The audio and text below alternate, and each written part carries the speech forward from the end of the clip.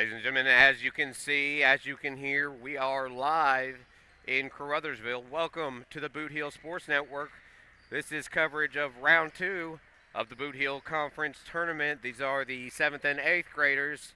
We've got 4 games slated for you tonight. We're going to kick it off with the Malden Green Wave, the number 4 seed, against the Zenith Hornersville Lions, the number 4 seed. 1 versus 4. Oh, sorry, Zenith Hornersville's number 1. Malden Green Wave number 4. They'll get us underway tonight. We had a lot of action Saturday. Thank you for everyone who tuned in. And thank you to everyone who tuned in on this Monday. Whether you're just getting off work, just about to get off work, it's okay. You worked all day. If you don't get off till 5, you can keep us on your cell phone. You can put us on your computer. Doesn't matter. Of course, I am Jeremy Abrams, joined alongside Charlie Duckworth, as usual, my right-hand man. And the Bootheel Sports Network will be with you all week long, with coverage all over the place. I know we're going to see a lot of Caruthersville this week. We should see some Hayti and Portersville as well. But on our end, I know, well, you know what? That's high school. This is middle school. We're going to talk about middle school first. We're going to talk about this tournament. 4 games on the slate today. And for a quick recap of Saturday and then what we're going to get tonight, I'm going to hand it over to Charlie Duckworth. Charlie, how's your Monday going, buddy? Well, Jeremy, my Monday's going fantastic. Got up, went to the rec, got a good workout in. We got this new camera here. It should be crystal clear for y'all. I hope it is. And I've been just amped up for second round coverage here of the middle school Bootheel Conference Tournament. Just to give you a recap here, in the first round, 7th grade, South Pim defeated Zenith Hornersville 31-26. South Pim then in 8th grade defeated Hayti 59-41. 8th grade, 1 seed Zenith Hornersville, who you'll see here, defeated Campbell. Then Campbell, when we got on the air, it was Campbell versus Caruthersville. Campbell defeated Caruthersville 49-20 in 7th grade action. Then in more 7th grade action, 2 seed Hayti defeated 7 seed Malden 52-21. Then 8th grade, this Malden team defeated Kennett 42-30. 7th grade, Kennett's 7th grade defeated Portageville 52-16. And to close out the day, you saw the Caruthersville Tigers go out there and, shoot the lights out against Portageville 59-31. And for today's slate, as a whole, it is 1 seed Zenith versus 4 seed Malden, as you'll see right here. Following that, it will be Kennett versus Campbell in some 7th grade action. That game should be good. Then also we have Hayti versus South Pim in 7th grade and Caruthersville versus South Pim in 8th grade to close out the night. Caruthersville closing out again in 8th grade, this time against South Pemiscot.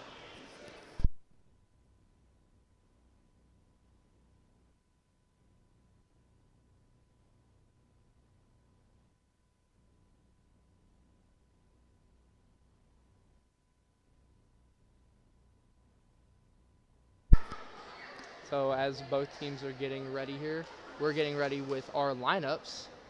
Jeremy Abrams writing them down, getting prepared. We will be doing the stats too. Less than a minute ago,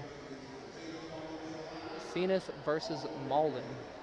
1 seed versus 4 seed.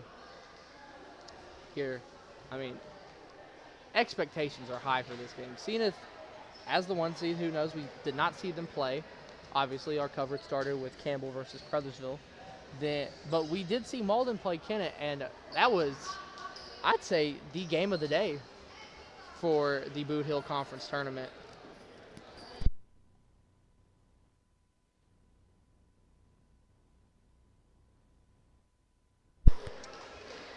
Let's see, South Pim is ready.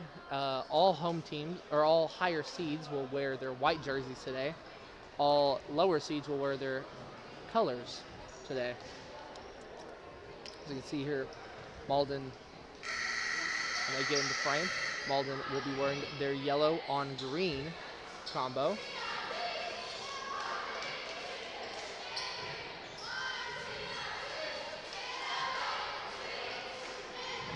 We're going to send it back to Jeremy Abrams for the game. Zenith versus Malden, 8th grade action. starts now. Thank you, Charlie Duckworth. And on the tip, it is won by Malden. Malden starts it off with Thomas. He will hit the ball the majority of the game.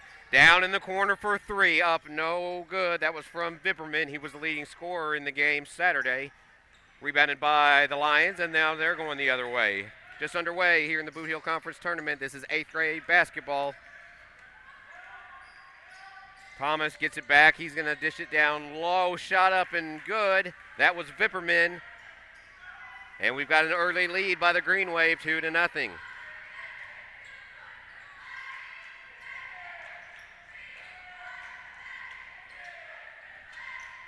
Now the Lions kicking it around. Small gets out to Franklin. Franklin dishes it down low back to Small, I believe, saving it. Now it's to Small. Small for three. Wide open look. No good. Rebounded by Vipperman. And now Thomas will bring it up. Leading by 2. Pass down low to White. White, he was a factor in Saturday's game as well. He lost the ball going the other way on a 2-on-1. Put it up and good. First points by Gurley for Zenith Hornersville. And we're tied up at 2. Just into the game. And a quick steal and put back up by Zenith Hornersville. That was Small. They take a quick lead, and we can't take a quick timeout. So a timeout taken on the floor. We'll take the same here. We're going to listen to our first fine sponsor of this afternoon/evening. We'll be right back on the Bootheel Sports Network. Little Pizza Heaven, located at 503 Ward Avenue in Carruthersville, Missouri. You can eat in, take out, or get delivered. So make sure you call them at 573-333-0490 or go by and see Chrissy and the gang. Once again, that's 503 Ward Avenue in Carruthersville, Missouri, where they offer more than great pizza. Little Pizza Heaven, the Carruthersville tradition. So just underway. First of 4 games. It is Zenith Hornersville on top 4-2, the number 1 seed versus the number 4 seed. And that's the Malden Green Wave. Malden to inbounds. White gives it to Thomas. Here comes pressure from the Zenith Hornersville Lions. Unfortunately, we didn't get to see them. Now a wide open pass under the rim, but the shot's no good. Rebounded by Zenith. Shot no good from Vipperman. Zenith's shot on the other end, no good. Rebounded by White. And here comes Thomas and the boys. Zenith's backed off the full court press, but it's still stolen. Stolen by Garza. His pass down low, up and in. That's Gurley with his 4th points. And it's a 6-2 lead. And now they will bring the pressure again. Thomas takes the pass. Bounce down low. A little too strong. Up. And over the back of the boards, but there was a foul. A pushing foul underneath the rim. That's going to go against Malden. And we have our first foul of the game. They're going to get Taylor on the foul. So that's his first. Zenith with a 4-point lead. We are just into the first quarter. Whipping the ball around. Now driving up. Shot no good. Off the hands of Franklin. It's rebounded by the Green Wave. Thomas finds White in the corner. White dribbled it out of bounds. So a couple early turnovers have cost the Green Wave. They're down by 4 against the top-seeded Lions. Lions in the white, Green Wave in the yellow. As Charlie mentioned, top-seeded teams will be wearing white throughout the contest. Again, good ball movement. Now driving down low. That's Garza. Garza, he stepped on the line. Oh, he was pushed. Last touched by a Green Wave and Vipperman. And it'll be Lions ball underneath the hoop. 3:15 remaining in the first quarter. Wide open 3 look from the corner is a little too strong. Shot no good from Gurley, leading scorer so far in the game. And here come the Green Wave. Johnston, pass back down low to Taylor. Taylor to White, rebounded by Vipperman, and he was fouled on his way up.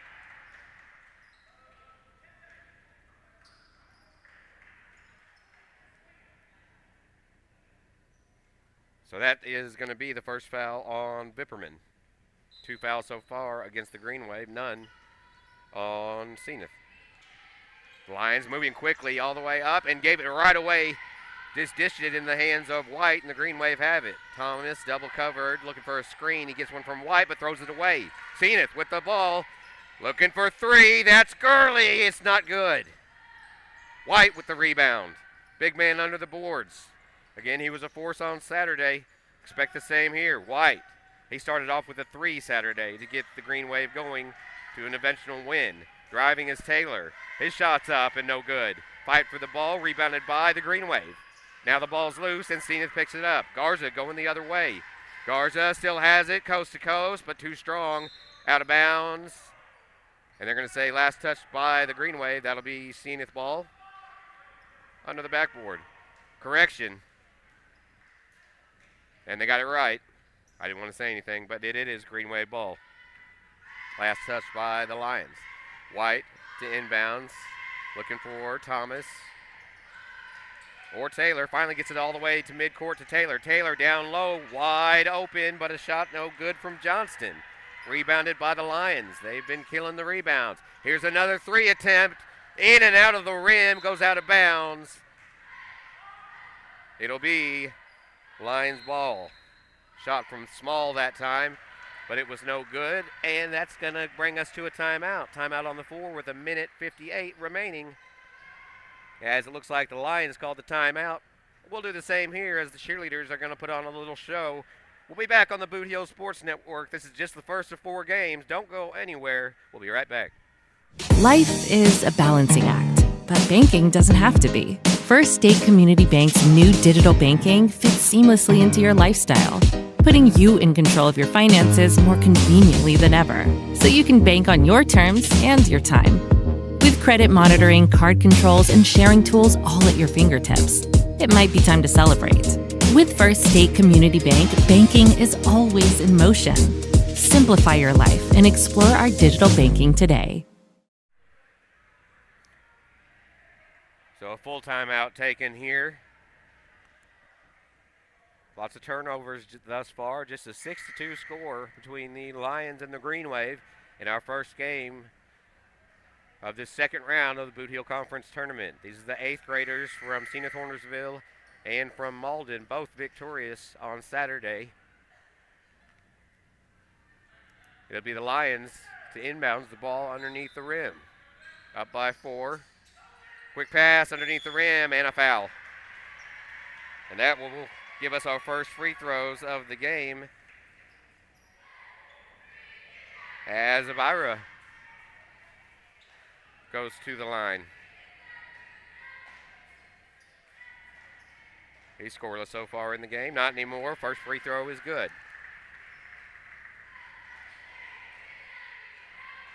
Ibarra wearing number 3 for the Lions.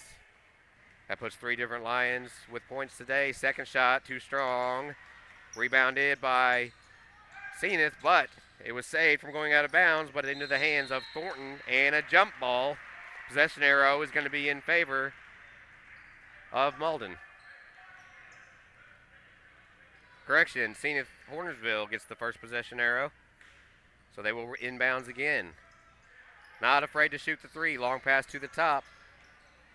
That's Garza. Garza gives it off to Franklin. Now down in the corner. Driving. Layup no good. Rebounded this time by Taylor. Taylor will give it off to White. And White brings the ball up. Green Wave have not scored since the first minute of play. Vipperman's in the corner. Bounce down low. Goes off the hands of Small from the Lions, so it will remain Green Wave ball.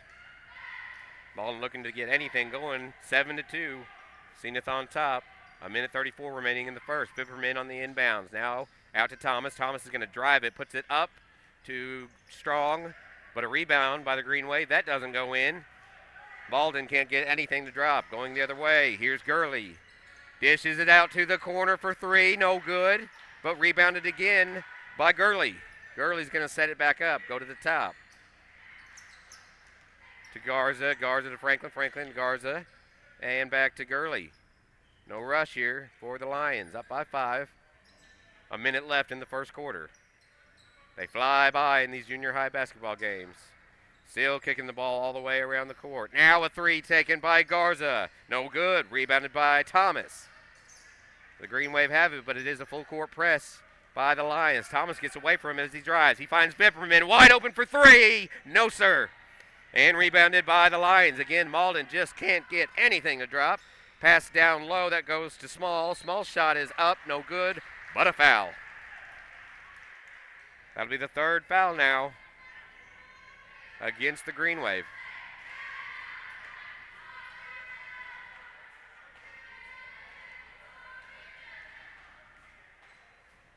The first foul, as that shot is good, from Small.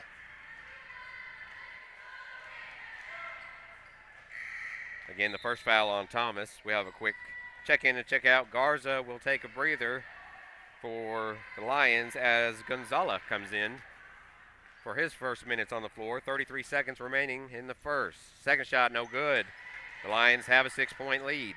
Thomas, give it out to Vipperman. Turn around just in time to see it. Vipperman driving baseline. He's going to look for somebody open. Now he's going to put it up himself. Shot good. Vipperman has all 4 points for the Green Wave.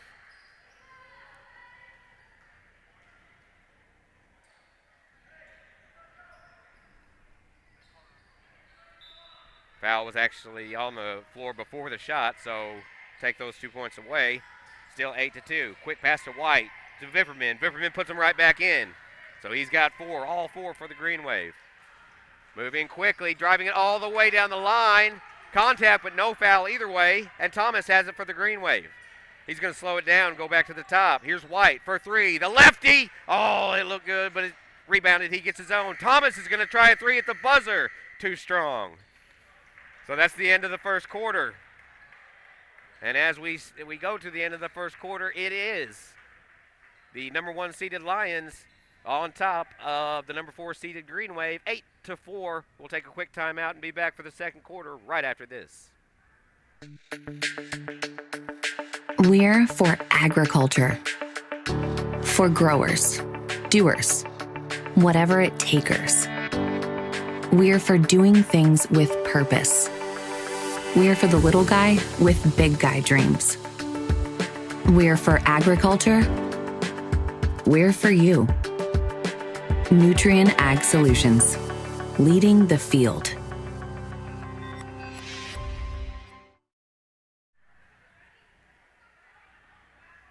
So we are through 6 minutes of play here in Caruthersville, the host of the Bootheel Conference Tournament. And it is the Zenith Hornersville Lions on top, 8-4. That buzzer means, hey guys, get back on the court. We got 3 more games after this. 4-point lead as the Green Wave will bring it in, looking to chip away at the 4-point deficit. White will give it to Thomas, and we're underway in the second quarter. Thomas looking for some help, and he gets it. That's from Taylor. Taylor passes it down to Vipperman. He's covered up. Back. Thornton's shot is up and good. Excuse me, that's Johnston. Johnston with the bucket. His first 2 points of the game. Now a drive by the Lions. Shots up no good. Rebounded by the Green Wave. They can tie this or take the lead with a 3. Thomas has the ball. 8-6. Green Wave finally getting some shots to drop. Thomas to the top to Taylor. He gets down to Johnson. Bipperman, he's money from right there under the rim. He's got 6 on the night, and we're tied. 8-all. 5 minutes to go in the first half. This is where the Lions like to kick it around until they find the open shot.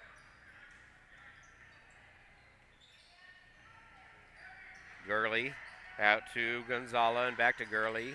Driving is Gurley. Shot up and good. That gives him 6 on the night for the Lions, the leading scorer. Lions back up by 2. And a foul. That's what you can get in trouble with the full court press. That's the first foul against the Lions, and it's going to go against Small. Reaching in on White as he was trying to get up court.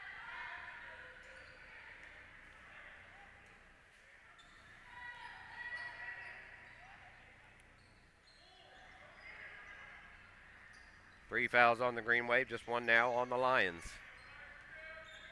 Thomas to bring it up. Good ball control by Thomas. Give it to White up top. White's going to drive it to the key down to Vipperman. He's going to pass it off. Shot is short, no good, but he gets his own rebound. Still no good, as Johnson couldn't get it to go. Now down to Gurley. Gurley, he's double teamed, and now it's time to kick it around. Looking for the shot at the corner, wasn't there. Driving the ball, putting the shot up is Small, up and good. Just a little, probably a 4-footer for Small. He's got 5 points in the game. It is 12-8, Lions on top.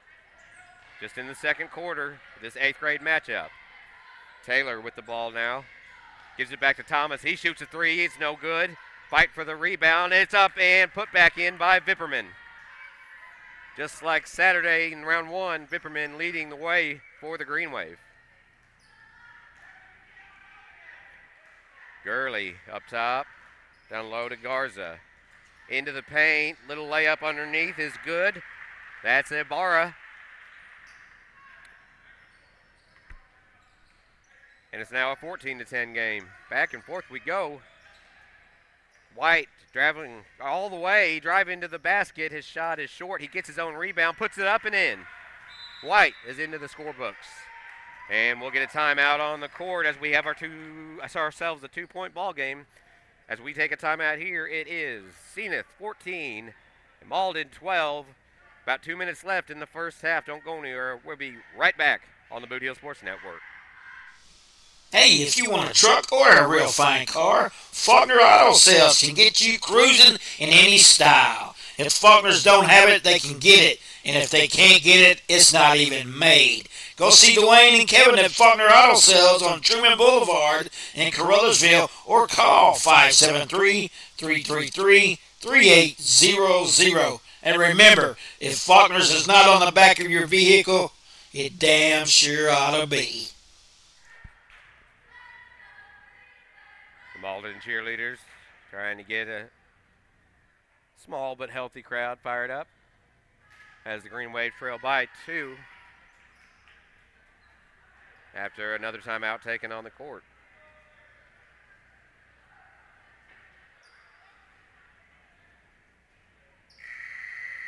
Each team has 3 different players with points thus far, so really moving the ball around well here in the Bootheel Conference Tournament. It'll be Zenith to bring it up.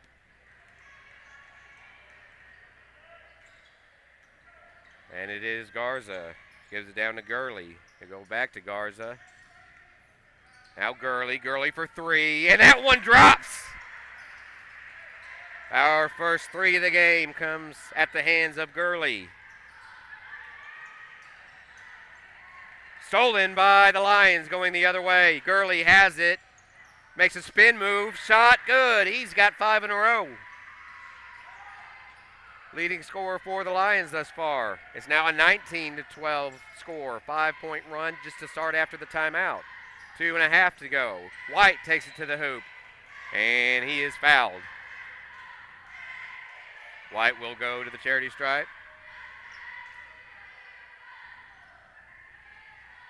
And he'll shoot 2.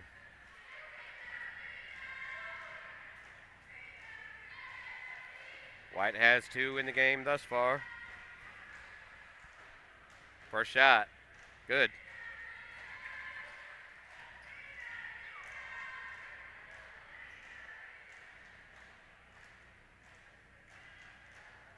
White, the lefty. Second shot bounces in and good. He makes them both. White's got 4 points. And it's back to 19-14 now. 5-point deficit for Malden. Zenith bringing it up. That's Gurley. Gurley couldn't find the shot as he ran into a defense. Now he's going to take a 3. It's up, and it is off the back of the rim. Rebounded by Vipperman. And the Green Wave will get it going as Thomas brings it up, and the Lions back off. Thomas. Double team down low, but he takes a shot. It goes off the backboard and good. Thomas, his first 2 points of the ball game. Now, here's Garza. He is pushed, and I believe that'll be a foul. It is. That'll be the first one on Johnston of the game. Excuse me. 4 fouls now against the Green Wave.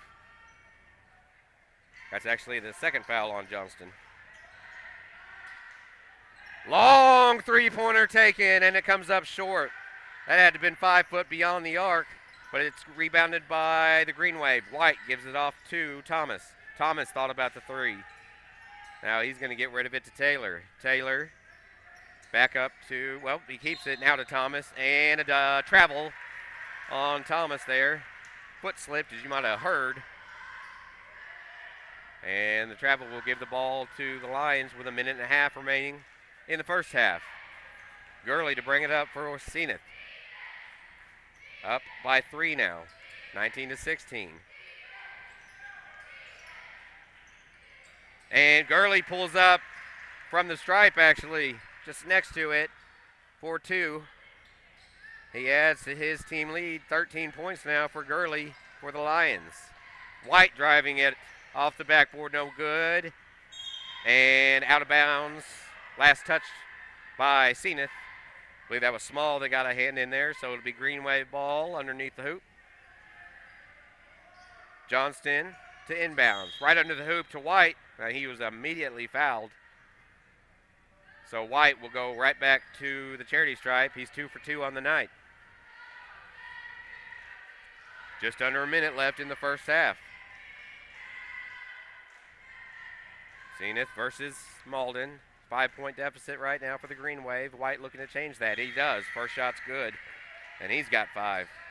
3 for 3 from the free throw line. As Seagraves checks in for Vipperman. Seagraves on the court for the first time in this game. White. Second shot, no good. Rebounded by the Lions. Bringing it up and nearly losing it was Garza. And they're going to say a carry as he lost the ball. Overhanded carry, that's a turnover. And Malden will get it back, trailing by 4. More substitutions. Vipperman back in. This time it'll be Taylor who will get a breather.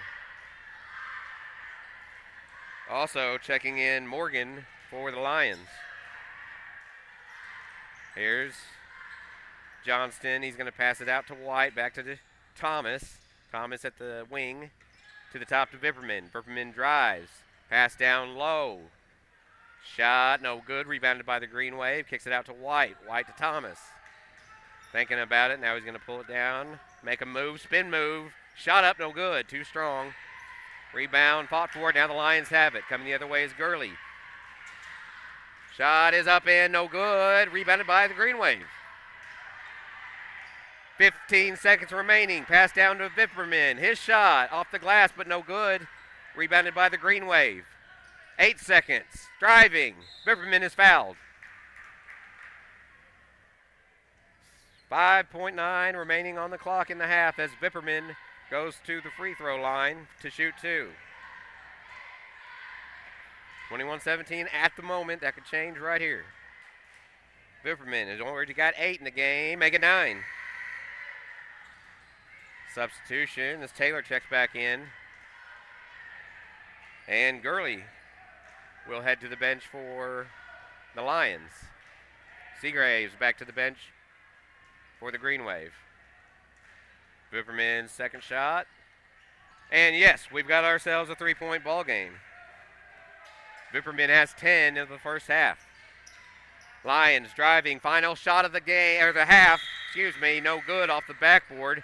And that sends us to halftime. So it's been a good one so far in our first game of the, well, it's not a trifecta, it's a quadfecta today.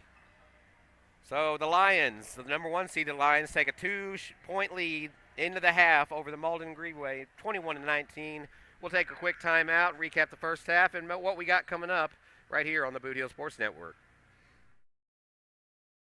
The score of any athletic event is generally forgotten over time, but the actions of players, coaches, and spectators leave lasting impressions. The next time you attend a high school game, think of how history will remember you. Choose good sportsmanship and help rekindle the spirit of citizenship. Remember, the lessons you teach today will help develop better citizens in our communities for tomorrow. This message has been brought to you by your friends at the Missouri State High School Activities Association and this local radio station.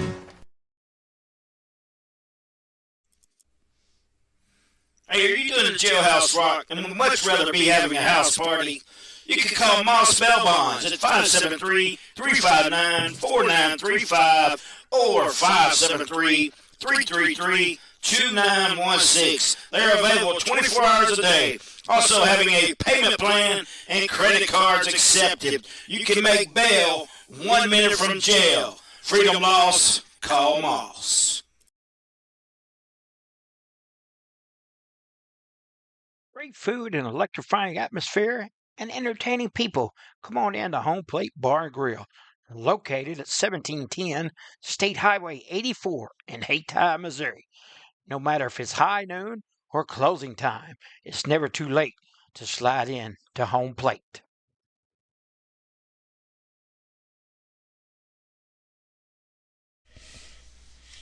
Glowing Hearts In-Home Care Service is an in-home supportive care provider serving the area from locations at 1119 Ward Avenue in Carruthersville and at 511 East Elm in Marston, Missouri. Glowing Hearts has friendly, professional employees who provide home nursing visits along with personal and homemaker services to enable clients to remain at home. There is a difference. See for yourself by calling Glowing Hearts In-Home Care Service in Carruthersville at 922-5056 or in Marston at 643-2537.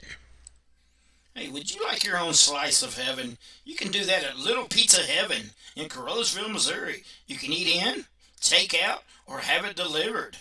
You can call 573-333-0490 or go by and see Christy and the gang at 503 Ward Avenue, Carruthersville, Missouri.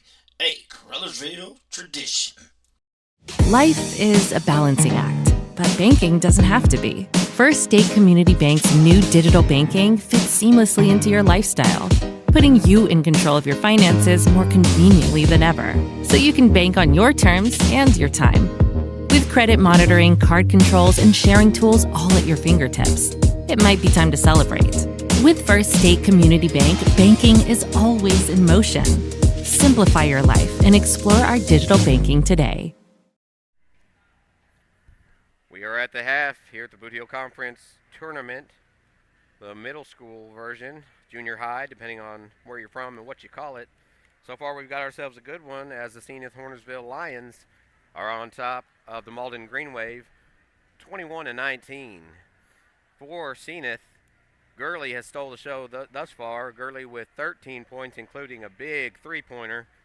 Smalls right behind him with 5, and Ibarra has 3 points, 2 on the floor, 1 from the free throw line. That leads up to their halftime score, 21 points. For Malden, White has 5 points, 3 from the stripe. And then you include Thomas has 2, Johnston has 2. That was one underneath the rim. And then the man that stole the show on Saturday for the Green Wave, Vipperman, he has 10 of the 19 points. So once again, Vipperman all over the place, especially down low. He's got a little bread and butter shot he puts off the glass and into the hoop. And unless he's fouled, it's going in every time. So, Charlie, this is just game one of 4 games. What are you thinking? And I think we're seeing the same type of fight. We didn't get to see the Zenith team on Saturday, but the same team type of style with Thomas bringing the ball up, Thomas or White, and looking for that open shot. They do like to shoot the three, but I think they really where they thrive is their inside game.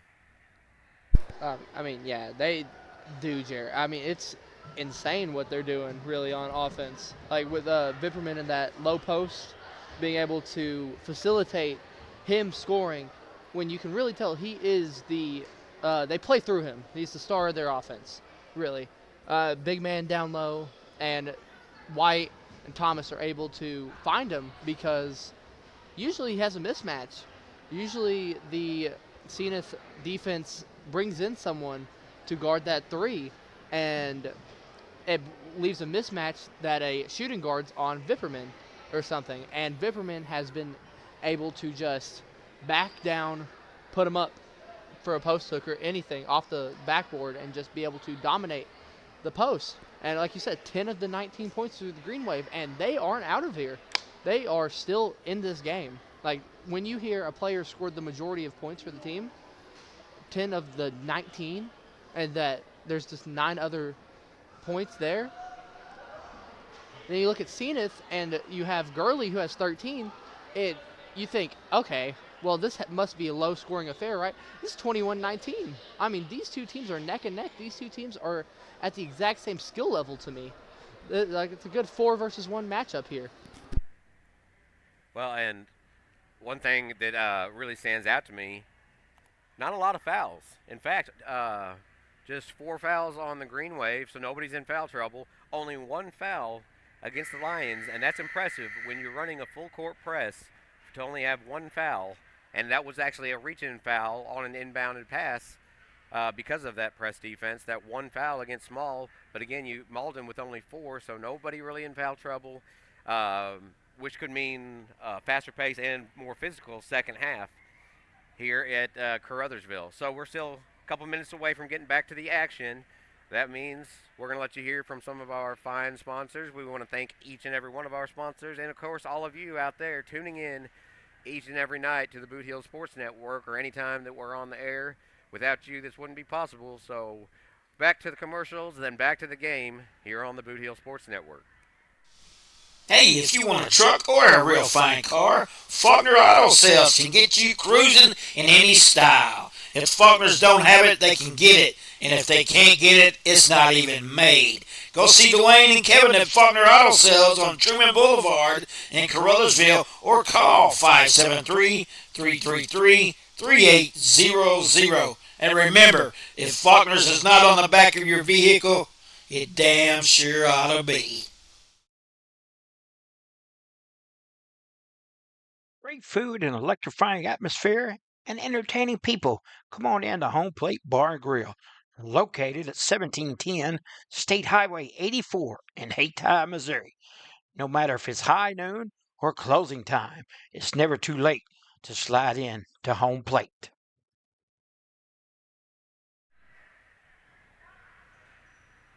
We are getting ready to go. Second half of action from the Bootheel Conference Tournament. Zenith leads the Green Wave 21-19. So we're looking forward to a very exciting second half of basketball. If it's as close as the first one, I cannot predict a winner. Sometimes you can, sometimes you can't. Not in this one, folks.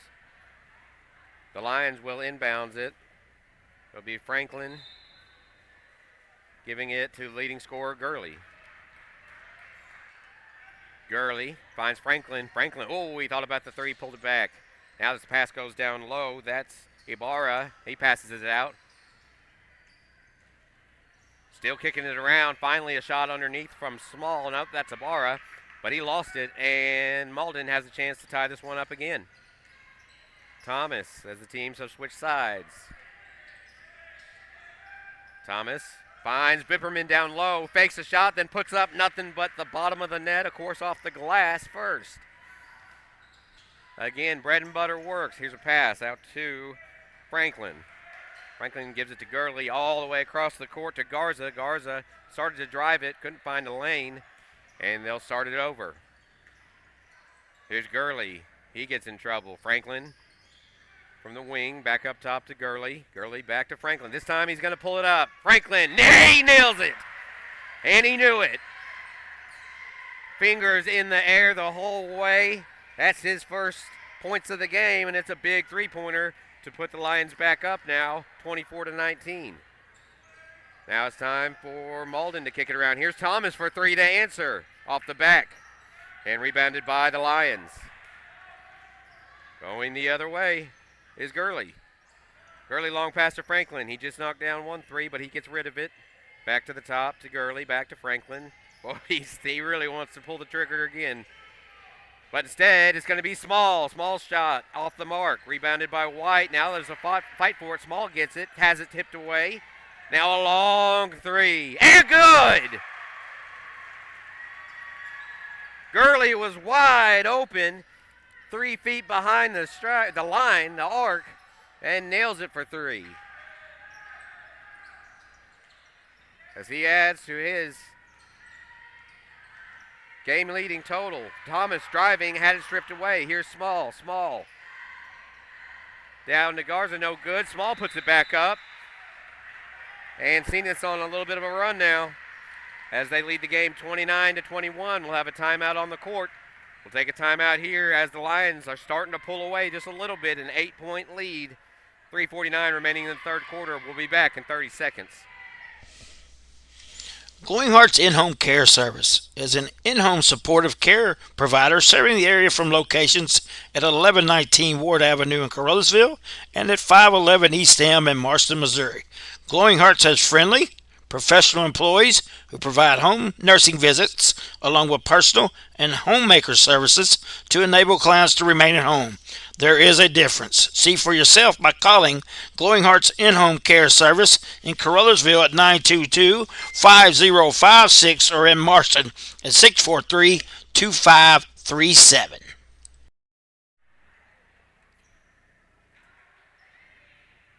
Back from the timeout. Zenith leads Malden 29-21. We're in the third quarter of this second round matchup.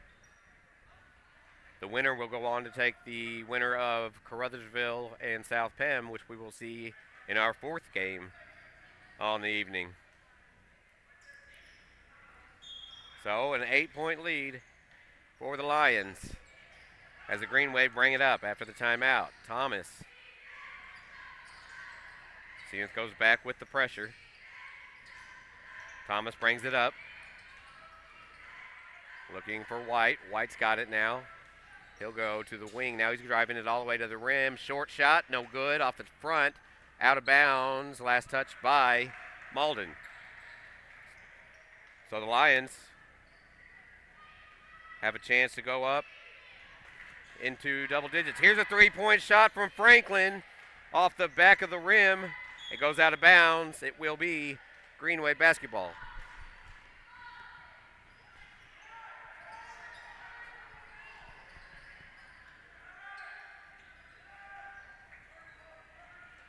Thomas coming up the court for the Green Wave. Now he's going to slow it down.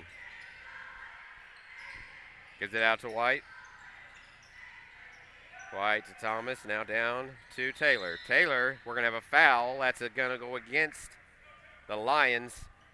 And that'll be the first foul of the night against Garza. Blocking foul. So White will take it out. White brings it in to Thomas. Good pressure there by Gurley, but Thomas takes it all the way. His shot doesn't drop. Rebounded by the Lions. Long pass down to Garza. His pass is good. Down to Small. Small puts it up. He's got two more. 9 for the game. It is a 10-point lead now for the Zenith Hornersville Lions. 31-21 pressure and a foul. Reaching in against Zenith, their third foul. And that's going to be the first foul against Gurley.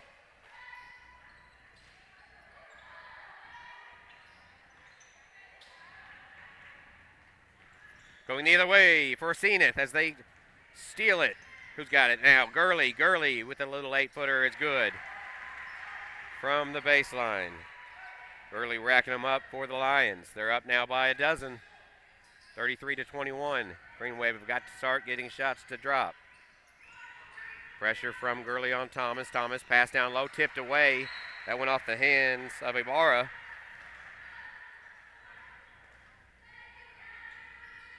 And it'll be Green Wave ball down by a dozen. White to inbounds. Quickly gets it off. Here comes Pepperman. He's driving. Shot up off the glass. Where else? And good. Pepperman now with 14 in the game. Lions looking for a long three from Franklin. No. But a long three from Gurley, you bet. That's Gurley's third three of the game. He leads all scorers with 21 points, 36-23. Zenith on top. Pass to Thomas, back to White. White going to hand it off to Thomas. Down low, wide open. But the shot no good, a fight for the rebound, and there's a foul. Not sure on who just yet. The foul will go against Zenith. It was a shooting foul as Johnston tried to put up the rebound. So Johnston goes to the stripe. That's now the third foul, quickly the third foul against Small.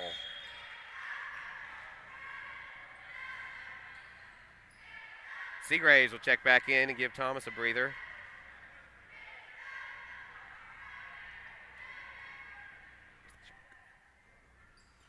Second shot's no good.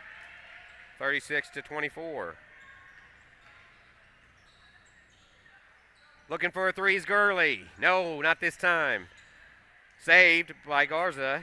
Kick it around. Gurley again for three. Misses that one. And Johnston comes down with the rebound.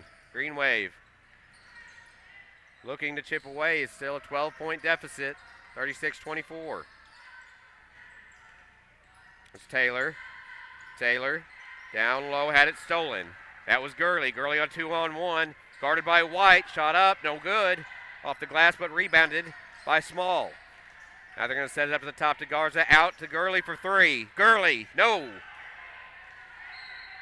Gurley now shooting about 50% beyond the arc as he misses three in a row. But it was touched by the Green Wave. 44 seconds remaining in the third quarter. Quick pass underneath the hoop, and it's up and good. That was put in by Small. Small quietly with 11 points in the game. On the inbounds, the Green Wave with 30 seconds, double teamed, and a jump ball. Tie up there between Taylor and a couple of the Lions. Possession arrow, Malden. So Vipperman will take it out. Full court press on by the Lions. They're up by 14. Thomas has it. 25 seconds to go in the third quarter. Thomas driving. He's got it. Pass goes out to Taylor. Stolen. Gurley all alone. Up and in. Gurley with 23 now on the night. And it's the Green Wave to inbounds, trailing by 16, their biggest deficit. 5 seconds left on the clock. Thomas down to 2, down to 1. Not going to get a shot off. And then that will end the third quarter. So, in the third quarter, it was just about all Zenith Hornersville. They have pulled away from a 2-point deficit, or 2-point lead. Now it's a 16-point lead as we head to the fourth and final quarter. We'll take a short time out on the Bootheel Sports Network. Don't go anywhere for the finale of Zenith Hornersville, the number 1 seed against the number 4 seed, Malden Green Wave. We'll be right back. The score of any athletic event is generally forgotten over time, but the actions of players, coaches, and spectators leave lasting impressions. The next time you attend a high school game, think of how history will remember you. Choose good sportsmanship and help rekindle the spirit of citizenship. Remember, the lessons you teach today will help develop better citizens in our communities for tomorrow. This message has been brought to you by your friends at the Missouri State High School Activities Association and this local radio station.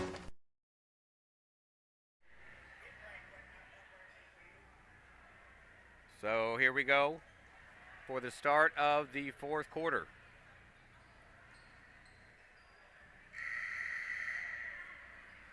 Lions leading by 16. They pulled away in the third quarter, thanks to Gurley and Small. Gurley with 23 points in the game, Small with 11. They have led the way for the Lions here in this one.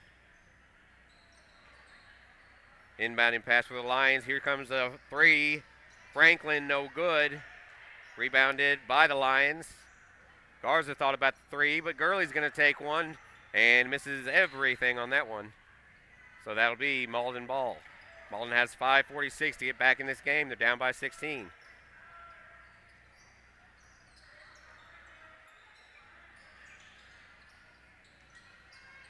Bringing it up the court is Johnston for the Green Wave. Johnston, he was blocked. Blocking foul against the Lions. That goes against Garza. Still Malden ball. I believe that is the second foul against Garza so far. Green Wave and a pass into Vipperman. He's fouled as he goes to the hoop. He'll go to the stripe. Vipperman with 14 in the game thus far. Looking to climb just a little bit closer to the Zenith big lead. 16-point lead right now. His first shot is up and good. Vipperman has 15 of the 25 from the Green Wave. Second shot, good. Back to a 14-point deficit. Gurley bringing it up for the Lions. Gurley taking his time. Again with the Lions have a big lead. Gurley drives it, has it stolen from Thomas. Thomas and the Green Wave will set it up. Looking to go on a little bit of a run if you get back in this ball game. Pass to Vipperman is knocked away and stolen, but dribbled out of bounds by Small. Couldn't hold on to it. He was in the right place, right time, but just lost handle on it. So it'll be Green Wave ball. 5:12 remaining in the game. White on the inbounds. Got to hurry. Throws it to Thomas. Ball was knocked out of bounds. Not sure who last touched it. Seagraves is going to check back into the game for the Green Wave as Taylor will take a breather. It was last touched by Zenith, so White will bring it in for the Green Wave. And they need that. On the inbounds. White finally gets it away. And it'll go back to White. White dribbling, going all the way. Shot up, just in and out of the rim. Saved by Zenith to Garza. Garza's going to bring it up. Long pass down the court to Gurley. Gurley out to Franklin. Franklin fakes the shot. Now it's out to Garza. Garza had a wide open look, and the coach is going to tell him to pull it back with a lead of 14, under 5 to go. No reason to rush. Garza gives it out to Gurley. Here comes some pressure from Thomas. Gurley bounce pass down low, kicked away, and given to Garza. Correction, nope. That was Ibarra. He gets his 5th point of the game, 42-26. Double team by Zenith on White and a reach-in foul.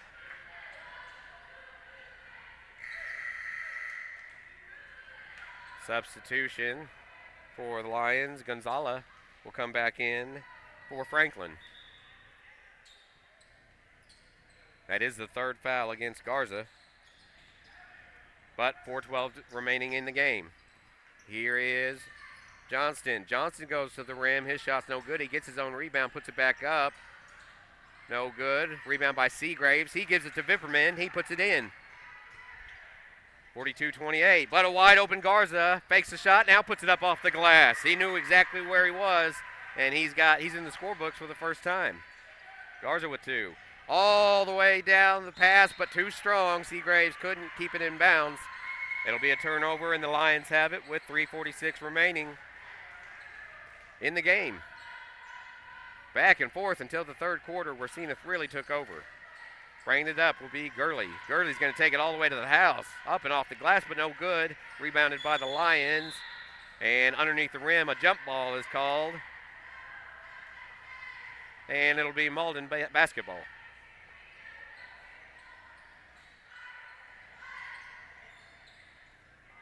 On the inbounds. And a foul. No, a travel, excuse me. Thomas traveled with the ball. I believe he picked it up and then put it back down. So either a travel or a double dribble 1. And that will be a turnover for Zenith. 3:33 remaining in the game.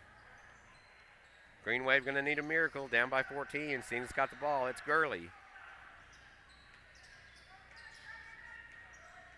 16, excuse me, is the lead. Thank you, Charlie. Small driving it. Trying to find a lane, doesn't find one, gives it back out top. Long for 3 from Franklin. No good, and recovered. Still a fight for it, really. Small finally picks it up, and he's fouled on his layup attempt. He'll go to the line. Haven't seen a foul on Malden in some time, but this one will send Small to the stripe. He's already got 11 points in the game. Clock down to 3:10. Lions can increase their lead, and they do. Small's first shot is good.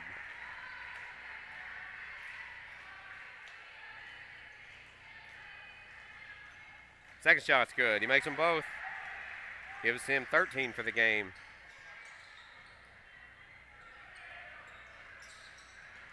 Coming up court, and the shot knocked away. Coming in hot was Small as he blocks the shot from Johnston. Goes out of bounds. It's Malden's ball.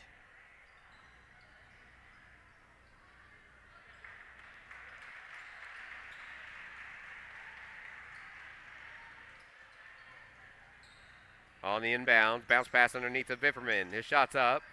This time no good. Fight for the ball.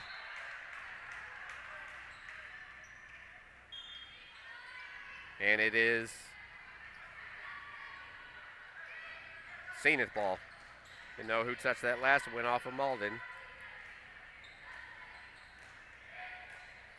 So Ibarra will inbounds. Long pass all the way down the court to Garza. Garza, bounce pass down low to Ibarra, but it goes off the foot and out of bounds.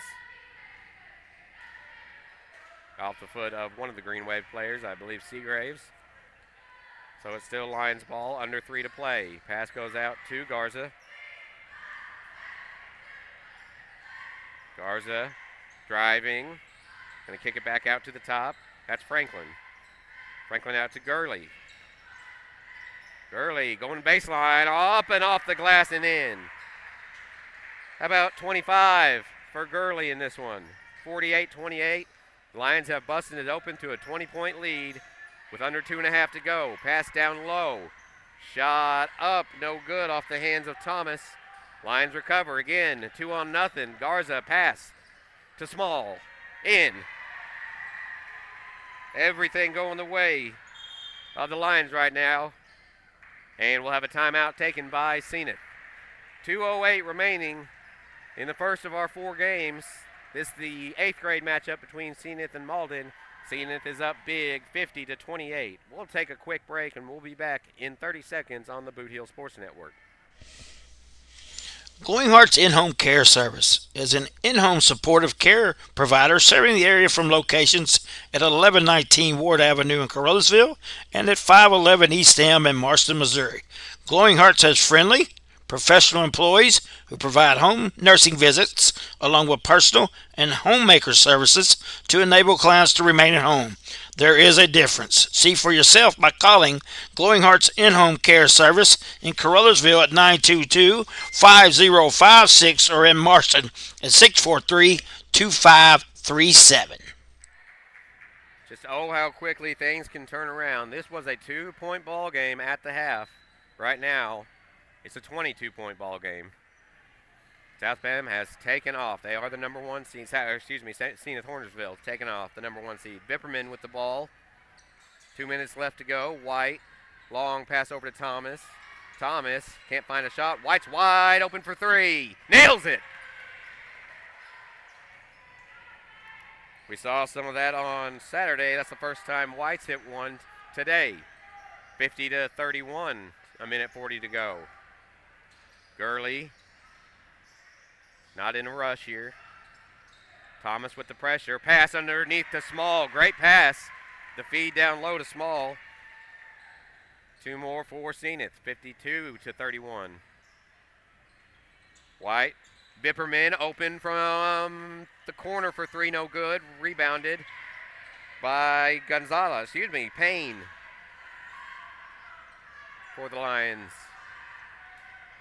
And Gurley at the top will let as much time tick off as possible. Minute remaining in the game. Garza driving back out to Small. Small nearly lost it, gains control, driving. He's going to take it himself. Shot blocked. Down low. And here come the Green Wave. White's got it. 1-on-3 situation. White fakes his shot, puts it up, and good.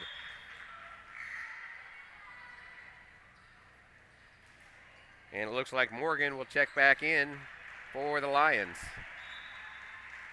That'll send Ibarra for his final break with 45 seconds remaining in the game.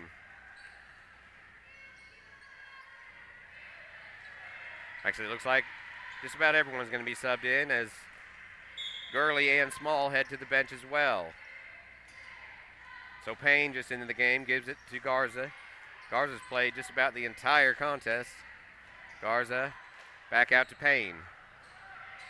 He'll get some help. Garza really just passing it around right now. Down low. Put up and in.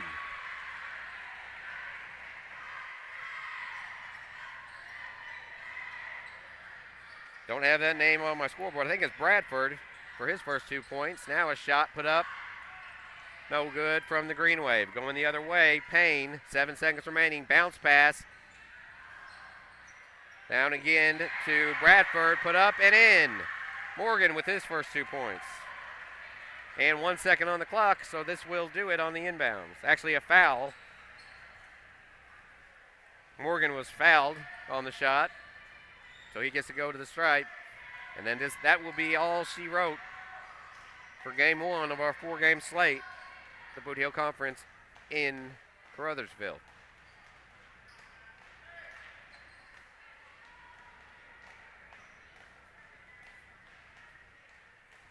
Morgan's shot, no good. And that's the end of the game. Full court shot. Nearly took out the cheerleaders. So that's a final. After what was a very close first half, the Zenith, number 1 seeded Zenith Hornersville Lions pull away, finishing off the Malden Green Wave and ending their season 56-33. Coming up next, we've got Kennett versus Campbell in the 7th grade contest. So we'll take a quick break, and we'll get back to that one shortly. You're listening to the Bootheel Sports Network. Hey, if you want a truck or a real fine car, Faulkner Auto Sales can get you cruising in any style. If Faulkner's don't have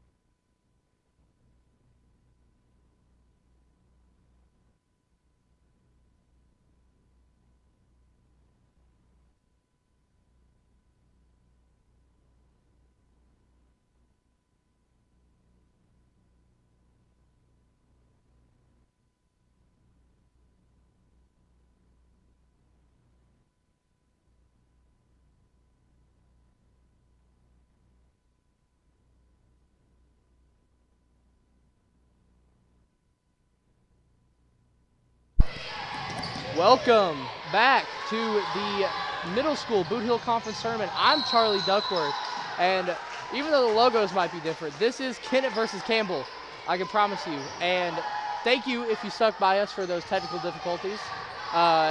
We got the camera all good, and besides that, it's time for some basketball. Since we've been gone, like Kelly Clarkson, Jones for Kennett has scored 5, Stuckey's scored 2, Sledge 2, Kai Kendall scored 3 that you might have saw, and the only scorer for Campbell is Jones. So let's get in for some basketball. As I said, I'm Charlie Duckworth here on the Bootheel Sports Network, joined alongside Jeremy Abrams. We got help from Mark Manley, we got help everyone. Thank you for tuning in as we got that fixed. We're here at the 1.5 mark at here in Crothersville. As you see, Kennett's going to inbound the ball. That one's going to Sledge. Sledge to Hampton. Pass back, I believe that's Sledge. Shot up, no good. Nothing but error. And Foster going up the court here. Wide pass up high. That one is recovered by Campbell. Back to Foster. Foster dribbling. He's got a tall, lanky Jones on him. Bond. Now back to Foster. Foster puts up mid-range. No good off the front of the rim. Rebounded by Kennett. That's Hampton with the rebound. Going more of a small ball lineup here. Kennett is. Here we go. Drive in by Sledge is good. That will make it a 15-2 ball game. Our scoreboard's fixed. Thank you, scoreboard operator Jeremy Abrams. Yes, sir. Everything's good. 15-2 is the lead here in the 7th grade second round action. If you missed it, believe we have these two teams played Zenith, or no, my fault. These two teams played Portageville, and that was Kennett, 52-16, and Campbell played Crothersville, 49-20. That was the first game that was aired on the Bootheel Sports Network. That's a 3, and that's the end of the quarter. Thank you so much for staying with us. We'll be back with second quarter action here on the Bootheel Sports Network after this. Hey, would you like your own slice of heaven? You can do that at Little Pizza Heaven in Caruthersville, Missouri. You can eat in, take out, or have it delivered. You can call 573-333-0490 or go by and see Christy and the gang at 503 Ward Avenue, Caruthersville, Missouri. A Caruthersville tradition. Welcome back here to Joe Parkinson Gymnasium. Charlie Duckworth here at the Bootheel Sports Network. I'm joined alongside Jeremy Abrams, who is doing the scoreboard for this game and the next one, the other 7th grade game. But both the Indians and Camels, I would like to say steamrolled their competition going into the second game of the second round. Second game of the second round, yeah. Campbell's going to inbound. That is Jones, the person with the only 2 points for Campbell. Campbell. 5 seconds put on the clock. Here we go. Foster takes the inbound, and he'll drive up the court. He's getting double teamed. Kennett still with the same game plan, putting Jones and Bowles together for a double team. Trust me, it's working on these smaller defenders. That one's picked away by Jones. It's just him, and that's blocked. Bond for Campbell. Wow, what a block there. Came from behind like it was nothing, just rejected. Kennett's got to get the inbound here. That one, jump ball goes to Kennett. I thought that was a travel there. I thought that was a jump ball. The ref put up the jump ball signals. But that's a travel. Oh, no. It was possession arrow. I was right. It was a possession arrow there. Jump ball. It'll be Kennett basketball underneath their own hoop. You gotta think this one will either be to Jones or Bowles. I mean, they are giants compared to this Campbell side. That one actually is to Stone, who's fouled on his shot. I looked like a block, but it's a foul. 4:37 left here in Crothersville in the second quarter. 7th grade Indians up 15 to the Campbell Camels 2. That's the first foul today on Bond. First free throw by Stone's no good. You look at this Kennett team. This team really relies on their stars to shine. I mean, last game, Jones had over 20. There's a push there.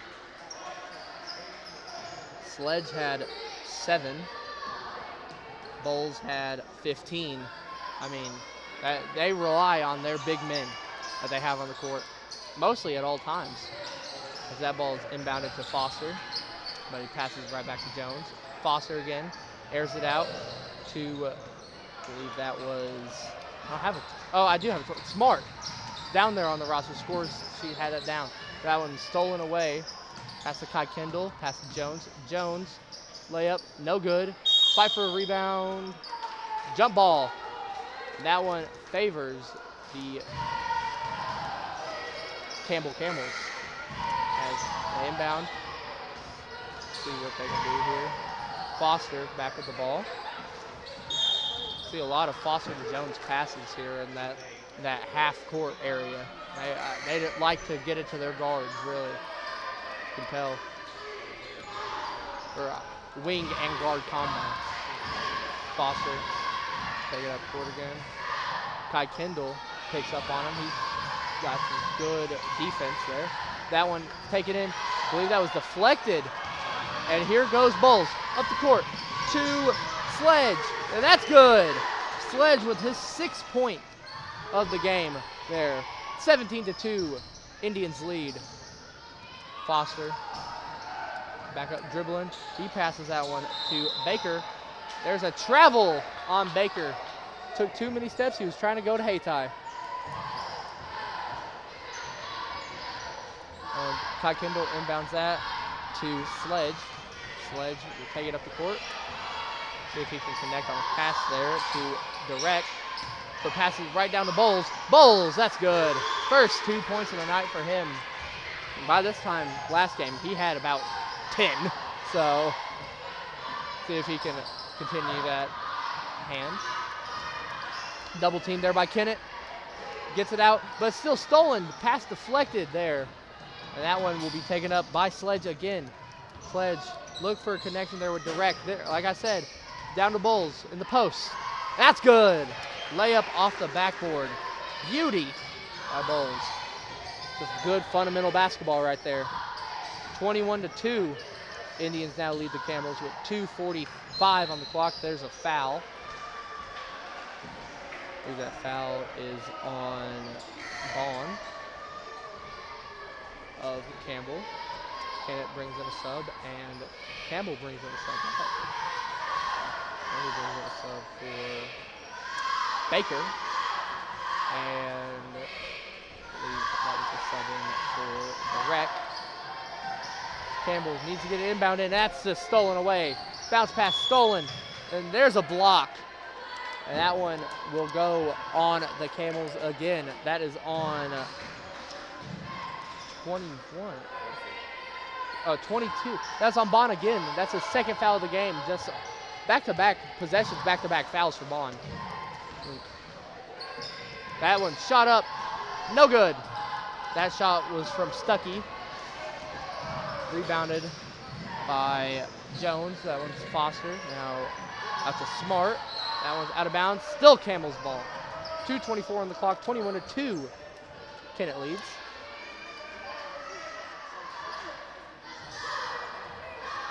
And Foster gonna take it. He's trying for a shot. That one's blocked. Bowles going up the court. See what he can do. It's in. Bowles scores again. 6 points for him. There's sixes wild everywhere. That one passed in for Serengo. Serengo is trapped in the corner.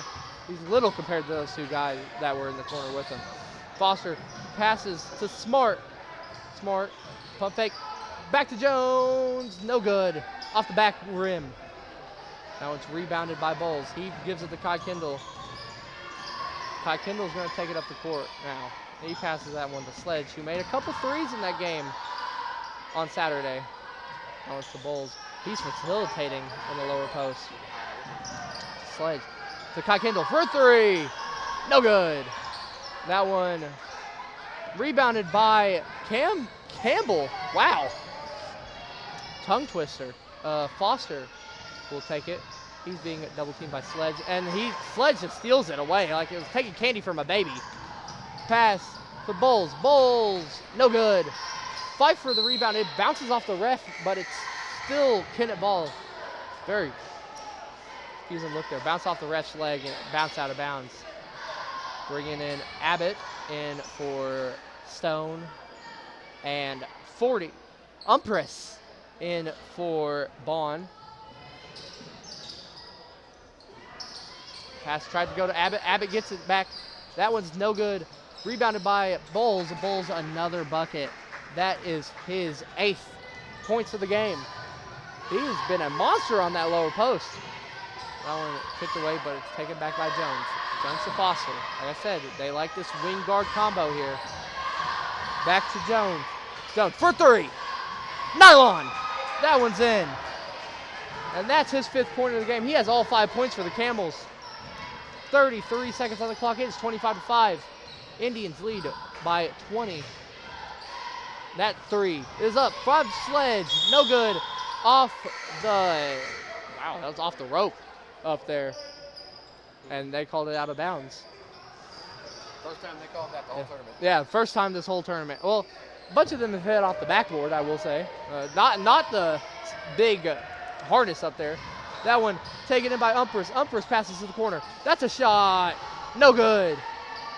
That one, fight for the rebound. It will stay Campbell ball. 11.3 on the clock. 25-5. Indians lead. Indians are just swallowing up this Campbell's team. 11.3 on the clock. Inbound to Sledge. Sledge is going to slowly take it up the court. They got to get the last shot. I mean, 4 seconds, 3 seconds, 2 seconds. Sledge for three. No good. Off the back iron. And that will take us to the half as Kennett leads Campbell 25-5 in this second round, 7th grade action of the Bootheel Conference Tournament.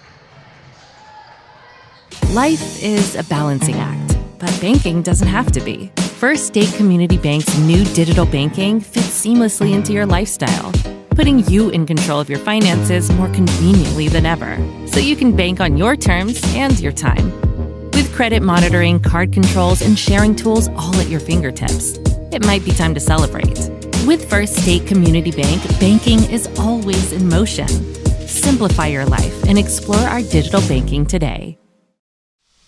Hey, if you want a truck or a real fine car, Faulkner Auto Sales can get you cruising in any style. If Faulkners don't have it, they can get it. And if they can't get it, it's not even made. Go see Dwayne and Kevin at Faulkner Auto Sales on Truman Boulevard in Caruthersville or call 573-333-3800. And remember, if Faulkner's is not on the back of your vehicle, it damn sure ought to be. We're for agriculture. For growers, doers, whatever it takers. We're for doing things with purpose.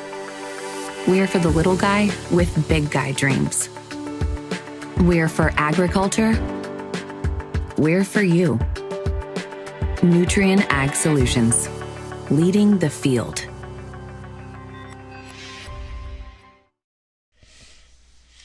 Glowing Hearts In-Home Care Service is an in-home supportive care provider serving the area from locations at 1119 Ward Avenue in Caruthersville and at 511 East Elm in Marston, Missouri. Glowing Hearts has friendly, professional employees who provide home nursing visits along with personal and homemaker services to enable clients to remain at home.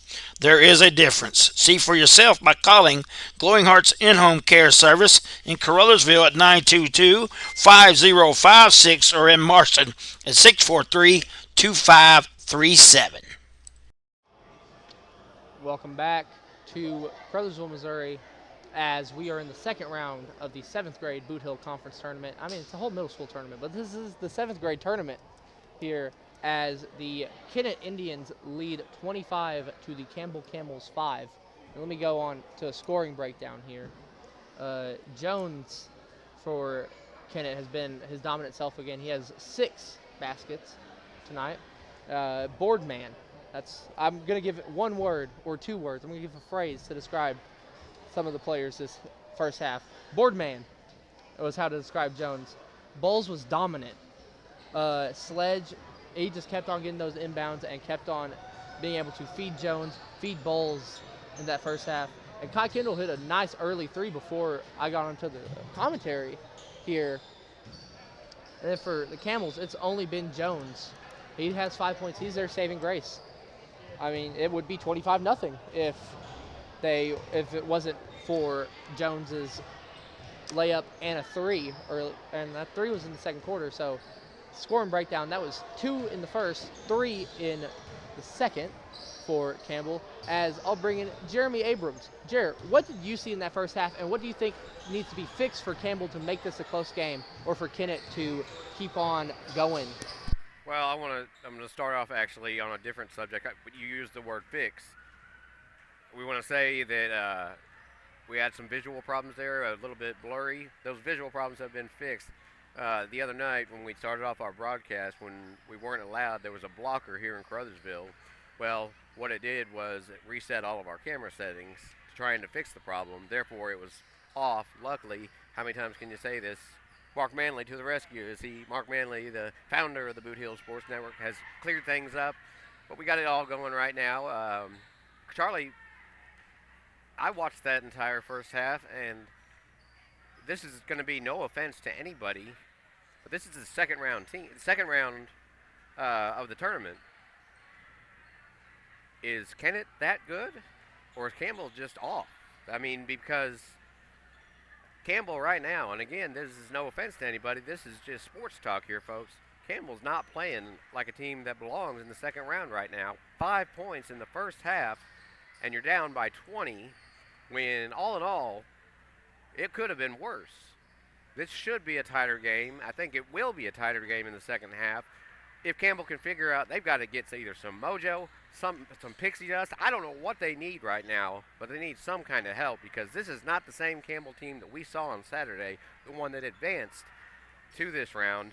And if they want to have any shot, Charlie, at the championship on Wednesday, well, by golly, they better get it going and get it going fast. Well, Jared, I think a main issue with this Campbell's team is their size. It's an issue that was with Portageville in the first round, where they could not defend Jones, they could not defend Bowles, they could not defend Sledge. They couldn't get these passes, or they couldn't defend the passes into the post that fed Jones for his 20 points, or I believe his 23 points in the first game, and then Bowles for his 13 in the first game. And then you look at, this Campbell side. I mean, Jones is their only scorer. Jones has the 5 points. Like I said, dude, he's their saving grace. And you got to think, how much could this game be different if Jones was off too? This could totally be a 25-0 ball game right now. This could be a football score, if anything. And really, Campbell just needs to grit their teeth and just, bite down on a mouthpiece if they have one, and go out there and play some basketball. Some physical basketball. They need to be able to attack that post, be able to hit some shots too. They need to hit some threes right now.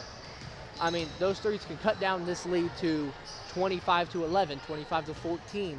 And if they can shut down Kennett's two-headed Hydra on offense, they can really make this an entertaining second half. And it's not that they can't do it, it's just, will they do it? You saw them do it against Crothersville. They stomped out Crothersville in that second half. They just looked like a whole different team in that second half. They hit a different gear. And I hope that this time Kennett and Campbell, I hope that Campbell can take it to that gear and just get ready, make it a close ball game again, and we can have entertaining basketball again here on the Bootheel Sports Network. We are here all week. Today, not jump ahead, but today we have the last 2 games of the Bootheel Conference Tournament after this one. And then tomorrow we have Crothersville versus Kelly in high school basketball. Wednesday we have the 2 championships for this tournament. And then Thursday we'll be joined by Chris Brown for Portageville versus Crothersville. And Friday is South Pim at South Pim. Those are some good games here on the Bootheel Sports Network. We can call it Tiger Week here. And you can, and I've just been given an update, Charlie. Due to the incident that happened, we all know about, not worth really getting into, we all know about the incident that happened in Gideon. It is official now that both South Pemiscot schools and Hayti schools have been kicked out of the Bloomfield Christmas Tournament. One of the biggest tournaments that's been going on for years now. Really? Both teams are suspended from the tournament. And that's our breaking news on the Bootheel Sports Network. I think announcement has gone out, but that's news to us. I just found that out myself. So, we got to get this cleaned up. We want to keep sports in the area. Yeah. That's why we created the Bootheel Sports Network. It's for the fans. And one bad apple. You know the saying, Charlie, one bad apple. And that one bad apple, or actually a few bad apples from the other night, have now ruined any chance of the Bloomfield Christmas Tournament. Again, I've been to that tournament. I cannot count on one hand how many times, probably on 2 hands. And it's just a shame of the actions of others leading to that. So South Pemiscot and Hayti will not be participating in the Bloomfield Christmas Tournament. That is the varsity tournament that goes on. I believe it starts at the 22nd, I believe. But back to this game and your coverage of the first half. We don't have the numbers in front of us. Of course, we were transitioning a little bit in the first quarter. What do you think the turnover differential is right now? I mean, Campbell's just turning the ball over like it's nothing. It's like the ball is just slippery, really, for Campbell every time they get it. And then Kennett gets it and just holds it forever. I mean, there's not a lot of turnovers that Kennett had. Campbell is getting trapped in corners with Jones and Bowles just holding their arms up, waving them around, just making sure that the Campbell, I mean, don't want to say it again, but this Campbell team's small, very small. And these 2 guys on Kennett are big for 7th grade, so a lot of it is they are getting trapped into these corners, having that high pressure situation, forcing up a pass and then it getting tipped or even the ball just getting stolen.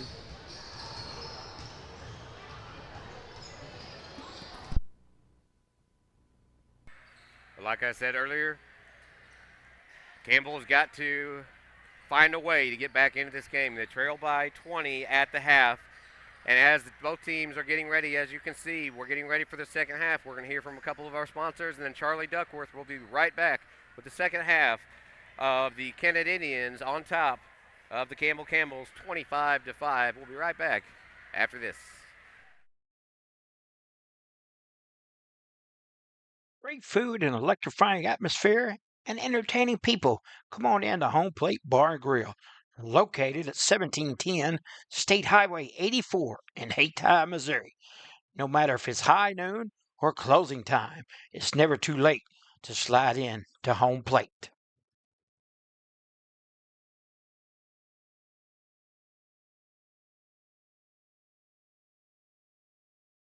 Life is a balancing act, but banking doesn't have to be. First State Community Bank's new digital banking fits seamlessly into your lifestyle.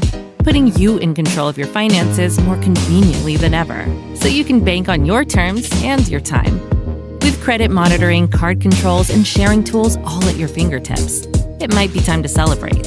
With First State Community Bank, banking is always in motion. Simplify your life and explore our digital banking today. Welcome back to Joe Parkinson Gymnasium as we are here with the second half of 7th grade action between Kennett and Campbell. As we said in the halftime talk, I mean, really just hope to see Campbell show some resemblances of life in the second half, show why they beat Crothersville so dominantly, you know?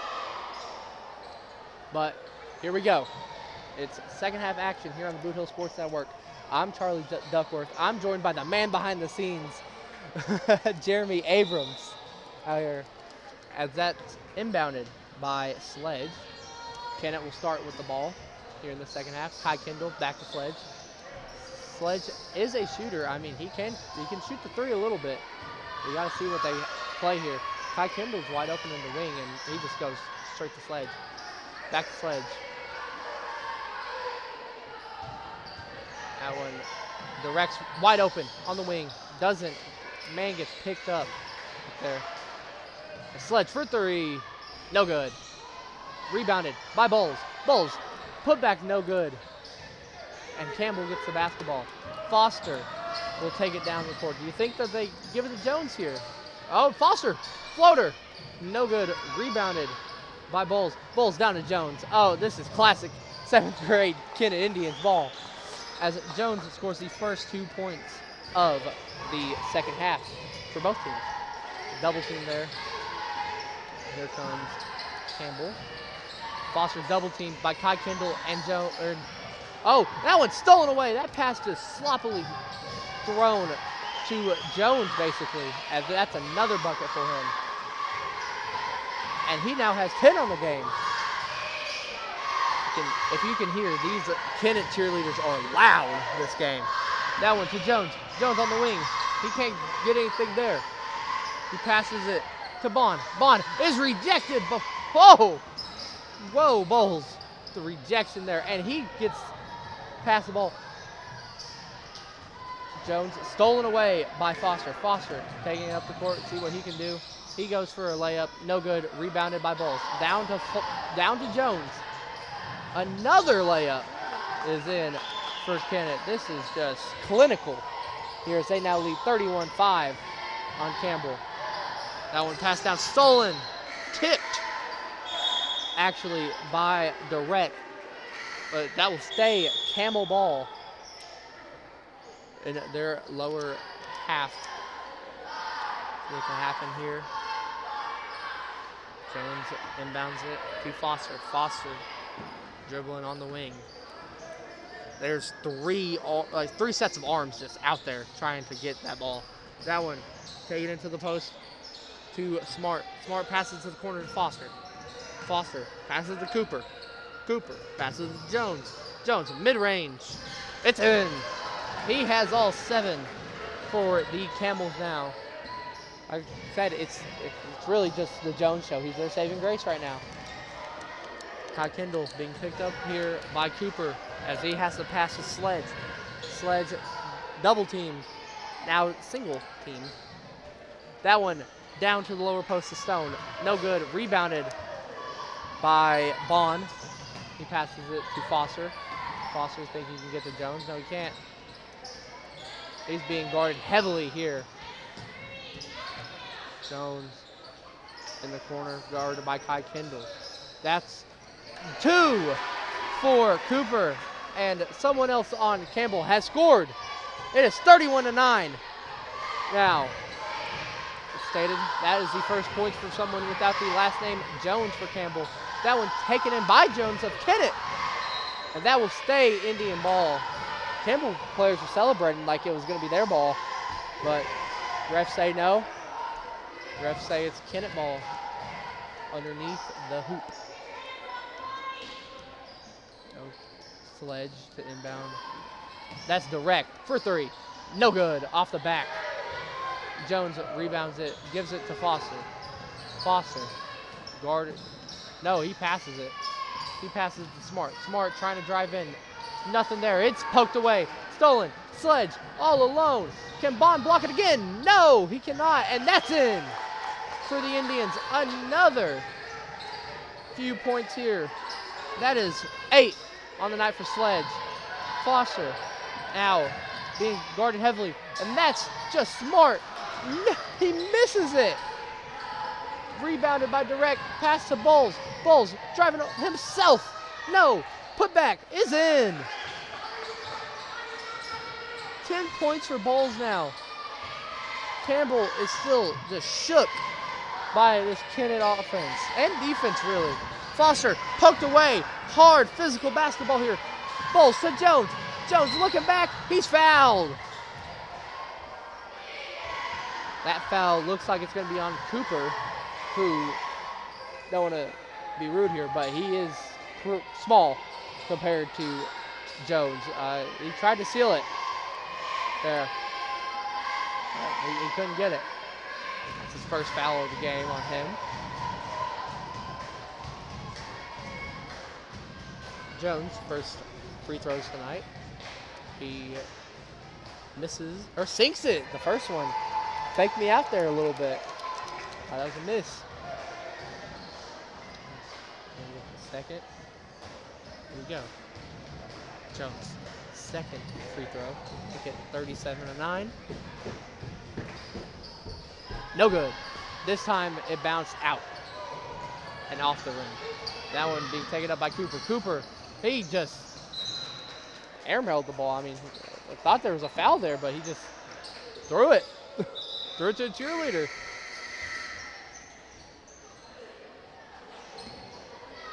There's a sub in here. That is for Campbell. That one's intercepted nearly, but taken back. Bowles up and in. Another basket for him. It's his 12th of the night.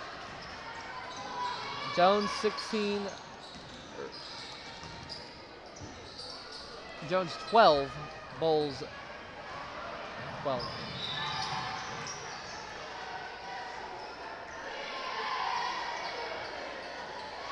Well, 6.9 on the clock here. Inbound. See if the Camels can do anything here. Cooper, Jones. Jones going up for a layup. It's out of time, but it's in.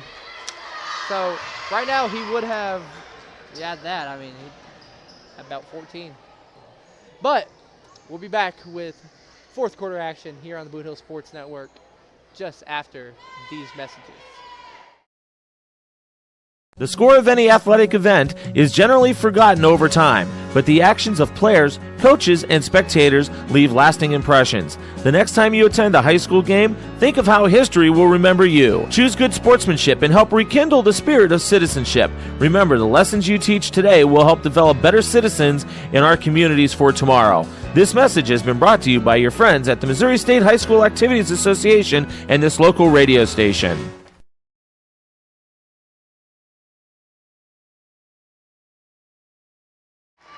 Welcome back to fourth quarter action here on the Bootheel Sports Network. It's been all Indians today, 38-9.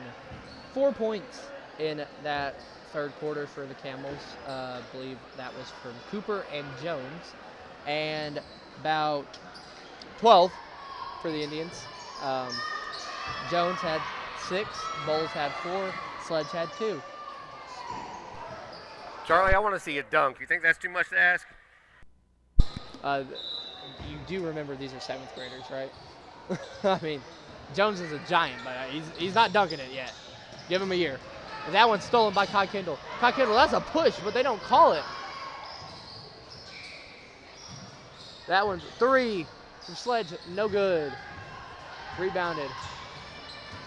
And that's going to be Jones taking up the court. Jones of Campbell, he falls down on the play. And Cooper pushed by Jones of Kennett. Coach of Kennett is giving orders to some of the players. Is he the one that got teched Saturday? I believe he was the one that got teched Saturday. Confusion because there was another Kennett game where the coach might have got teched in that. But anyways, inbounded there for Foster. Foster just trying to find someone to find, and he just finds Jones. That's a Kennett jersey he's finding. And that's 2 more points for Jones. Kennett has cracked the 40 threshold. Now it's 40-9. It's a real football score here. And that's a travel on Campbell. No, this looks like a real mid-2010s Big Ten championship score, if anything. Michigan versus Northwestern. I don't know.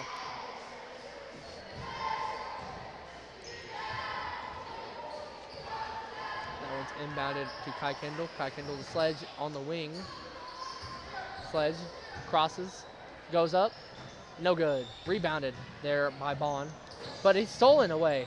There's a fight for the ball. It's a jump ball. That will be Kennett ball, as the Kennett coach is making fun of his players' Euro step abilities there. I mean, it's 40-9. I really don't know what you expect right now from a team that's up by 31. 3:21 on the clock. We're running a mercy clock now. That one inbounded to Kai Kendall. He passes it. That's Hampton with the ball. He passes it into the lower post to Stuckey. That's rebounded by Campbell, but I believe it is still Kennett ball as it rolls out of bounds, hits that line. Ref sees it. 3 minutes on the clock now. Kai Kendall to inbound. That one looks like he might go Stuckey. No, he doesn't. He goes Sledge. Sledge. That was to Abbott. Abbott for 3, or for 2. No good. That one just pops out, that ball. Taken down fast here. That's Baker. Baker passes Foster. Foster for 3. That's good. Foster, who's had the ball for a lot of Campbell's possessions, at least a little bit, finally gets on the scoreboard. That's a 3. No good. Stuckey attempted that one for Kennett. Rebounded here. It seems Campbell's brought in their little 7th graders, as that's another shot up. That one for Baker, no good. Foster, if he would have saw, he could have had it there. There's a travel on Stuckey. Jones and Smart to come back in for Campbell, taking out Baker and Bond. Bond had a big block in that first half. I mean, the first time someone has looked unstoppable someone has looked stoppable on Kennett today. And that was stolen away. That was Foster. It's just him. He's he is blocked. Blocked by Stone. And he's down. Foster is down and he's limping. Ooh, might have to take him out. He's hurt. Seems like they're bringing Bond in. Sign of sportsmanship by the crowd. Bond will come in for Campbell. Will replace the injured Foster.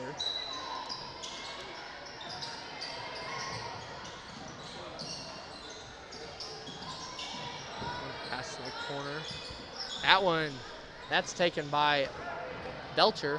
No good. Abbott. Oh, pass. That one is Arnold. No good. That one out of bounds. It's going to be Campbell ball. Then we'll bring more in here. To bring in Epps and to bring in, that's Braglin.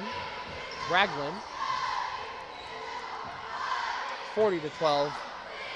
Kennett leads the Campbells. The Campbells. 40-12. With a minute and a half left on the clock. That one pass back to Jones. Jones pass to the corner. Into the post for Bond. Bond is fouled. Say it's a little too late for Campbell for even calls at this point. Well, I mean, you gotta call it. You could hear the slap up here, so you gotta play by the rules. First free throw for Bond is good, but I asked, do the rules apply to a 40-13 ball game with 1:22 on the clock? Yes. Second free throw, no good. Rebounded by Jones. Campbell keeps the ball. That's a three in the corner. That's in. Jones has 10 of the 16 points for Campbell. Well, I mean, know who the star on the team is. Shot up, no good. Rebounded, no good again. Time Bond takes it. Bond's gonna pass it to Jones again. Jones. Back to the corner, Jones. Was he gonna shoot again? No, he passes to the post to Bond. Bond makes it. That's his third basket of the game after he made one free throw earlier. 40 on the clock, 40-18. Indians lead the Camels. That was a three for Stuckey, no good. Rebounded by Campbell. See what Campbell can do here with just 30 on the clock. That passes to Jones. Jones, he's gonna shoot again. Nearly blocked. Oh, it is blocked. Bond passes it to the post. That was to Braglin. To Epps on the wing. Epps just tosses the ball up. A lot of confusion right now. And that's stolen away again. 8 seconds on the clock. That was taken from Abbott. Abbott's out of bounds. He steps on the line. 4.7 on the clock.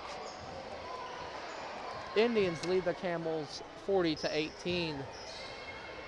After this game, we have a game in the 7th grade as Jones takes one last shot. No good.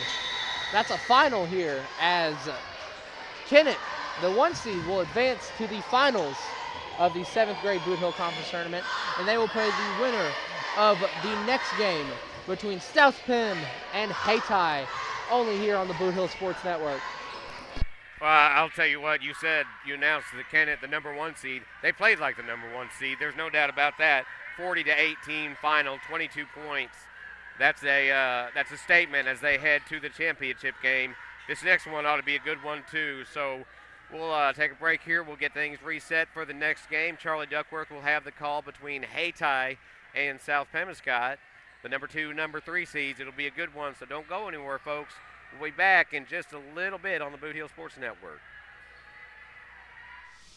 Hey, if you want a truck or a real fine car, Faulkner Auto Sales can get you cruising in any style. If Faulkners don't have it, they can get it. And if they can't get it, it's not even made. Go see Dwayne and Kevin at Faulkner Auto Sales on Truman Boulevard in Caruthersville or call 573-333-3800. And remember, if Faulkner's is not on the back of your vehicle, it damn sure ought to be.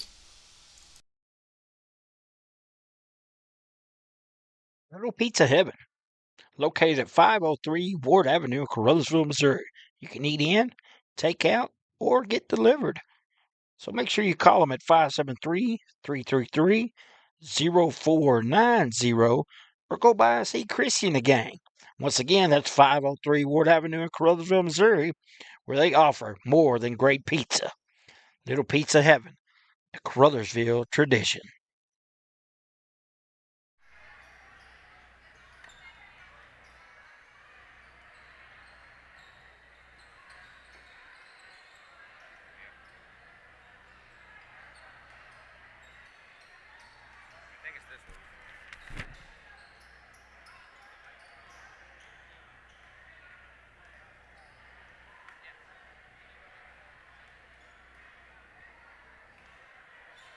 Jump into the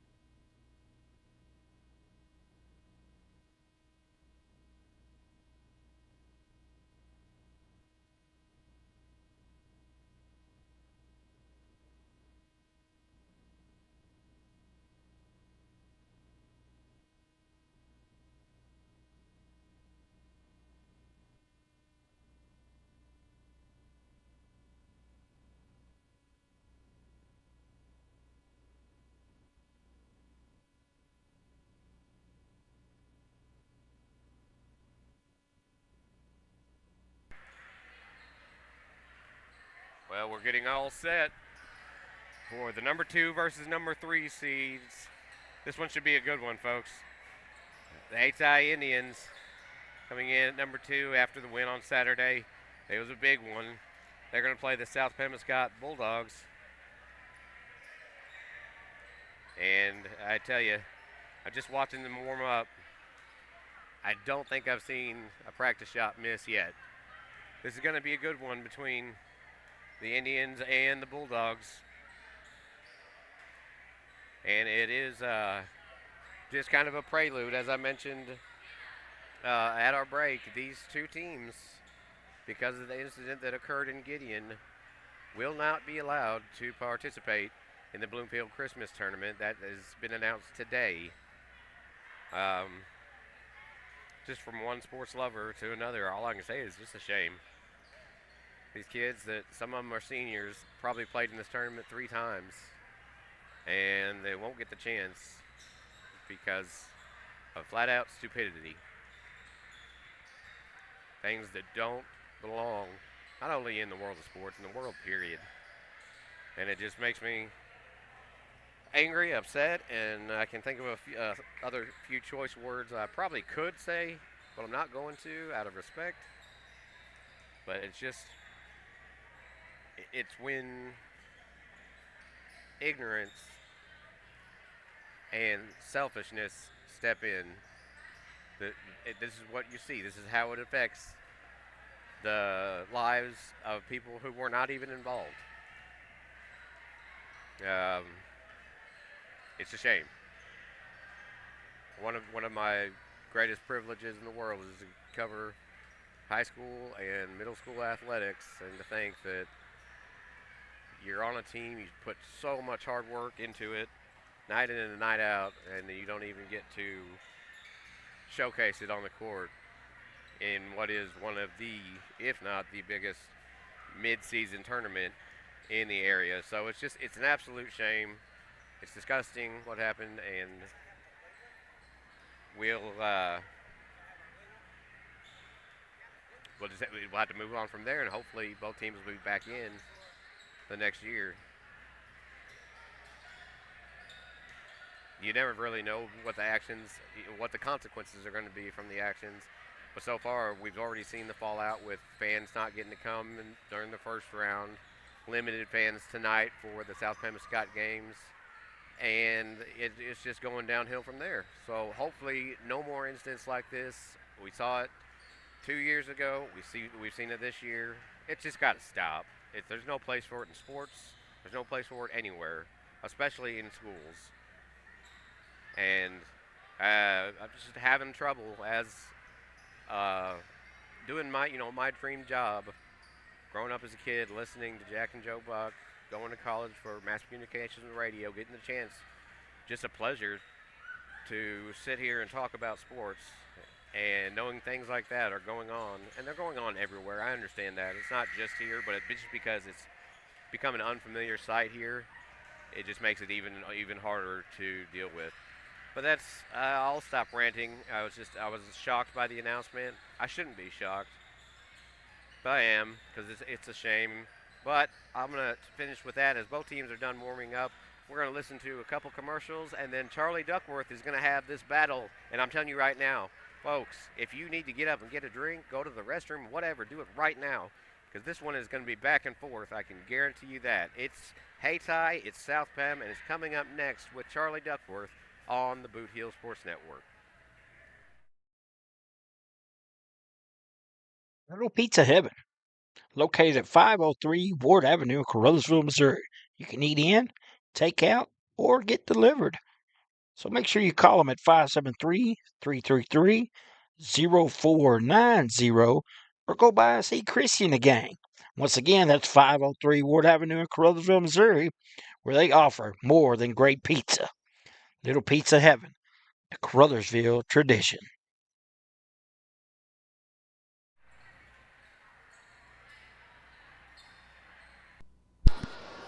Welcome back to the Bootheel Sports Network. And touch on something before the ad break. Thank you, Jeremy, for that wonderful talk about safetyness and how we need to stay safe. But We still got some basketball left. And it is Indians versus Bulldogs here in the second round. This game should be good. I can tell you right now, I'm looking at the roster sheet. South Pim has an army for a roster. That one taken fast by Markel Jones. That one won't go in, be out of bounds. Now, Haytai's 7th grade team last Saturday, I mean, they just dominated, as that's a bucket in there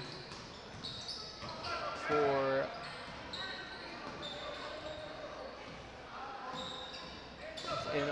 Gooden of South Pim. That will stay South Pim ball after hit out of bounds. I was saying, Haytai really came in and, I mean, dare I say, dominated that game, their first round game against Malden. They were just, it was a track race out there. That's what they turned it into. It was 34-11 at half, and then they held Malden to 10 points. In the second, it was 52-21 there. Haytai gets the inbound.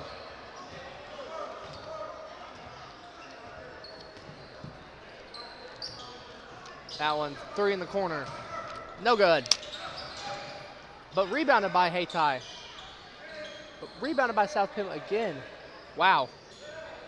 This is kind of what you expected a little bit from these two teams. Defensive showcase mixed in with a couple baskets. As that one is scored for South Pim.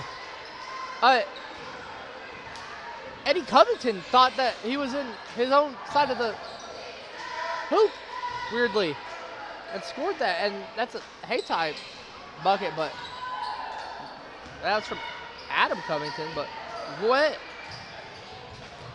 was that? That was stolen away by Haytai. Jones up and in. 4-4 now is the score. I mean, how do you put that down as a stat? Eddie Covington totally forgot what team he was on. That was stolen away by Jones. Jones up and fouled.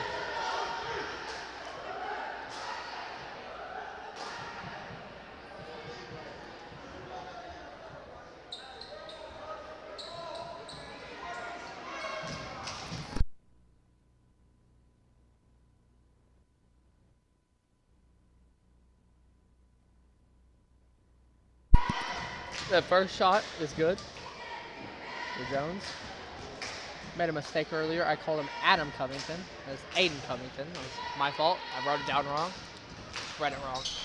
As that second one is good for Jones. He has 4 already. It's 6-4. Indians lead Bulldogs. That one poked away.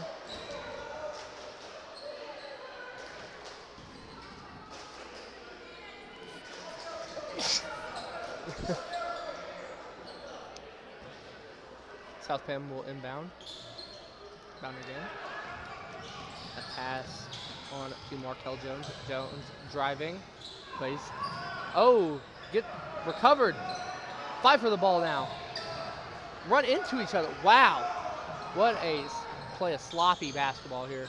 As Aiden Covington passes it into Jones for Haytai, and it's out of bounds. Bringing a sub in now.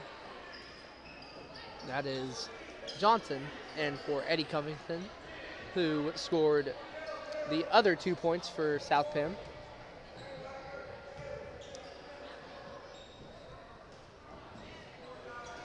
That one passed to the wing. Jones in the corner. He's going to try and drive, and he travels. Just trying to go back home to Haytai there. Inbound for South Pim.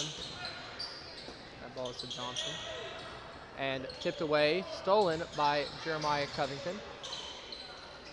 Jones with the ball to the corner. Aiden Covington for 3. No good. That one rebounded by Markel Jones. Jones was fouled after he got the rebound by Covington. Actually by Hunter.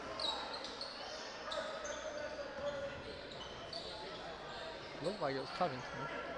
That one passed it down to Gooden. Gooden has the other 2 points for South Penn. That's rebounded by Jones after a missed shot. 2:09 on the clock. It is 6-4 here in this rivalry matchup. What's amazing about tournaments, they schedule the best against the best, don't they? That one, Jones missed twice. Thought he got fouled there. Didn't even go for the rebound. He was expecting to hear that whistle, some ovation from it. And Johnson driving in, no good. Markel Jones rebound, no good. That one fought for, rebounded by South Penn. That's up and in. That is Brock with 2 now. Stated. Scoring goes Gooden, Brock, and Eddie Covington of Hayti for South Penn. It's 6-6 now. Scoring for Hayti goes 4 for Jones, 2 for Aiden Covington. As that 3 for Jones is no good. Rebounded by South Penn. South Penn's just trying to find a way to pass, as they do. That one's to Johnson. Johnson cuts between 2 men. He's still getting poked away. That ball is out of bounds on Jeremiah Covington. 1:11 on the clock. It is still 6-6 here. And Hayti calls their first timeout of the game. And so will we. I'm Charlie Duckworth here with the Bootheel Sports Network. It's a 6-6 ball game here in Crothersville, and we'll be back after these messages. Life is a balancing act, but banking doesn't have to be. First State Community Bank's new digital banking fits seamlessly into your lifestyle, putting you in control of your finances more conveniently than ever, so you can bank on your terms and your time. With credit monitoring, card controls, and sharing tools all at your fingertips, it might be time to celebrate. With First State Community Bank, banking is always in motion. Simplify your life and explore our digital banking today. Welcome back to Joe Parkinson Gymnasium after Hayti's first time out of the game. It's still 6-6 here in the first quarter. And, I mean, you know, earlier I said it's kind of what we expected. I fibbed a little bit. Not what we expected at all. I expected this game to be fast and speedy. Really, I expected both of these 2 teams to really show up as that's a bucket in for South Penn. That is Gooden's 4th bucket of the game. That pass, Covington to Jones.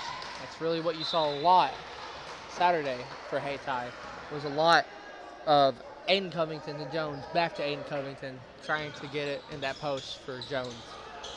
That one poked away, but it's taken back by Brock. Brock to Gooden. Gooden makes it! That's his 6th point of the game. He leads both teams in scoring now. South Penn takes a 10-6 lead. 10-6. Jones dribbling. He's being guarded close by Johnson. There's a foul on the play. Sportsmanship there by Johnson. I believe he committed the foul there. Actually, that was Brock. That one will be his first foul of the game. 28.2 left on the clock. And this turned out to be a pretty close game in this first quarter. The first one for Jones is up and good. He has 5 now. It's 10-7. Bulldogs lead the Indians. Subs coming in. That is Southern. Aiden Southern in for Brock. Second free throw for Jones is in and good. He has 6. He is tied Gooden on the night for free throw or on points. Speaking of Gooden, he gets past the ball down low. He's driving, and that's blocked by Jones. Woo! 18.3 on the clock. The partner beside me, Jeremy Abrams, thought that he heard a slap there, but I'm pretty sure that was just the ball. I mean, he sent that to the cafeteria here in Crothersville. Pass in, inbound. That is Southern. He's trying to get something up. He's blocked by Jones again. Jones going. There's 10 seconds on the clock. 7 now. That no call there. Aiden Covington for 3. Off the back post. Off the rim again. That's going to be Jeremiah Covington for 3. No good. And that will take us to the end of the first quarter. It is 10-8. South Penn leads Hayti in this second round 7th grade action.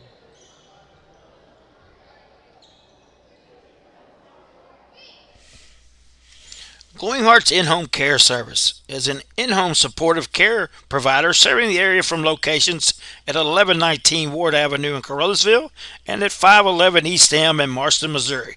Glowing Hearts has friendly, professional employees who provide home nursing visits along with personal and homemaker services to enable clients to remain at home. There is a difference. See for yourself by calling Glowing Hearts In-Home Care Service in Carruthersville at 922-5056 or in Marston at 643-2537. Welcome back here on the Bootheel Sports Network. Jeremy, really, what did you see in that first quarter from both teams? I told you exactly what to expect. That's what I saw. Back and forth. I said, folks, don't better have got a drink and gone to the restroom before this one started, because this is going to be this way the rest of the night. 2-point ball game has gone back and forth. We're only through the first quarter. It's only a 2-point ball game. I know that means nothing compared to the games we've seen so far. However, Charlie, you got one on your hands tonight, buddy. I sure do, Jeremy. I got a classic in the making in my hands. That one's taken in by Jones. Jones dribbling to Johnson. Pass. Shot. No good. That one. Aiden Covington takes it. Passes Jones at the top of the key. Jones dribbles. Passes it back to Aiden Covington. Back to Jones. Tongue twister right now. Really. Jones going up for a layup, and there's a foul. That's a light whistle by the ref. Is there a severity whistle? A light one is a soft foul. A loud one is a hard foul. Jones's third free throw of the game. He was at the line a lot in that first game. That's also the second foul on Brock today of South Penn. Oh, while we wait here, a second one goes up. No good. Rebounded by Hayti. That's a travel. You know, as we have this break in play, something that keeps on confusing me is I look at my player sheet, and number one for South Penn is named Steele, so I want to say it's Steele versus Hayti when it's really South Pemmescott versus Hayti. As that one's out of bounds, that will stay Hayti ball. Or that will be Hayti ball. Jones seems he'll take the inbound to Aiden Covington. Covington and Jones are the dynamic duo, really, of this Hayti team. As Jones tries for a shot, nothing there, and then tries for another one, gets his putback, no good. Buddy's fouled. That seems to be a foul on Gooden. That would be his first on the game. 2 shots for Hayti. That will be Jones again at the line. His 5th and 6th shots are incoming. First free throw, good.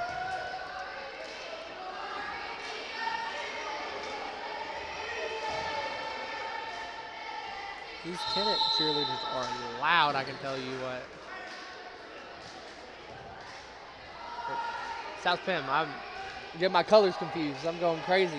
So much basketball has been played in the last couple days. And I'm getting my own teams confused. There's a lane violation on Hayti. It's beat 10-9 now. And Covington, I believe that is out on South Penn. South Penn's coach is getting fired up over there. He is. Said he wanted to bounce back. Yeah, he's barking demands. And that three's in for Jones. Beautiful shot there. He has 10 on the night already.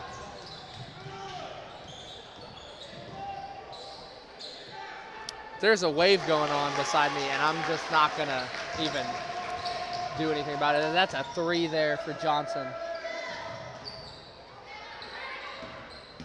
That's his first 3 points of the game. As there's a travel on Jones. Now, another thing I would like to highlight here, these refs have a pretty short whistle compared to the past few games, and even Hayty's last game.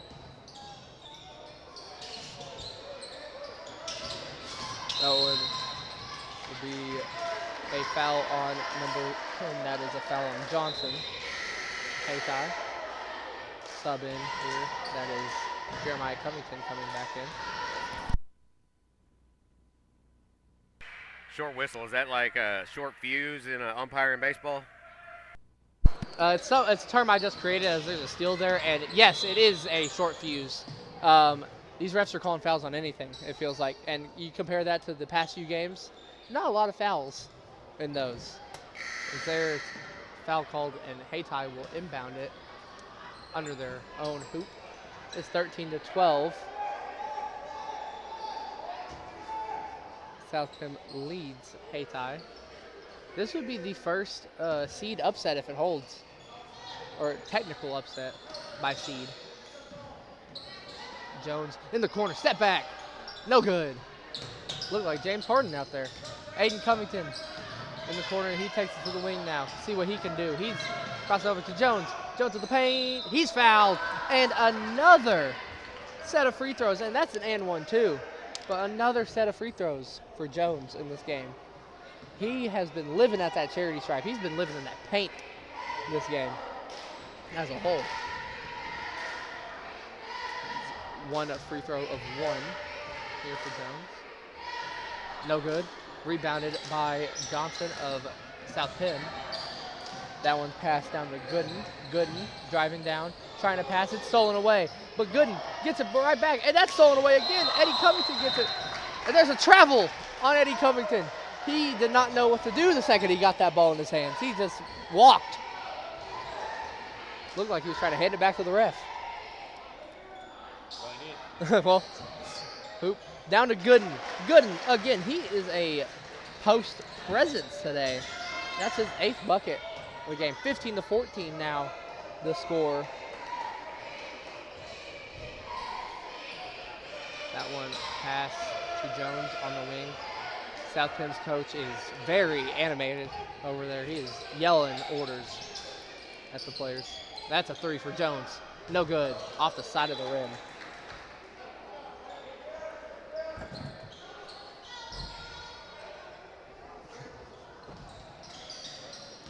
That one inbounded by South Penn. That one's aired. That hit, I believe, one of the like little stands on the bleachers.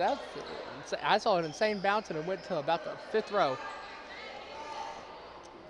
That one inbounded to Covington. Covington getting orders. It's Aiden Covington, not Jeremiah or Eddie. Jones with the ball. He's driving in. He gets a foul. Or no, that's a travel on Jones. I believe that's his 2nd travel. This game, I believe that's the 4th on Hayti alone. 15-14 with 2:21 left in this game. A pass to Anthony Jones. Anthony to Markel. Then down to Gooden. Gooden. No good. No good in, you could say. And that one, again, out of bounds, I believe, on Hayti there. Oh, that's South Penn basketball. I guess Aiden Covington held the ball with a foot out of bounds. 2:04 left on the clock now. We got to pass in. Johnson to Covington, or not to Covington, to Jones. A lot of families here. Aiden Covington, it's just him. And it's in. That's his 4th points of the game. And they're running a press here now. Looks like Lamont Bell's Crothersville Tigers that you'll see in the next game, as there's a foul on Hayti. That's their 2nd of the quarter. I mean, their 6th combined, so 4 of them must come from South Penn. It's been a physical game, to say the very least. All right. And that one bounced. I'm very confused. That's a double dribble. That was a jumbled inbound there. It bounced off of the leg of, I believe that was Brock, and then it bounced off of Brock's leg onto the body of Jones of Hayti, and then Brock gets it back and double dribbles, all in the span of about 3 seconds. Jones gets the pass from Covington. He gives it back to Aiden Covington. Jones calls for the ball, and that's a 3rd travel on Jones. He's hit the hat trick of travel.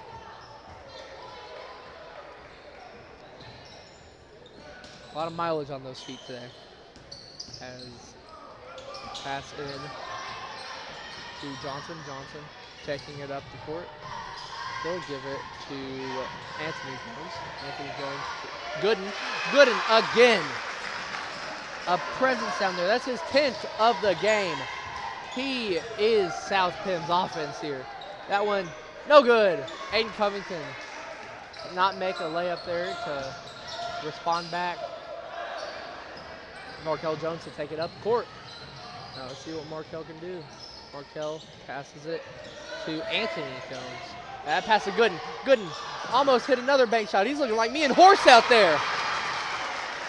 Well, he has tied Jones of Hayti for leading scorer of the game. We got a second half after this. I mean, this is going to be beautiful. That's a three for Jones. He can't respond. Rebounded here. Foul. My partner here is protesting that call. You go be a referee. That's what I got to say.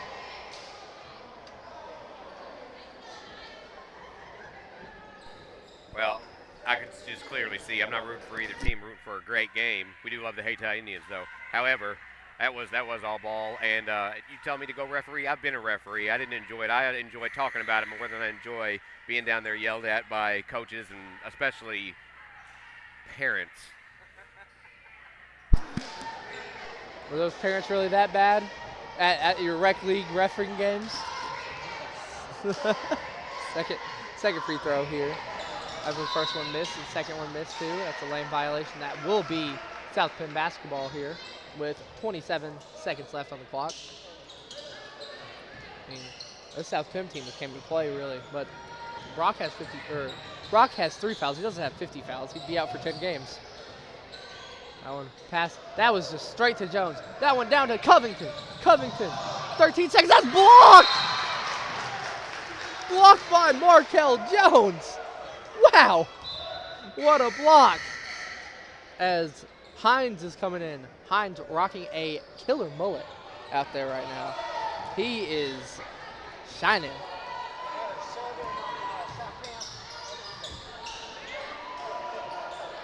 That one made for Hayti. That was another bucket for Jones. That pass down to the ref. He can't shoot a buzzer beater. It's 19-18 here at the end of the first half. Good game here, Crothersville. We'll have the stats after a few of our fine sponsors, our beautiful sponsors. And we'll be back here on the Bootheel Sports Network in just a few. Hey, if you want a truck or a real fine car, Faulkner Auto Sales can get you cruising in any style. If Faulkners don't have it, they can get it. And if they can't get it, it's not even made. Go see Dwayne and Kevin at Faulkner Auto Sales on Truman Boulevard in Caruthersville or call 573-333-3800. And remember, if Faulkner's is not on the back of your vehicle, it damn sure ought to be. We're for agriculture. For growers, doers, whatever it takers. We're for doing things with purpose. We're for the little guy with big guy dreams. We're for agriculture. We're for you. Nutrien Ag Solutions, leading the field.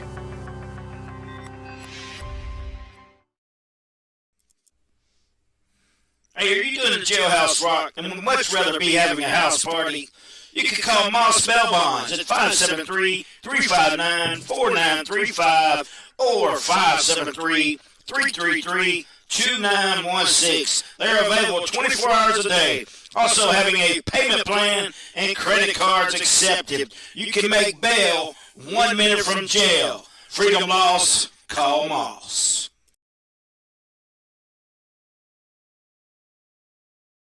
Great food and electrifying atmosphere and entertaining people. Come on in to Home Plate Bar and Grill, located at 1710 State Highway 84 in Hayti, Missouri. No matter if it's high noon or closing time, it's never too late to slide in to Home Plate.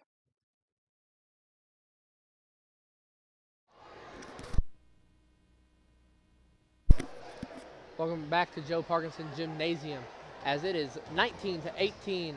South Penn leads Hayti. I almost said Kennett again. It's a lot of Indians here. There's a lot of different cities. This game is completely living up to the hype. I'm telling you, sometimes you just get that feeling. And like I said, I was down on the court in pregame warm-ups, and both teams they looked fresh, they looked hot, they were sinking their practice shots, and I just had a feeling, and I've got to see. This is the first time I'm getting to see South Penn, but I've seen a little bit of tape, heard a lot about them. They are running with the Indians, and I mean they currently lead by 1 point. This is back and forth. You want to talk about defense and some sloppy play? We've seen some travels that we wouldn't normally see from Hayti. We've seen a lot of passes that were just intended for somebody who wasn't there. So there's been a lot that leads up to the fact that this is a low-scoring first half, but it's very physical, and it's exactly what you expect out of a number 2 versus number 3 seed. And I can't wait for the second half, Charlie. I'm enjoying just sitting here keeping score and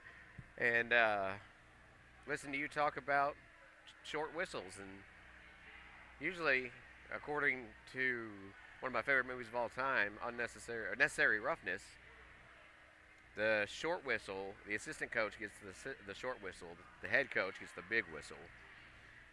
And I'm reaching out, although that movie's about 35 years old, but it's a good one. Another football classic. Speaking of classics, we've got an instant classic on our hands right now. In case you're just tuning in, because after this one, we should have another one. After this one, it'll be Caruthersville taking off South Penn in the 8th grade game, and they'll be playing for the rights to play for the championship on Wednesday. So don't go anywhere after this one. We've still got 10 minutes full of basketball ready for you that Charlie will be bringing you here as the Kennett Indians currently trail the South Pembescott Bulldogs by 1. Charlie, you expect more of the same out of the second half? I expect a lot of whistles in that second half. If you thought the first half whistles were crazy, I mean, the second half might be even crazier. But looking at stats here, Jones has 14, and to keep my tradition alive, I will create a phrase for some of the players here on both teams. I believe Jones, going on vacation, he has 3 travels. He's getting those miles up. He is going to be able to get a lot of free flights in the future with Delta. And then Aiden Covington's really the outlet for the team. He is able to pass the ball a lot, and a lot of Jones's points that aren't free throws, or all his points that aren't free throws, I believe, are assisted by Aiden Covington. Then you look at Eddie Covington, and he scored 2 points in the first half, yes, but those 2 points, unfortunately, were in the wrong basket, if you could see. It was 2 for South Penn, and then you look over for South Penn, Johnson hit a nice 3 there. Then you go, Brock has 3 fouls, I believe, in that first half. He has 2 points, but he has 3 fouls. You just gotta hope that he doesn't foul out here in this second half. And then Gooden, he's just a big dog out there. That's really what he is. He's a big bulldog. 12 points. I almost said 14. I almost added the points from Covington to him. 12 points here, and I mean, he's been a dominant post presence with just such an easy shot and just off the backboard and in. Like it's nothing. Like he's just out there in the yard playing some horse. And with that being said, it's 19-18 here as the Hayti Indians come back on the court. Expect the South Pembescott Bulldogs at any second here to come back on the court. And after this ad break, we'll have some second half action between Hayti, between South Penn. It should be a good one here, folks, on the Bootheel Sports Network. Life is a balancing act, but banking doesn't have to be. First State Community Bank's new digital banking fits seamlessly into your lifestyle, putting you in control of your finances more conveniently than ever, so you can bank on your terms and your time. With credit monitoring, card controls, and sharing tools all at your fingertips, it might be time to celebrate. With First State Community Bank, banking is always in motion. Simplify your life and explore our digital banking today. The score of any athletic event is generally forgotten over time, but the actions of players, coaches, and spectators leave lasting impressions. The next time you attend a high school game, think of how history will remember you. Choose good sportsmanship and help rekindle the spirit of citizenship. Remember, the lessons you teach today will help develop better citizens in our communities for tomorrow. This message has been brought to you by your friends at the Missouri State High School Activities Association and this local radio station.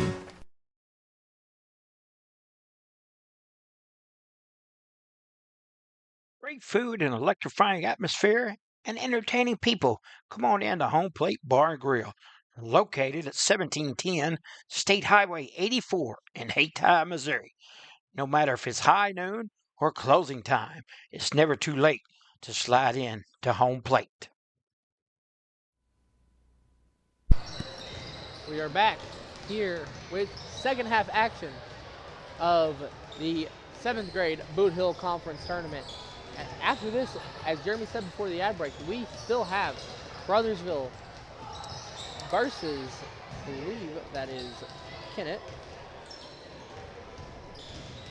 I mean, it should be a beautiful, or it's Crothersville versus South Penn, my fault. Crothersville versus South Penn.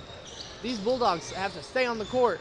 I mean, this is the 7th grade team, but still have to stay on the court and hope that they can withstand the duo of Marcus and Michael Buttram, and I mean Brandon Lee Saturday. I believe he led the team in scoring. He was dominant for a long stretch of the game as both teams are getting on the court now, or putting the balls up on the rack.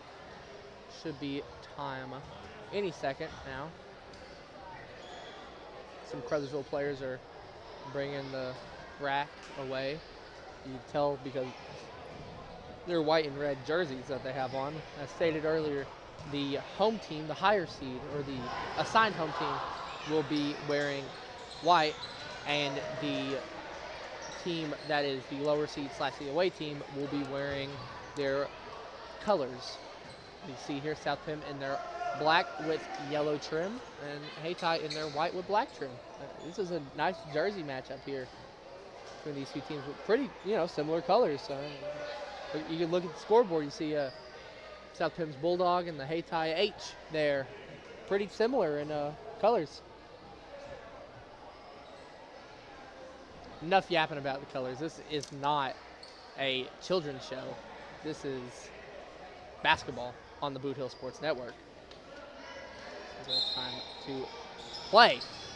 Second half basketball here. That one stolen away already.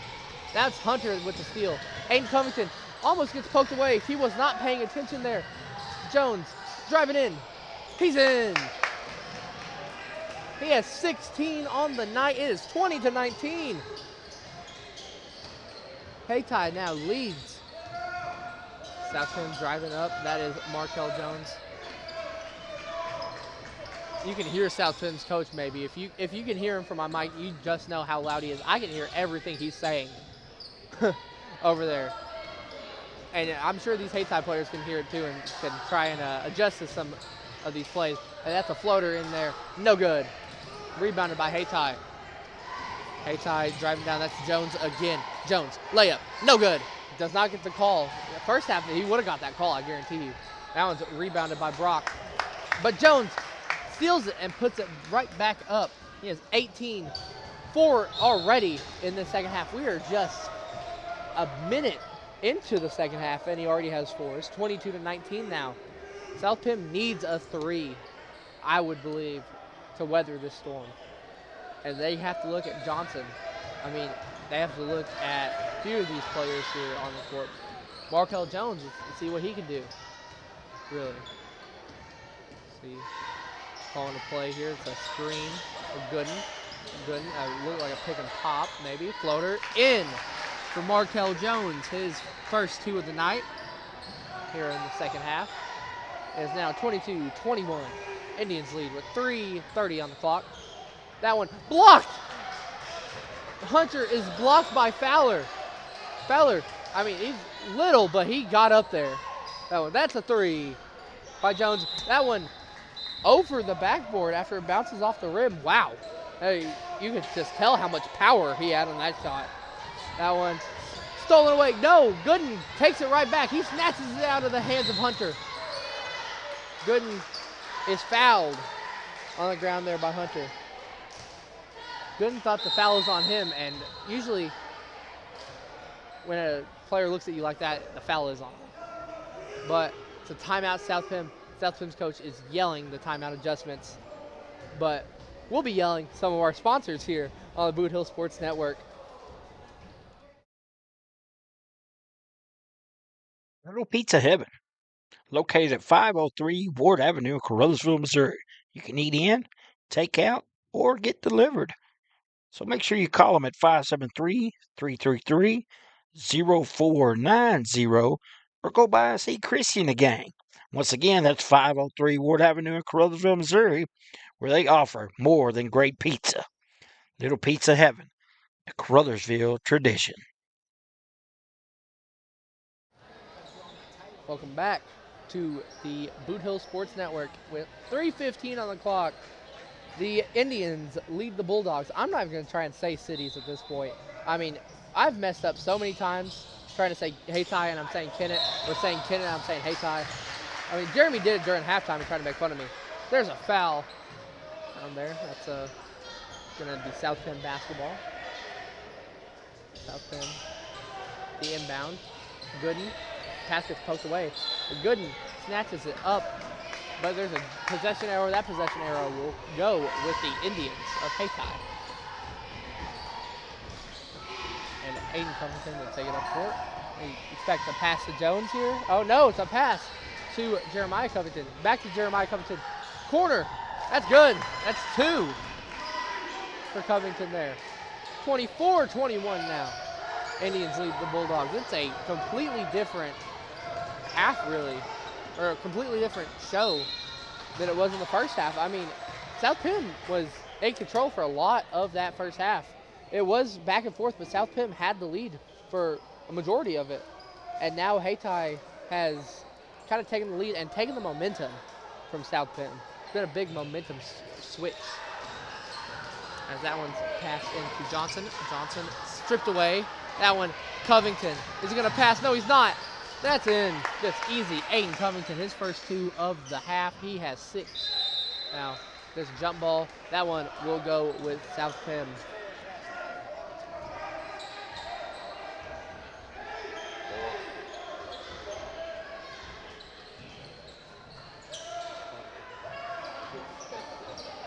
That one inbounded to Johnson. Johnson is being double teamed here. He nearly is stripped, but he gets away. Hayti players are falling everywhere. There's a foul. I believe that's a foul on the floor. No. 2 free throws here for Brock. He was in foul trouble in that first half. He's still in foul trouble, really. The fouls don't go away. That's the second foul on Johnson, though. Of Hayti, not Johnson, though. That first free throw rims out. No good. Still 26-21. This is a nice game here. I mean, 2:16 on the clock in the third quarter. Hayti, though, 3 fouls in this quarter. That's not what you want to see if you're Hayti's coach right now.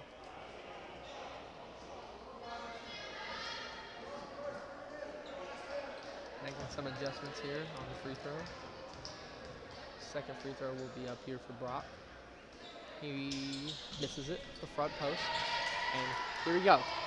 Jones will slow it down, but he has been known to speed up plays in a millisecond. He passes the quarter. Aiden Covington fakes the shot. Ooh, he tried, and he gets his own putback. I mean, he makes it. That was going to be a disaster if he didn't get that rebound. They're trying to poke away as much of South Penn's offense as possible. Fowler ran into Markel Jones there. And that was just stripped away easily. Jones to Covington. Covington's in. That's 6 points in the half for Covington. That is 10 for him overall. And the Indians are rolling here in this third quarter against South Penn. We'll be back after this. Glowing Hearts In-Home Care Service is an in-home supportive care provider serving the area from locations at 1119 Ward Avenue in Carruthersville and at 511 East Elm in Marston, Missouri. Glowing Hearts has friendly, professional employees who provide home nursing visits along with personal and homemaker services to enable clients to remain at home. There is a difference. See for yourself by calling Glowing Hearts In-Home Care Service in Carruthersville at 922-5056 or in Marston at 643-2537. Welcome back to Carruthersville, Missouri. So it's been a good week for Missouri sports, really. Mizzou's in a bowl, in the Music City Bowl, and their basketball team just yesterday upset Kansas in a beautiful game in Columbia. The border war still lives on. It'll live on next year. But be back to a bigger game, I'd say, than the number one college team in America going on the road. It's South Penn. It's Hayti. It's 7th grade basketball. Hayti leads 30-21 here in the third quarter. That ball going to be inbounded here. That's tipped away by Aiden Covington, but it's saved. Brock is going to take it down the court. He's going to take it downhill. He passes it to Fowler. Fowler to Brock. Or that's Markel Jones for three. No good. Rebounded by Aiden Covington. Aiden Covington, I've said his name all day. He goes for a layup. Misses. Rebounded by Jones. Tip. Wow. Jones gets it right back, though. Jones. See what he can do here. There's a flash on down there. It's confusing me. That three is good for Jeremiah Covington. That's his 5th of the half. That one's inbounded. And if South Penn wants to show any resemblances of life here, they got to make a bucket right now. They don't, though. That one's rebounded by Hayti. It's Aiden Covington. Oh, it's in.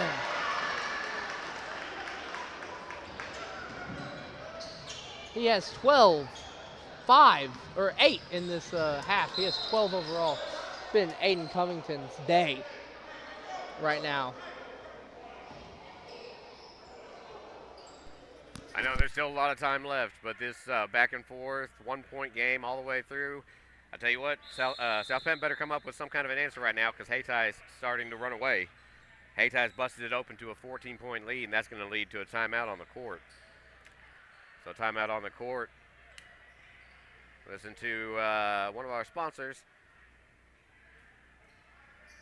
And then we'll come back with Charlie Duckworth. We've still got 35 seconds left in the third and a whole another fourth quarter, but Hayti starting to run away. 30 seconds. We'll be right back.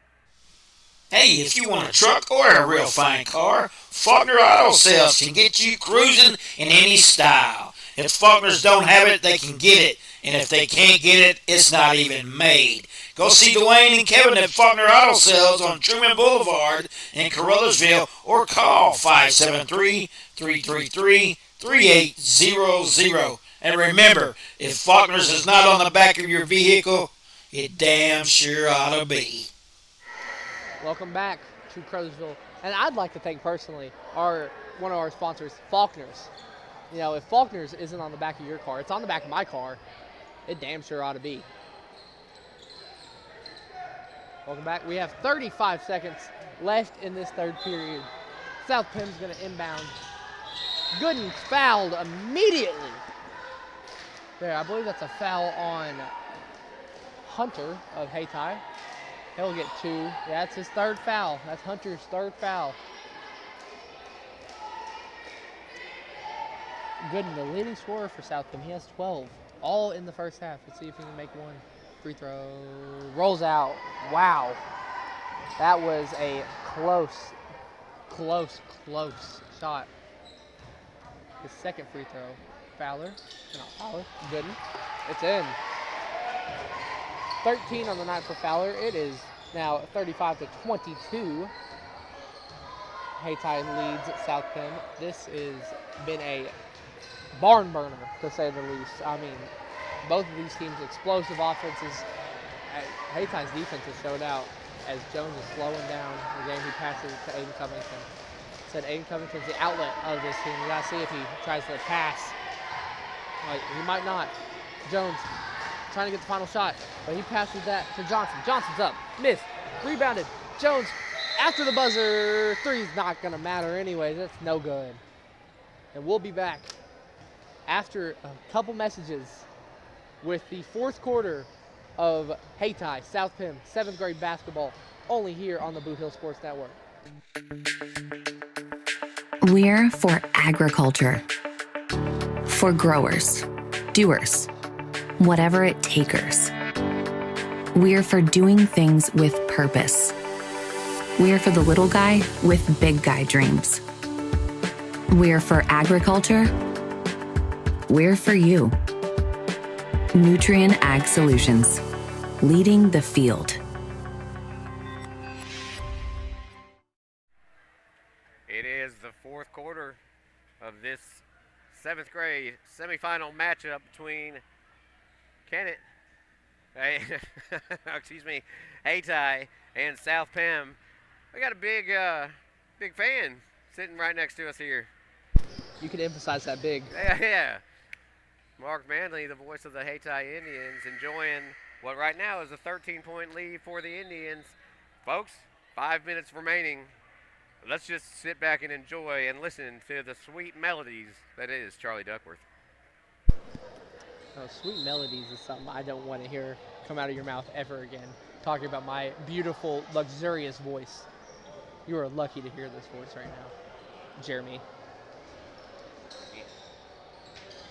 To all the viewers at home, you are not, I don't know what to say. Love you. That one's inbounded to Jones. Jones to Aiden Covington. Aiden Covington has, I believe that is 12 tonight. That's the Hunter, back to Covington.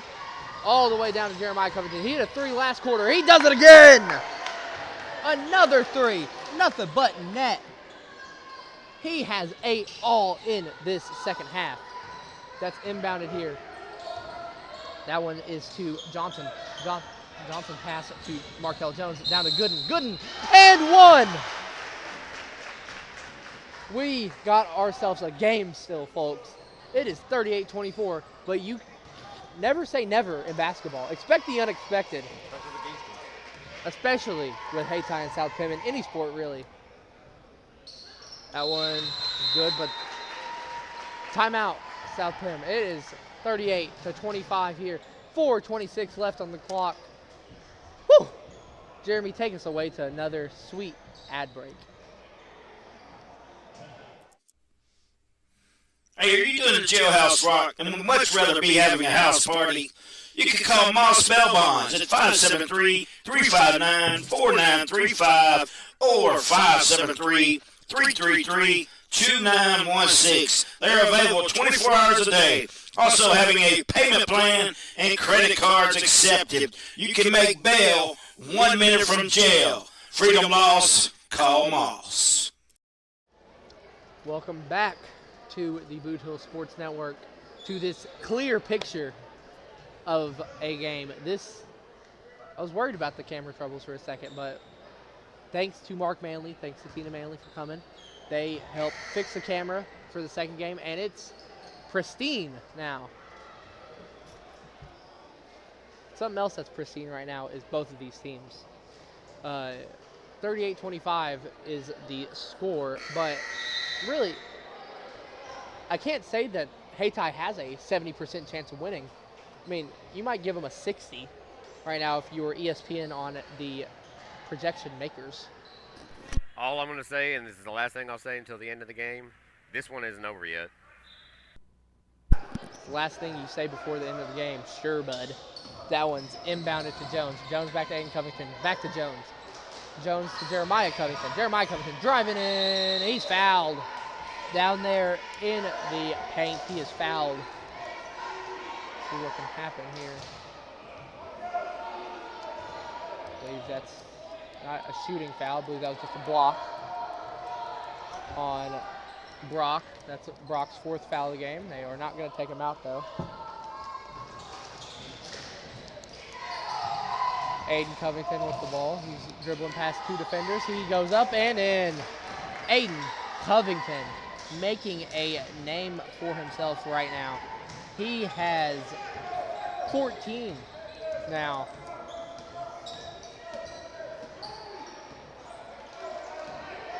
Pass to Anthony Jones. Anthony Jones to pass to Fowler. Fowler misses. Rebounded by Jones. Jones pushing down the court. Jones. He gets fouled hard there by Fowler. Fowler took a long grab at his arm.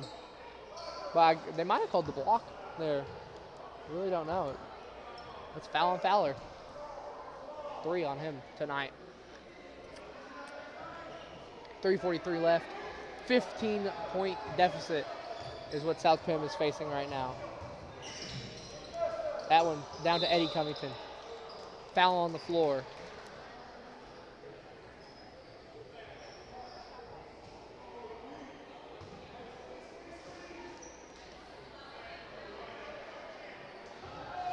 Going to be inbounded in by Haytai after that foul. That is the 4th foul now on Fowler. See if Fowler can stay out of foul trouble. 4 fouls on Fowler. That's a tongue twister, especially that he wears the number 4. That one is another foul. Or no, it's a travel, I believe. It will be South Penn basketball. No, someone beside me is getting angry, but can't argue the refs. Short and long whistles. That one goes pushing down. Here's Brock. Brock misses. Rebounded by Gooden. He had a fight for it. That one, that's out of bounds on Gooden. I believe that was out of bounds on Jones, but can't argue the whistle. I don't want to be hypocritical just about 30 seconds after I said don't hate the refs. And here comes Hunter back in for Eddie Covington. I mean, that's really the only sub you see from Haytai's 7th grade team. It's Hunter and Eddie Covington swapping spots a lot as at 5. 6 players. No, there are 6 players, but still. Aiden Covington, pass to Jones. These two are the duo. And that one, foul on the floor. That's South Pim's 4th foul already. I believe that foul is on Markel Jones. That's only his 1st of the game. Now, with how much South Pim's been in foul trouble today, saying that someone only has 1 is crazy. Fowler, who has 4 fouls, just got subbed out for, I believe that is Gooden. Again, they gave Gooden a short little Gatorade break, but, I mean, when you need your best scorer out there, you need him, and you need him right here. That's a travel on Jeremiah Covington. Like Jeremy said multiple times tonight, and I've said, after this game, we have the finale of tonight, 8th grade basketball between South Pim and Crothersville. That will decide who plays the winner of the earlier game of, I believe that was Zenith Cornersville. That one. Now Markel Jones. Beautiful layup, is it? Good. That is his 4th point of the half. 7 points only for South Pim this half. Looking like a shell of their first half self, really. That's another travel on Jeremiah Covington. Haytai team loves traveling. Where do you think they've been? Around the court? I said I wouldn't say anything. Jared's looking at me very confused because he said he wouldn't say anything for the rest of the game. Saving his voice for Crothersville. Oh, yeah, sure, bud. Anthony Jones now to Markel Jones. Markel Jones to Johnson. Johnson back to Anthony Jones. They have to put up a shot, I feel like. That's a floater. No good. Anthony Johnson misses. Rebounded by Haytai. And here comes down the Indians. There's a foul on Johnson, I believe. Just a push. That is the 5th foul, though, for South Pim. I believe that puts Haytai already near the bonus, or in the bonus.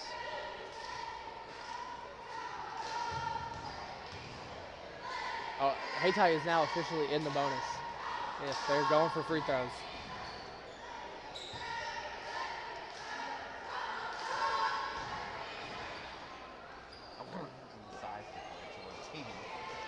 And this is just confusing. And I mean, you pointed it out just then.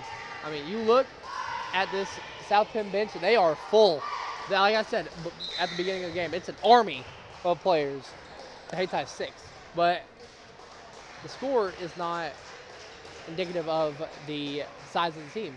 It's about the heart of the team, and Hayti's got a whole lot of heart, and they will.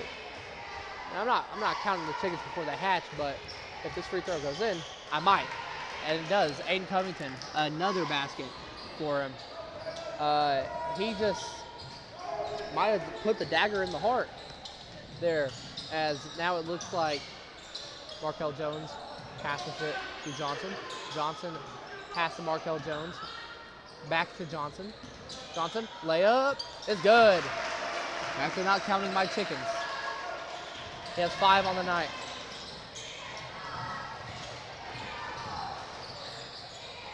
That's good for Jones. The chickens need counting. They need counting. It's 43-29 now. Markel Jones has the ball. Got to get something up fast. No good. Gooden can't get the rebound. 2 South Penn players fall. That's Gooden and Southern. Anthony Jones passes it to Johnson. Johnson's got to find something to do. He's fouled. 1:01 on the clock. If this score holds in this next 1 minute and 1 second, the game Wednesday for the 7th grade title will be Kennett versus Hayti, the 1 versus the 2, Indians versus Indians. There's another foul with 1 minute on the clock now. We advance 1 second. That is a foul on Jones. This is only his second of the game.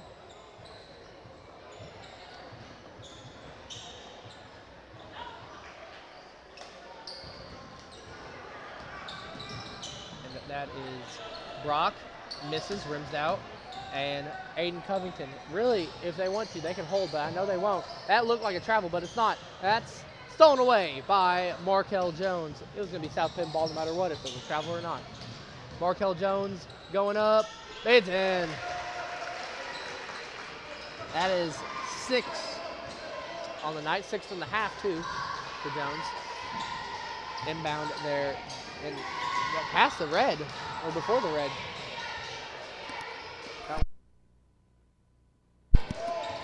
Aiden Covington now passes it to Jeremiah Covington. Jeremiah Covington back to Aiden Covington.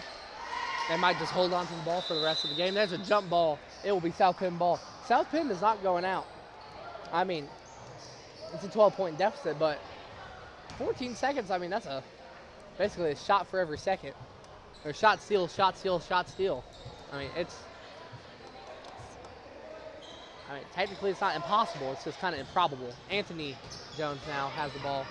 I would say it's impossible and improbable, but he makes it. Anthony Jones, his first 2 of the night. 5, 4, 3. That's an aired out to Jones. 2, 1. It's good.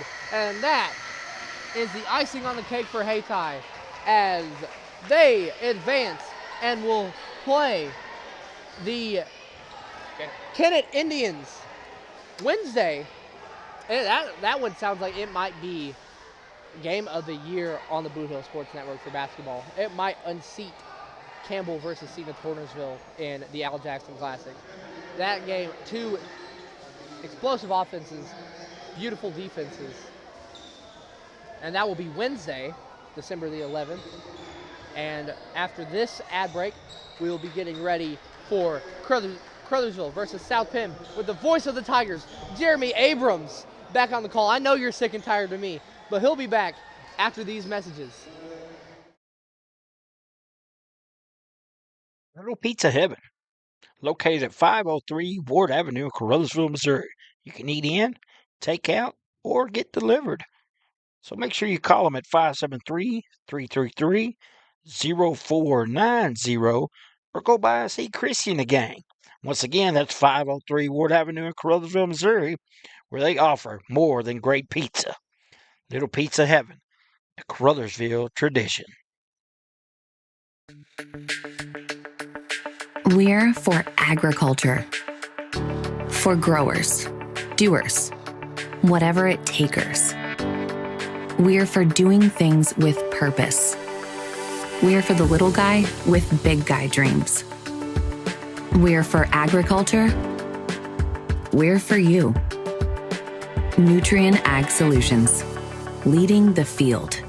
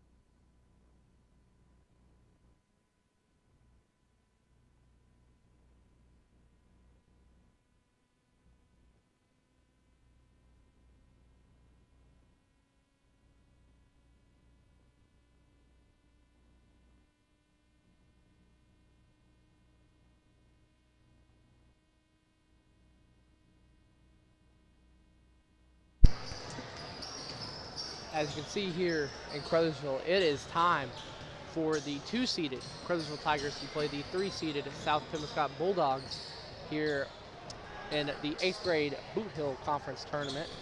I mean, after that last game, I don't know what to expect.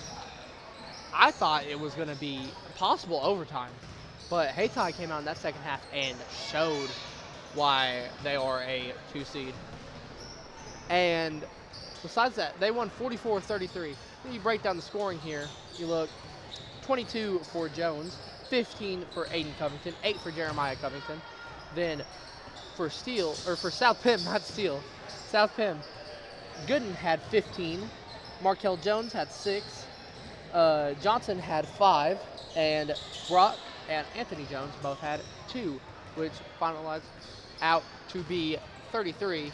45-33 is the final. To give you a little pregame show, Charlie Duckworth here. Both of these teams had battles in their first round matchups. You look at what happened in the Crothersville game, the main event of our the main event of our first round, Crothersville versus Portersville. Crothersville beat Portersville 59-31, and it was really off the back of a insane second half by Michael King Buttram. And the Buttram family, I mean, have had a week with basketball. Marcus and Michael are showing out in this tournament. Their sister Jemiah scored 9 in the Al Jackson Classic first round against Hayti last week. Was a honorable mention in the all Al Jackson team. You look then at South Pem, they were the 3-seed. They beat Hayti in 8th grade hoops, not the 7th grade game you just watched. They beat Hayti in 8th grade hoops 59-41. which was not aired on the Boot Hill Sports Network, but I can promise you this game will be aired here on the Boot Hill Sports Network. Here comes the voice of the Tigers, Jeremy Abrams, back stomping up here too. The camera just was shaking. It was an earthquake. Are you ready for this game? And what do you expect to see from both of these teams? Charlie, I've been waiting all day for this one. It's going to be a good one. It's Caruthersville. It's our home Tigers at their home court playing for what could be a championship on Wednesday in the Bootheel Conference. I just hope that this game matches the intensity at least of the first 3 quarters of that last one. And I got a feeling it will. Caruthersville against South Penn. We didn't get to see South Penn on Saturday. They played one of the early games. But we saw Caruthersville win big to advance to the semifinals. And that's what we have here tonight.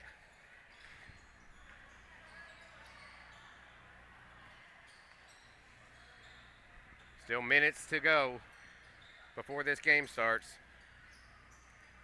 I'd say the players to be looking out for, obviously the Buttram boys, Marcus and King. Boy, I love to see King and love to see King throw up those threes. Of course, you got the other starters, Moulton, Jackson, Campbell, and you go all the way down the list to Johnson, Morgan, Lee, who had an outstanding game on Saturday, Bramite, and then the big man down low in Goforth for the Tigers. So Tigers getting ready, both teams warming up. And I just want to tell you something straight up here. If you want to gauge how tall Blaine Goforth is on the Tigers, down there, if you see him with the long hair, I believe that's number 33, Blaine Goforth. Just want to gauge how tall he is. He's taller than me and you, like half of you, combined into one person. Well, I was speaking to your mother, my sister, recently. Apparently, you two get confused for each other sometimes, whether it's the height or the long hair or both. She told me that a lot of people say, "Hey, Charlie," when they're talking to Mr. Goforth down there. I think it's the luscious locks. That's really all. And our beautiful faces, really. You gotta think about it like that. Beautiful faces aside, I think it's just the height and the hair, but I don't know, folks, you at home can be the judge of that. We want to thank those that have commented, all those that are watching, for tuning in to the Bootheel Sports Network, the semifinals of the 7th and 8th grade Bootheel Conference. And it's been a good night so far. We have seen a blowout or two, but these games are starting off fast, starting off hot, and I expect the same here in the finale of our 4-game set. Caruthersville versus South Penn, which I believe is the 2 seed against the 3 seed. Yeah, yes it is. It's the 2 seed against the 3 seed. So those are the type of matchups that usually can come down to the wire. But you never know. This is basketball. I mean, last game was a 2 versus 3. On 14-0 runs already in this game. We've seen a game that was at the half, a 2-point game, turn into a blowout. So you absolutely never know. Both teams look ready. I talked to Coach Lamont Bell earlier. He just seemed his cool, chill, calm, relaxed self, and that's always a good thing when before the game you don't have the butterflies and the gibbers. So we still got a couple minutes to go. We're going to let you hear once again from a few of our fine sponsors, and when we come back, it is Caruthersville, it is South Penn, it's the Tigers, it's the Bulldogs, and it is the semifinal matchup for the Bootheel Conference Championship game on Wednesday. Don't go anywhere, folks. I'm Jeremy Abrams, and Charlie Duckworth right next to me. We'll be right back. Hey, if you want a truck or a real fine car, Faulkner Auto Sales can get you cruising in any style. If Faulkners don't have it, they can get it. And if they can't get it, it's not even made. Go see Dwayne and Kevin at Faulkner Auto Sales on Truman Boulevard in Caruthersville or call 573-333-3800. And remember, if Faulkner's is not on the back of your vehicle, it damn sure ought to be. Great food and electrifying atmosphere and entertaining people. Come on in to Home Plate Bar and Grill. located at 1710 State Highway 84 in Hayti, Missouri. No matter if it's high noon or closing time, it's never too late to slide in to home plate. Just seconds away. Well, I I don't know if you caught that on the camera. For some reason, my niece, one of the cheerleaders for Crosville, is running full speed with my daughter, who's 3. Shout out to Eliza. I got to go see her a minute ago. She's having fun. I think all the Crothersville fans are having fun tonight. But let's just wait and see what happens. Tip-off of this game is a mere minute away. I'd say a mere 20 seconds. There's that buzzer. And that means, let's go, boys, as the cheerleaders finalize their spots on the court. South Penn, Crothersville, ready to get loud and proud here in Joe Parkinson Gymnasium. What I can't think of a better home court than Joe Parkinson Gymnasium. It's not the gymnasium that I grew up with. Unfortunately, that was taken by a tornado. But they did it justice when they rebuilt. And it's a beautiful home of the Tigers. Feel welcome here, safe, as you should at any high school event, not just sporting, just any event. The starters have made it to the floor.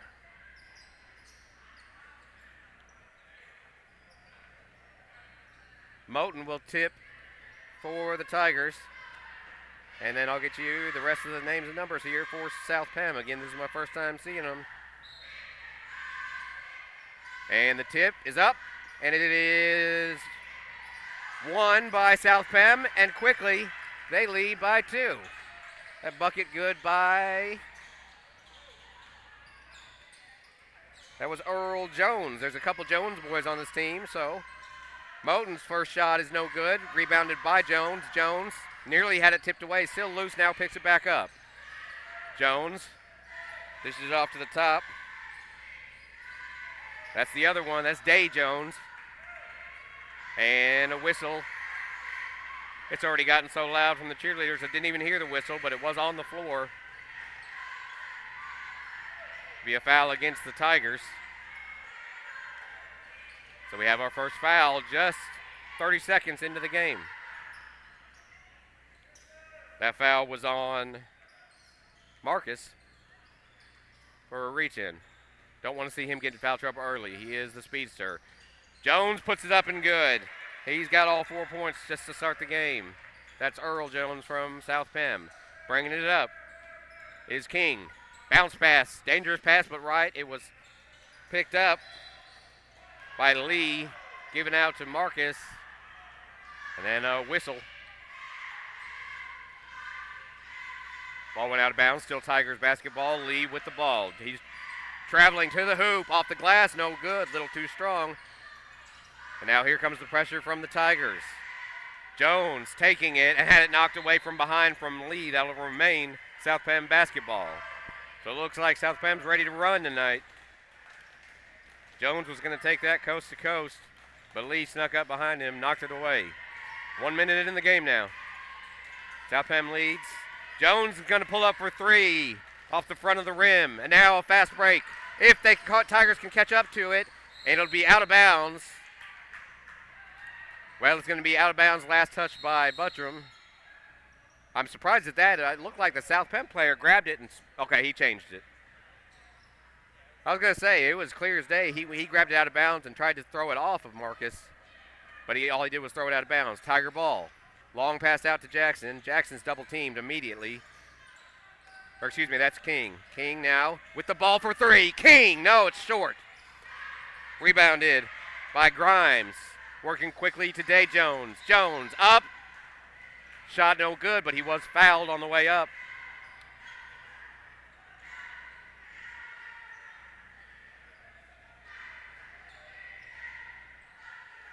And Day Jones will go to the stripe for 2. 4:29. Just a minute and a half into the first quarter. of our final game of a 4-game set. First shot is up and good. So Day Jones is into the books with a point.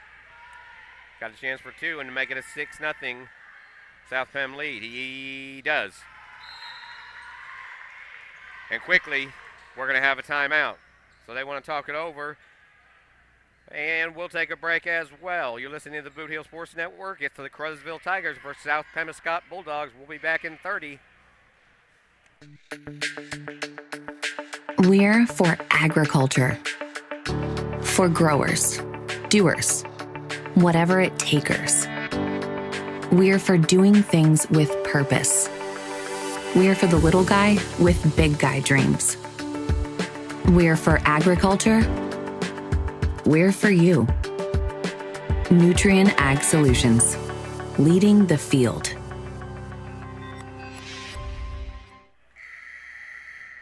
A quick start here by the Bulldogs has them leading 6-0. We got our first time out of the game. Boys been running up and down the court like crazy, so it's a nice quick breather. Now see if Caruthersville can break into this shutout. It's early though, just a minute and a half into the game. Marcus brings it up the court. He'll dish it off. That's Jackson. Jackson had that shot blocked from behind. Still Tigers ball.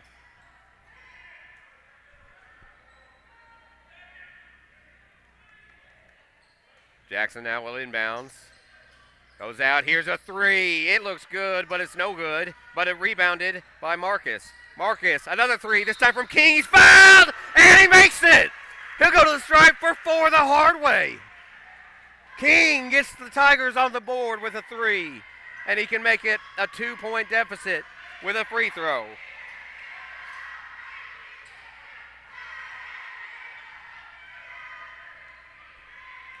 Number 10, Buttram from the line. His shot is good. 6-4.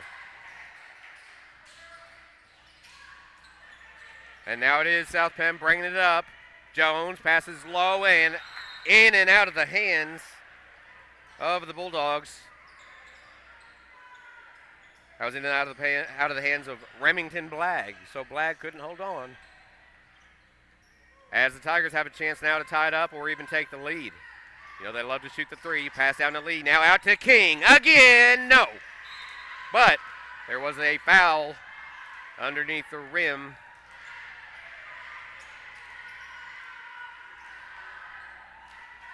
Foul's going to be against Jackson, so it'll be South Penn basketball as they lead by 2. But thanks to King, the Tigers have scored 4 straight to get back in this ball game. Here comes Day Jones. Jones is going to go all the way, then dish it off to Remington. A fight for it. Ball is still fight for. Finally, the Tigers come up with it, but there will be a foul. Who are they going to call it on? As both players had their hands on the ball as they were fighting for it. That foul will go against South Pemiscot. And that'll bring in a sub.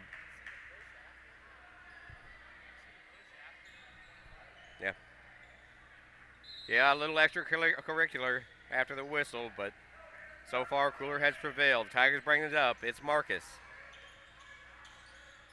He's covered by a man almost twice his size. Here's at the chop for 3. It's too strong by the Tigers. Rebounded by Lee. Lee puts it up off the glass. No good. And rebounded by South Penn. As Jones goes the other way. Earl Jones takes it. He short, misses the layup. Rebounded by the Tigers. Long throw to a wide open Lee. Lee goes up. And his shot was no good underneath the rim. Now Day Jones goes the other way for the Bulldogs. He puts a little windmill up and in. 8-4 South Penn early here in the first. Actually halfway through the first. Lee with the ball at the stripe. He's looking to pass it. He does to King. King pulls up from the stripe. It's going to be short and rebounded by the Bulldogs. Pass down to a wide open Jones. Jones will lay it in and good. That was Day Jones. He leads the team with 6. The other Jones, Earl, has the other 4. Here's a pass. Nope, wait. We got a travel. That was against Marcus. And it'll be a turnover. South Penn ball as they now lead by 6 again. They opened up with a 6-0 lead. The Tigers came back with 4, but now a 4-point streak for the Bulldogs had them up by 6. Looking to slow it down is Day Jones.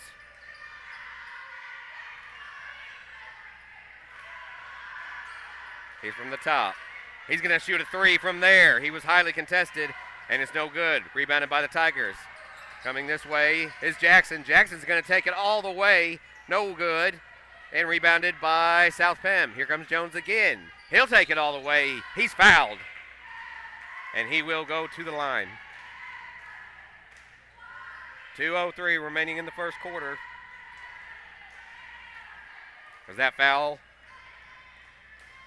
Was against Lee down low.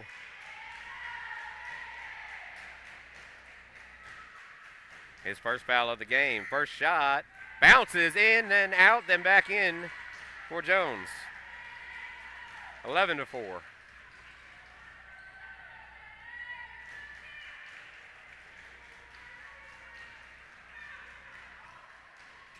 His second shot is no good, but rebounded, put back up and in. That's Caleb Grimes. That'll be his first 2 of the night. So South Penn out-rebounding the Tigers on their own side. Driving is King. Looked like a foul, but no. Either way, the bucket's good. King's got all 6 points for the Tigers. 13-6. Bulldogs lead here in the first. Earl Jones with the ball, hands it off to the other Jones, Day. Almost lost it. Now he's dribbling and driving, but he carried the ball. Can't do that. That'll be a turnover. Tiger basketball. And if you don't know what a referee, when he signals what looks like a dolphin jumping out of the water, it means you carried it. Here's a 3. No good from Jackson. And a foul down below. We'll wait and see. It was a pushing foul against South Penn.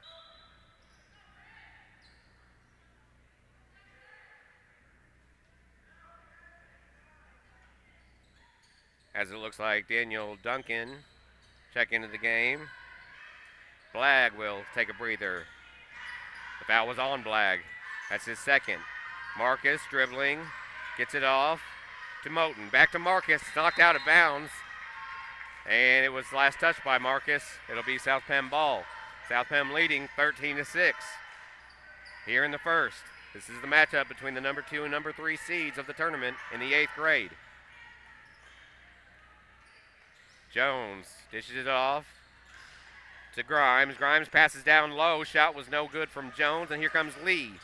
He's double teamed. He'll give it back to Jackson. Excuse me, that's King. King dribbles up, lost the handle, and turns it over, and then he's going to be called for a foul as he was trying to get it back from Grimes.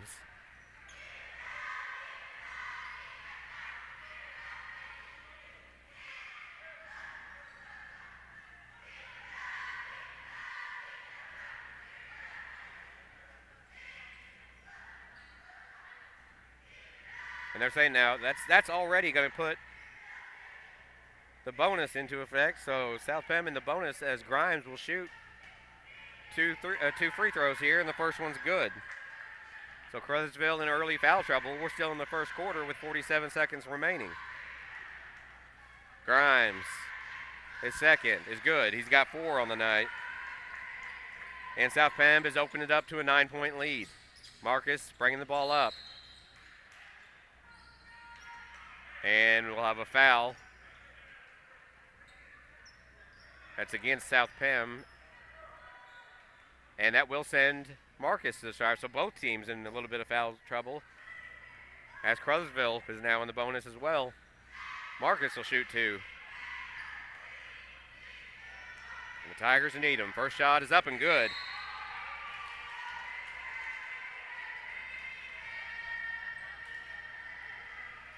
That's the first Tiger to score other than King Buttram. Marcus' second shot off the back. Rebounded by the Tigers. Now they'll kick it around. Here's King. King going to dish it off. It was stolen by South Penn. Then regained by Lee. Puts it up and good. He's into the books. Oh, the Tigers needed that. And another steal by the Tigers. It's a 2-on-1. Going up and in is King.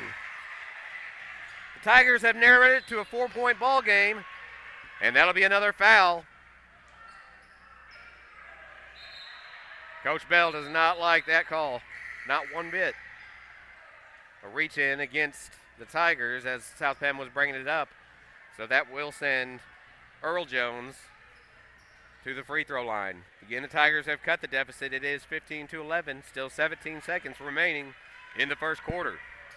His first shot is no good.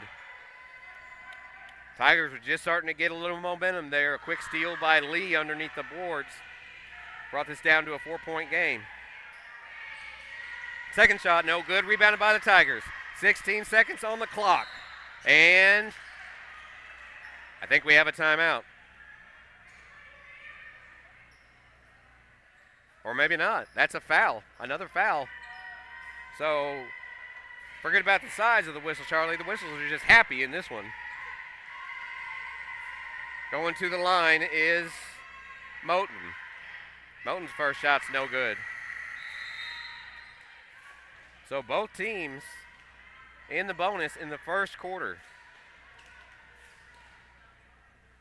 I think there have been more fouls in this game than the first two combined. Second shot by Moten, still no good, but rebounded by Lee. He is fouled on the shot. He'll go to the stripe. I'll tell you, Lee does not get much credit for the force he is underneath the rim.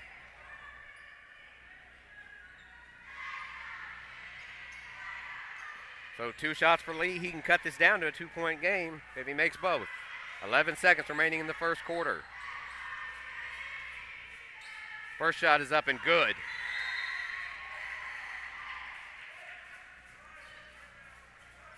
Substitution in for Moten. Malik Morgan will step in for the first time tonight.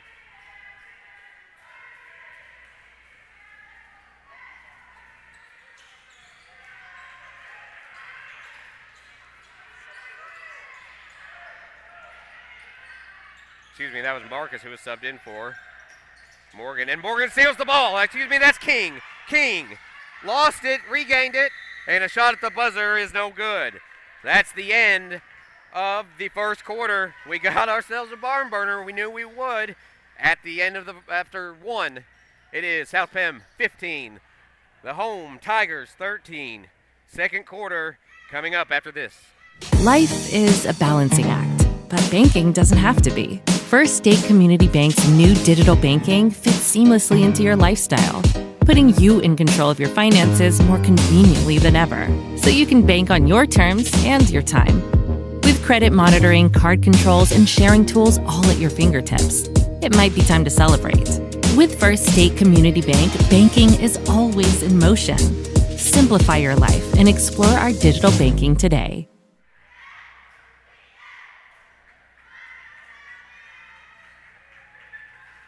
South Penn cheerleaders doing their best to get their crowd riled up, as well they should be, as the Bulldogs, after a quarter, are up by 2. They were up by 7, and the Tigers cut into the lead. It's now 15-13 as we hit the second quarter.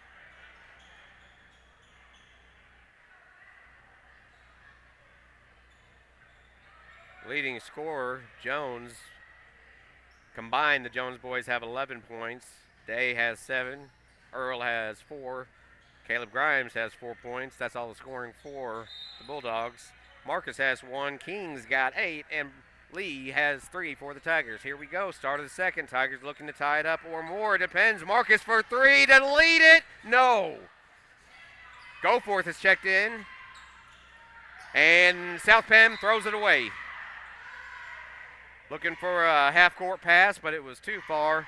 It'll be Tiger basketball. The Tigers once again with a chance to tie or take the lead. Here's Moten. Moten pass is taken away. Stolen by Jones. Jones, he's going all the way. He puts it up, no good. Rebounded by the Tigers, and here comes Marcus. Marcus on a 1-on-3.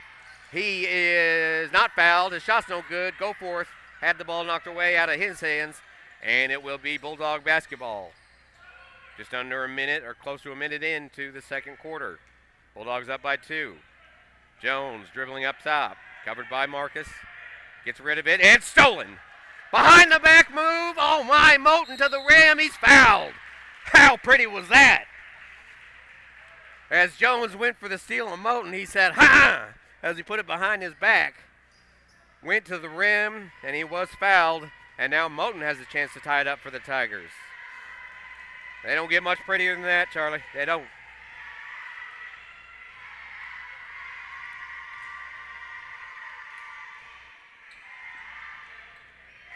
Moten's first shot rims out.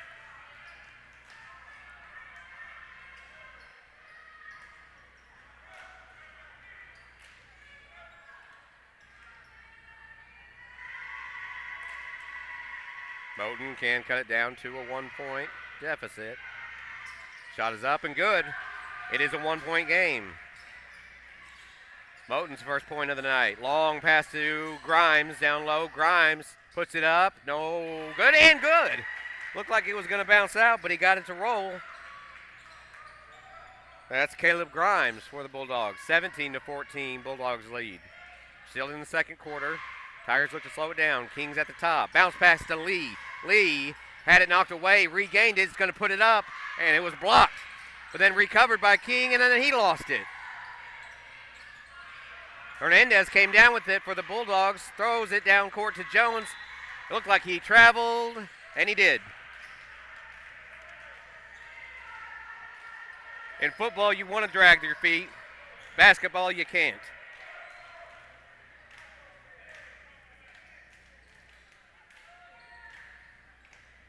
Lee will kick it in to Marcus. Bringing it up. 4:24 remaining in the first half. Tigers still trail by 3. But they can change that here with one shot. King's got it at the wing. He's going to shoot a 3 from there. Oh, just off the back. But he gets his own rebound. Saves it from going out of bounds. But then behind the back, throws it out of bounds. A nice attempt by King to keep it in possession of Caruthersville. But it is Bulldog basketball. They lead by 3. Bringing it up the court is Buddy Jones. Jones dishes it off to Day Jones, and I believe that was another travel by the Bulldogs. It was, so it's Caruthersville ball. Marcus has got it. Dishes it off to King and back. Nope, down low to Lee. He'll kick it out to Marcus. Marcus for 3. Got it! And we are tied! The little man with the big shot. 17 all here in the second quarter. Ball is tipped away, now regained by Grimes. He'll put it off the glass, no good. Rebounded. Tigers going the other way. Chance to take their first lead of the night. Oh, Marcus thought about it. Now he's going to have it taken away by Earl Jones. Jones one-on-one with King, and he fouled. King's going to pick up what I hope is only his second, but I think it's his third. Nope, that's just his second. But it will send Jones, Earl Jones, to the line. He's got 4 thus far. Make it 5. And the Bulldogs regain the lead. 18-17. Hopes of everyone that's tuned in not going anywhere. No reason to. This one is going to come down to the wire.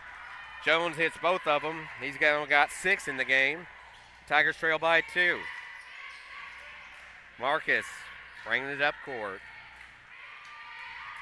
Pass out to King. King finds Moten. Moten's going to drive. Not sure if he was fouled or lost the handle on it. It was last touched by the Bulldogs, knocked out of his hands, so Moten will inbounds for the Tigers underneath the rim, all the way up top. King steps back, now drives forward, puts up a 12-footer, no good. Goforth with the rebound. He's hacked, but no call. And now a pass down low to a wide-open Jones. Fakes a shot, then pulls up. It's no good. This time Goforth's got it and gives it off to Moten. Moten lost it from behind. Grimes take the other way. He lost it. Tigers have it. Shot up off the glass and good by Moten. We are knotted up at 19 apiece. Here's a three from Jones. Too strong. Fight for the ball. It was off the hands of South Penn. And a timeout will be taken. A 30-second timeout taken by Coach Lamont Bell. And I don't blame him. I'm going to take a 30-second timeout myself. You do the same. We'll be back after 30. Charlie, take us away. Little Pizza Heaven, located at 503 Ward Avenue in Caruthersville, Missouri. You can eat in, take out, or get delivered. So make sure you call them at 573-333-0490 or go by and see Chrissy and the gang. Once again, that's 503 Ward Avenue in Caruthersville, Missouri, where they offer more than great pizza. Little Pizza Heaven, a Caruthersville tradition. So after the timeout taken by Caruthersville, we are knotted up 19-all in a game that is absolutely living up to the expectations. 2:30 remaining in the first half. Tie score, and it is Caruthersville ball. They've got a chance to take the lead for the first time in this game. Marcus will bring it into King. King will let it roll, pick it up now. Clock starts. King to Marcus. Marcus back to King. Over to Moten. He'll get it to Lee at the top. Long pass over to King. He fakes the three. Pulls up for two. No good. Ball's loose. Rebounded. King. Good! And the Tigers have the lead. That's 10 for King tonight. Stolen by the Tigers. Fast break by Moten. You bet! Moten puts it up and in, and the Tigers lead by 4. Oh, how the momentum has changed in the gym here. Jones bringing it up. He falls, loses it. Now a fight for it. And I believe we're going to have a foul. Eventually, Blagg came away with it for South Penn. And it will be a foul against Moten. And that's his first. So South Penn bringing it up. They trail by 4 now. And a quick swing of things. Blagg out to Jones. Jones for three, no good. You can see it from here. Missed everything, and now Lee and the Tigers going the other way. Lee's going to have that ball knocked away from behind. Long pass down the court to Jones. Earl. And a charge called against Earl Jones, or excuse me. Yes, against Earl Jones. King took the charge for the Tigers. And the Tigers will keep the momentum on their side. We've got a 30-second timeout taken this time by South Penn as he's going to get some subs in, I believe. $1:23 remaining in the first half. The Tigers have gained the lead. They lead by 4. It's 23-19. Stay tuned to the Bootheel Sports Network. The score of any athletic event is generally forgotten over time, but the actions of players, coaches, and spectators leave lasting impressions. The next time you attend a high school game, think of how history will remember you. Choose good sportsmanship and help rekindle the spirit of citizenship. Remember, the lessons you teach today will help develop better citizens in our communities for tomorrow. This message has been brought to you by your friends at the Missouri State High School Activities Association and this local radio station.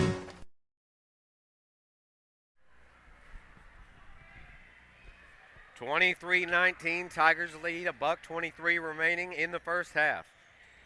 South Penn led this game for the first 9 minutes. And now the Tigers have caught fire, leading by 4. Number 2 versus number 3. This is how it ought to be. Moten with the ball up top. Quickly passes it to King, goes off his hands and out of bounds. Bad luck. Pass was just a little too strong from Moten to King. Bulldogs bring it up. Here comes the pressure from Marcus. And now a double team from the Tigers. Ball is stolen. 3-on-2. Going to the rim is Moten, but too strong, and a foul. That'll be a reach in, I believe, against King.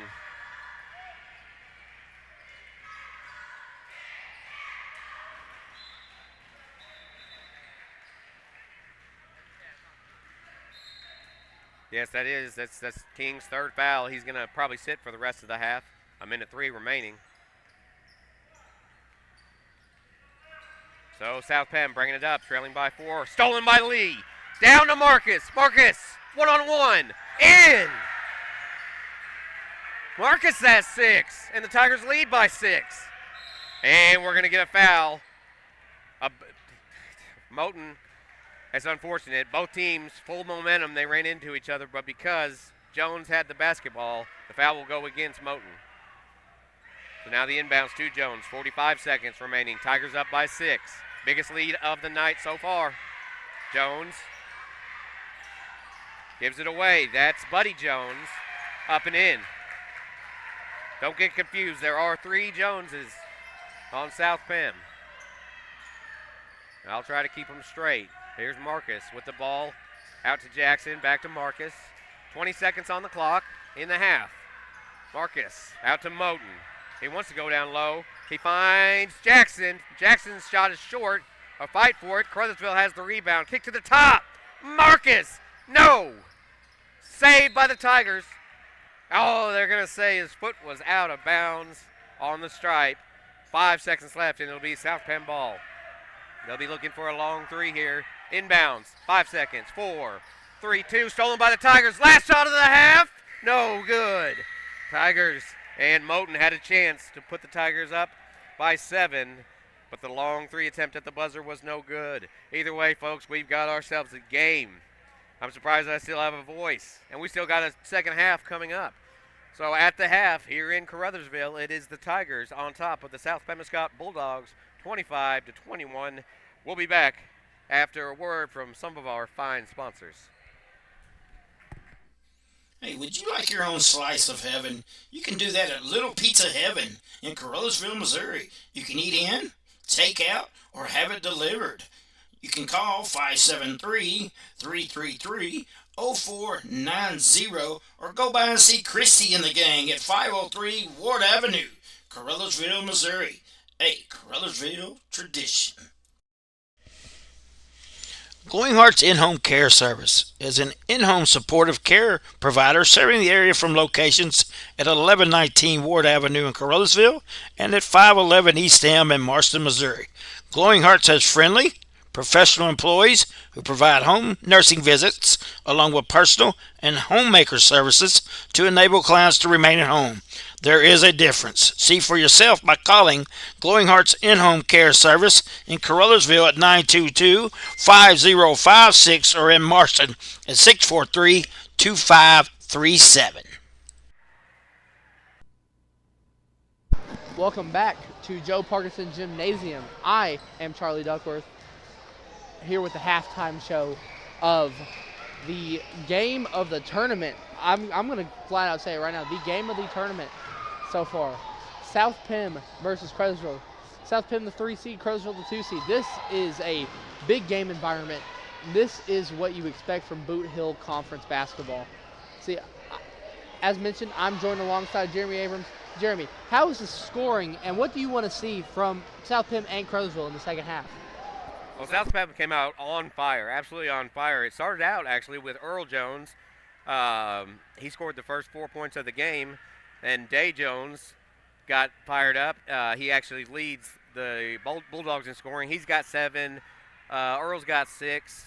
Caleb Grimes has 6. They all came in the second quarter, and Buddy Jones has 2. That's where the 21 points come from for the Bulldogs. For the Tigers, they've been moving it around well.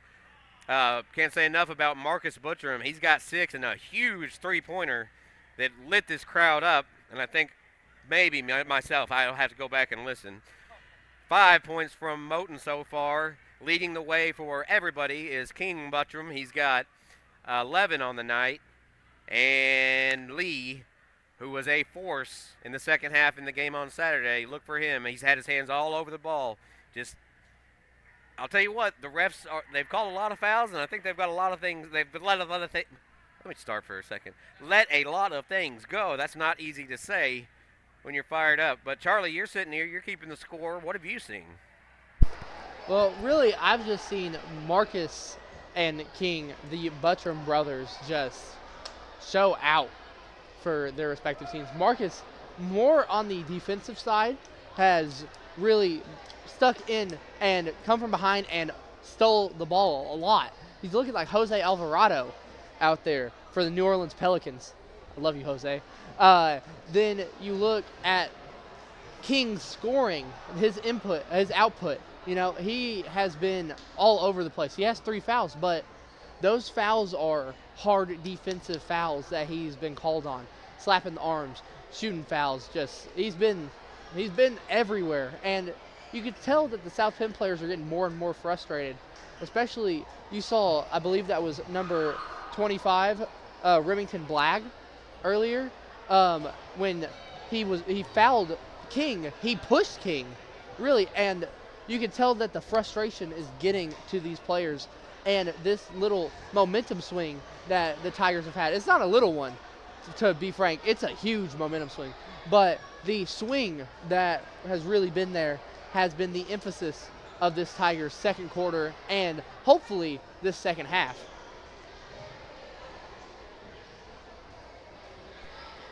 Well, to be a fly on the wall in the locker rooms right now of what the South Pembroke coach and Coach Lamont Bell are saying to their troops, because this started off, if you're a Tiger fan, this started off a little scary as Tigers couldn't get anything to drop while South Penn was running it up. Again, South Penn at one point had a 7-point lead with the ball, and then all of a sudden the tides turned, the Tigers took over, we got it tied up, and then took the lead up by 6 at one point. Now it's a 4-point lead, and that's where we're at the half.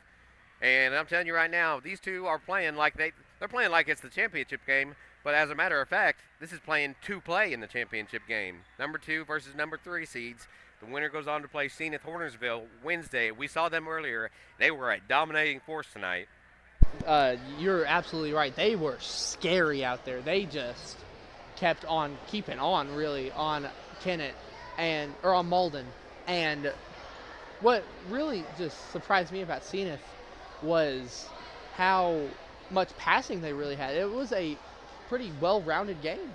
And they had a score in the 20s, but besides that, it was passing, beautiful rebounds, a couple good blocks, and a few good steals in that game. Well, only time will tell. And when I say time, just a couple minutes will tell. Second half coming up on the Bootheel Sports Network. We got 12 minutes of basketball left. It's been a fun day. It's been a long day, but great day of basketball. The championship brackets are about to be set. We'll know who will go on to face the Zenith Hornersville Lions in the 8th grade championship game on Wednesday in about 15 minutes or so. You got to include timeouts and fouls and all that, so give it 20 minutes maybe. Who knows? Somewhere along the line, we're going to have a winner of this contest and a championship set for Wednesday. We're still actually about 3 or 4 minutes away from getting back to the action. It'll all just depend on the players. They put 2 minutes and 45 seconds on the clock. Again, the momentum shift. You just wonder if that break at the half, because the Tigers have just made 2 critical steals right before the half. And I'm telling you right now, if that shot, that three-pointer at the buzzer by Moten had dropped, this place, the roof might just come off this place. We'd get to see some stars. Well, no stars. I believe it's cloudy out there, but you get the picture, folks. I'm telling you right now, this crowd here is fired up for their 8th grade team. The cheerleaders are loud and proud. They're fighting amongst each other in a good way. The cheer competition, pom-poms, not fists, that kind. You know what I'm saying. Both teams fired up and wouldn't have it any other way. Absolutely right, Jeremy. Both of these teams are out here having a war, if that's the way you want to put it. I mean, from the fans, from the cheerleaders, as you mentioned, from even the players. This game is chippy. This game is beautiful. This is, like I said, already to me, game of the tournament for just how close it is and the ferocity of both teams. I mean, you look at it, like I said, the Buttram brothers are out there killing it for Crothersville. And then you look at South Penn, the Joneses have a combined 13 themselves. I mean, and you look at the 7th grade game for South Penn, they had 3 more Joneses on that team. So it's kind of like Valley and a few of their families.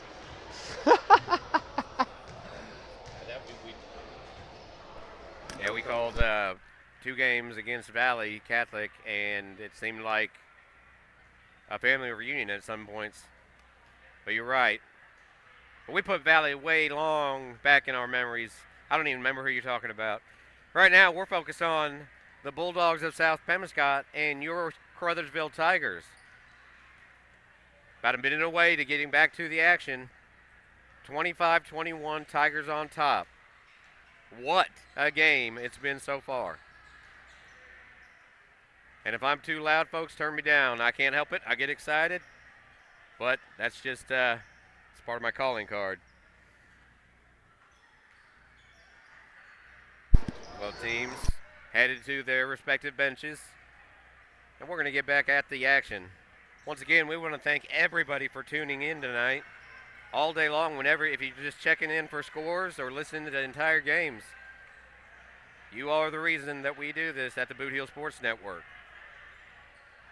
And the only, put that in capital letters, the only place, if you're not here to catch the action of all four of the games that we've called here today, the games that we called on Saturday, and the games we'll be calling on Wednesday, the championship games. All I know is both teams are on the court, and we're ready to go for the second half. 6 minutes on the clock, and it'll be South Penn ball. They trail by 4. Are you ready, Charlie? Because I am. I sure am, Jeremy. Let's go. Let's do this. Jones inbounds for the Bulldogs. He's covered by Marcus. Jones going to just step back for 3, no good. Rebounded by Grimes, and now his shot's no good. Tigers have it. King coming down with it. And the Tigers will retreat and set up an offense. Marcus back to King. King down the middle to Moten. A little floater's no good. Rebounded first by the Tigers, taken by the Bulldogs. Jones lost control of it. Now it's passed out. That's to Hernandez. Hernandez passes down low to Day Jones. His shot's no good. He gets his own rebound. Jones gets a screen, shoots a 3. It is no good. In and out. Rebound by the Tigers. Tigers on a fast break. 1-on-1. No. Jackson's shot doesn't go. And a foul will be called on the rebound. And that's going to go against Caruthersville.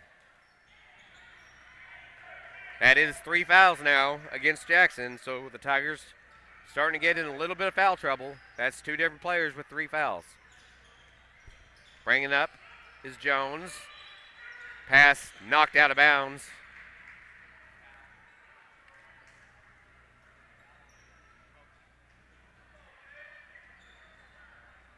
I think they said it went off the hands of Moten. No.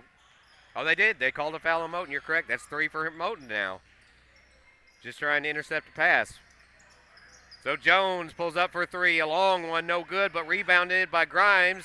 His shot's no good. Finally put back up again, no good. Grimes' shot's knocked away, and a foul is called.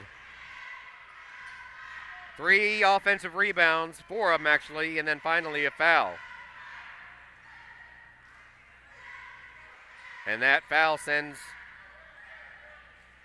Caleb Grimes to the line. He's got 6 points in the contest so far. I think there should be a rule in basketball when you're rebounding after the 3rd rebound attempt, no fouls until somebody gets possession of the ball. Just a pure scrum for it. First shot, no good.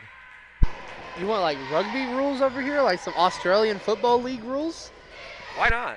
I mean, you keep it clean, but still, everyone fighting for the ball, no fouls called. These are 8th graders, Jeremy. I don't know why you have to keep reminding me of that. Grimes' second shot's good. It's a 3-point game.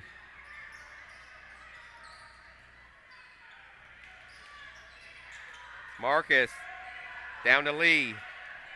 Lee is double covered. Going to pass it all the way across the court to King. Back to Marcus. Marcus is going to drive. He's tripped, and that'll be a foul. Good sportsmanship out there as the man who accidentally tripped him, Day Jones, helps Marcus back to his feet. That is 4 fouls now. They gave it to Earl Jones, the foul. So 4 fouls on Jones.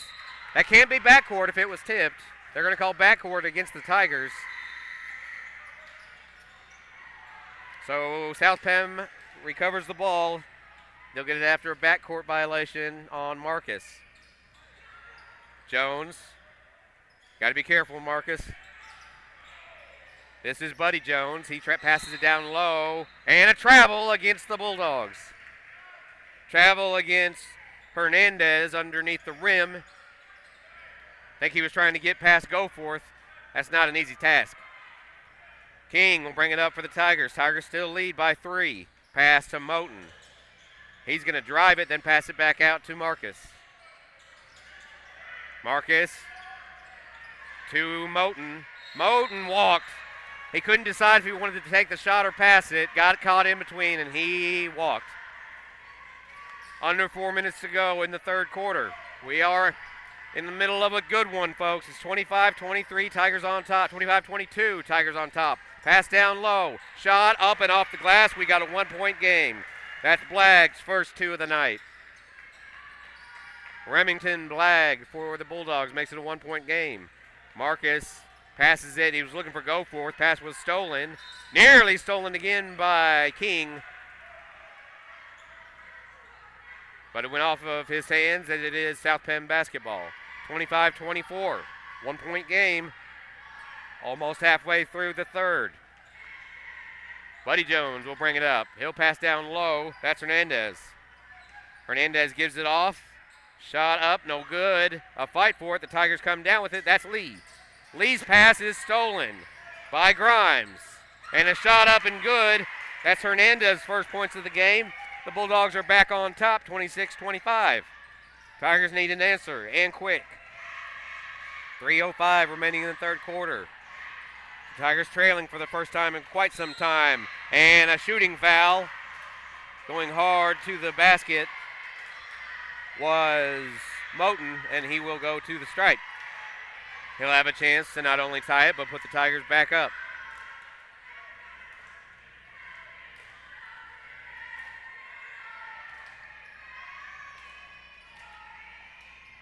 Moten, his first shot is no good. He does have 5 points in the game and a couple words of wisdom given to the Buttram brothers by Coach Lamont. This is Moten to tie. 3 minutes exactly remaining in the third quarter. Second shot, no good. Rebounded by Goforth. He's looking for help. Passes it to Lee. Lee driving. His shot no good. And South Penn comes up with the rebound. So both shots missed from the free throw line. South Penn still up. Here's Grimes. Pass to Remington Blagg. Up and in. And he's got 4 points. And a timeout on the court. I don't think Lamont, Coach Bell, likes what he sees out there. He wants to take a timeout, so we'll do the same. The Bulldogs have regained the lead in the third quarter. It is 28-25. Bulldogs on top. We'll be back in 30 seconds.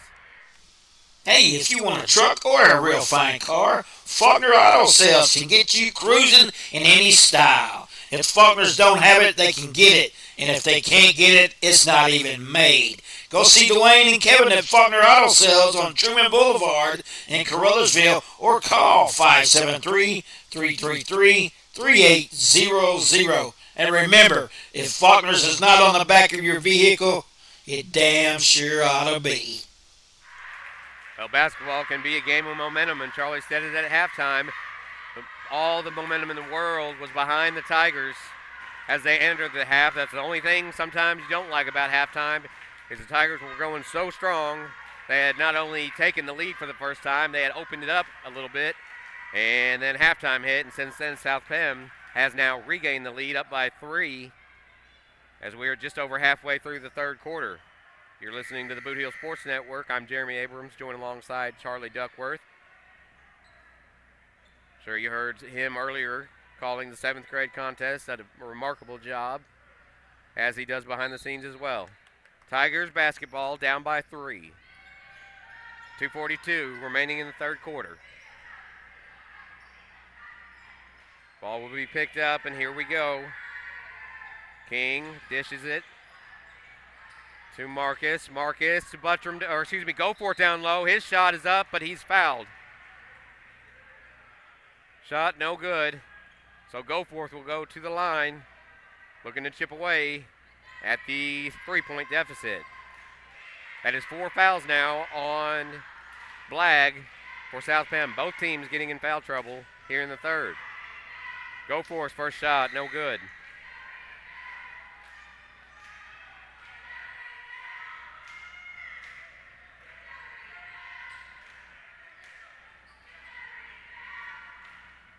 Just a little more mustard on it. Nope, not this time. Goforth doesn't hit, but it's stolen by the Tigers.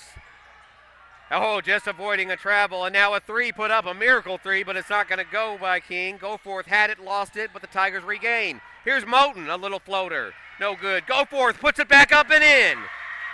The big man gets into the books. His first two cuts it down to a 1-point lead for the Bulldogs. 2 minutes remaining in the third quarter. Bulldogs up by 1. A three taken by Jones. Too strong. Goforth had it, lost it.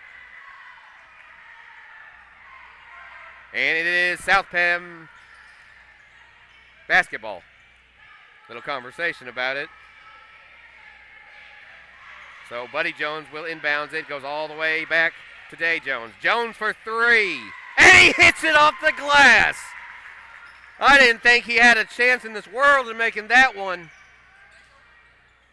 And now a three from Moten to re-edge. Oh, no good. But Marcus has got the rebound. He puts it up, no good. Tigers still with the rebound. Lee has it. He'll drive. Baseline, up and good. That's what Lee can do.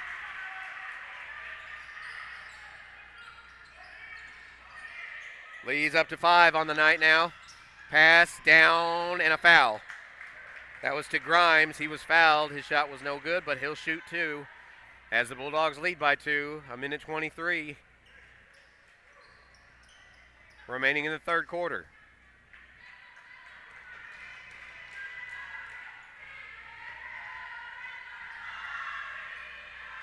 Grimes has 7 in the contest tonight.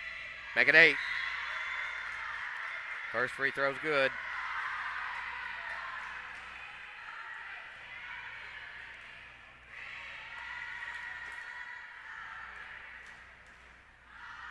Second shot up and no good. Rebounded by the Tigers.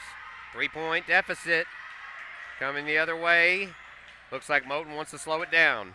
Fakes the pass and gives it out to Marcus. Marcus is going to drive all the way across the baseline and then get it out to King. King puts up a shot. No good. Rebounded by South Penn. It's a 1-on-2 situation. And Jones lays it up and good. Give him 12 for the night. 5-point lead for the Bulldogs. Under a minute to play in the third. Bounce pass to Lee. Lee to Goforth. Goforth, his shot. He was fouled. And he'll go to the line. Fouled hard from behind. We'll see who they call it on. South Penn does not have that many more. Well, they do here. In this instance, that foul was against Sear Rogers. And that's his first. Somehow Sears snuck in the game. Goforth hits the first. 4-point game. Goforth can make it a 3-point contest again.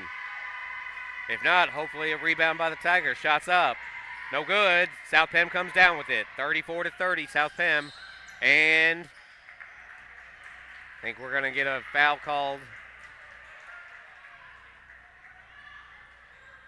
It'll be basically a blocking foul against King. That's his 4th, and he'll have to sit down for a little bit. Jackson checks back into the game. So foul trouble for both teams. 2 stars with 4 fouls in Jones and King Butcham.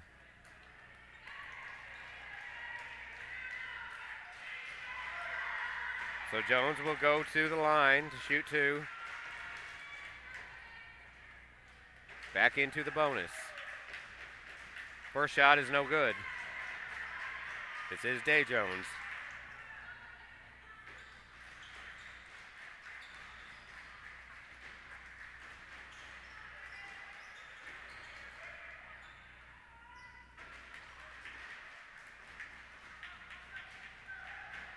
Second shot, no good. Rebounded by Goforth. Tigers head the other way, trailing by 4. 40 seconds remaining in the third quarter. Lee driving, spinning, passing, finding a wide open Jackson for 3, no good. Ball is loose, picked up by Marcus. No call, and South Penn has the ball. Going the other way is Jones. He can't make it. Rebounded by Jackson. He's going to throw it down to Marcus. 19 seconds on the clock. Marcus driving. Couldn't get a lane. and he pulls it back. Now double team, pass down to Goforth. Goforth off the glass, but he's fouled, and he'll go back to the line. 8 seconds remaining in the third quarter. I don't want to say 2 no calls, but 2 no calls. One big one down here in Tiger territory. But Goforth can chip away at the lead. His first shot is good. 34-31, Bulldogs on top. Instant classic on our hands. We still got another quarter to go. We still got 8 seconds left in this one. Goforth. Misses a second. South Pam has the ball. Nearly had it knocked away by Moten. 4 seconds. Long pass. Here comes a 3 at the buzzer. Way too strong. And that's no good off the hands of Hernandez. Pardon me. We have played 3. 6 minutes of basketball left. The end of this day 2 semifinals of the tournament. And right now the Bulldogs lead your Tigers 34-31. Stay tuned, folks. We'll be back in 30 seconds. The score of any athletic event is generally forgotten over time, but the actions of players, coaches, and spectators leave lasting impressions. The next time you attend a high school game, think of how history will remember you. Choose good sportsmanship and help rekindle the spirit of citizenship. Remember, the lessons you teach today will help develop better citizens in our communities for tomorrow. This message has been brought to you by your friends at the Missouri State High School Activities Association and this local radio station. Well, the Tiger cheerleaders said it best. Red and white defense. Let's go. Tigers trailing by 3. Got to be careful on defense with foul trouble. But either way, both teams have a strong bench. And get ready to see some of the non-starters here in this game.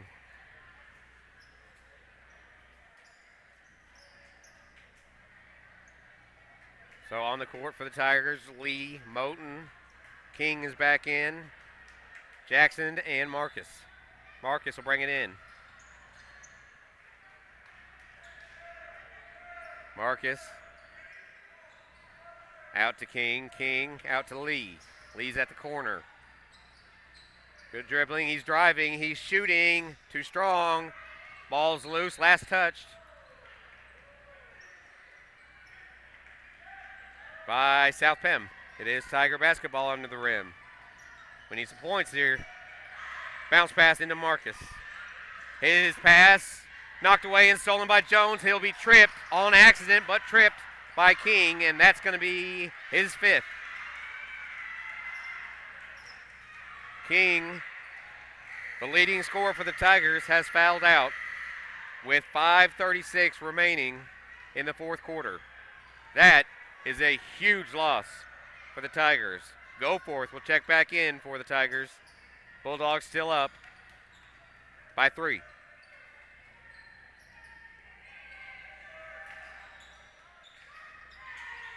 Dribbling is Jones. Jones pass down low, but can't be. It's not handled. Looked like it was dribbled on the line, but no call. And a timeout is called. So South Pem takes a timeout. The Bootheel Sports Network will do the same. It is with 5:26 remaining in the fourth quarter. South Pem 34, Caruthersville 31. Come right back in 30 seconds. Hey, are you doing a jailhouse rock and would much rather be having a house party? You can call Moss Bell Bonds at 573-359-4935 or 573-333-2916. They're available 24 hours a day. Also having a payment plan and credit cards accepted. You can make bail 1 minute from jail. Freedom loss, call Moss. Well, they talked it over. 5:34. This is anybody's game right now. It's South Pem's game as they lead by 3, 34-31, but still 5.5 minutes to go. Unfortunately for the Tigers, they have lost their leading scorer, Buttram. That's King Buttram, as he is fouled out. Quick pass inside to Jones. Jones is double covered. He lost the ball. Lee has it. Lee with a long pass Off the hands of Jackson. Rebounded or recovered by Jones. 1-on-3 for him. It doesn't matter. Off the glass and good. He's got 14 on the night, and it's a 5-point lead for South Penn. Tigers have got to get going. Marcus brings it up. Dishes it off to Jackson. Jackson to the corner. That's Moten. Pulls down the shot, now steps in. He's just going to put up a lazy shot. No good. And rebounded by the Bulldogs. And that's thrown away. Full court pass thrown away by Jones.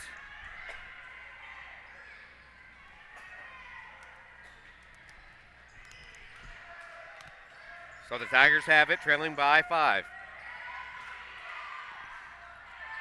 Marcus is driving, thought about the shot, gives it down to Moten. Ball knocked out of his hand, shot blocked. So last touch by the Bulldogs. And that ball goes up on the stage. A save by the cheerleaders. Jackson to inbounds. All the way to the top. That's Moten.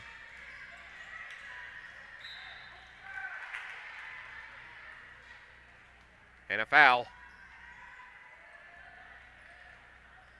That should be a reach-in foul against, it is, against Day Jones. That's their leading scorer. He's got 4. Tigers already lost theirs, 2 fouls. Marcus bringing it up. Moten deep in the corner.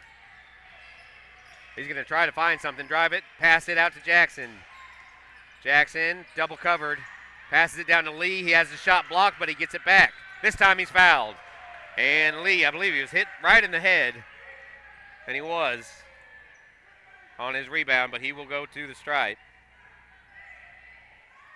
We'll wait and see who that foul's against. That one is against Grimes. That's his second. So Lee can chip away. There's 4 minutes and 11 seconds remaining in this game. Tigers trail by 5.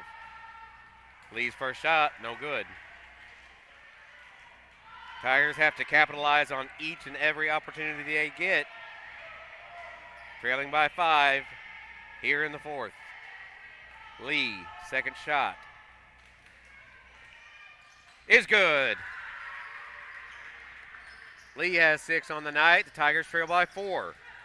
Double team on Jones. Jones lost it. Jackson in a 3-on-1 for the Tigers. Bounce pass, stolen by Jones. He got the handle on it. He'll pull up for an 18-footer, no good. Rebounded by Goforth. Well, he takes a beating down there, but he comes away with it. Marcus now. Tigers trail by 4. 3:47 remaining. Marcus backs up, looking to set something up. Finally passes over to Lee. Lee thought about the shot. Pulls it down. Pass is tipped, but recovered by Jackson. Jackson drives. He's fouled, and he will go to the line.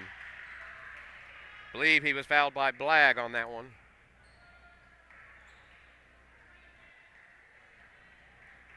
Actually, yes, he was fouled by Blagg. That's all for Blagg. He has fouled out of the game. He finishes with 4 points.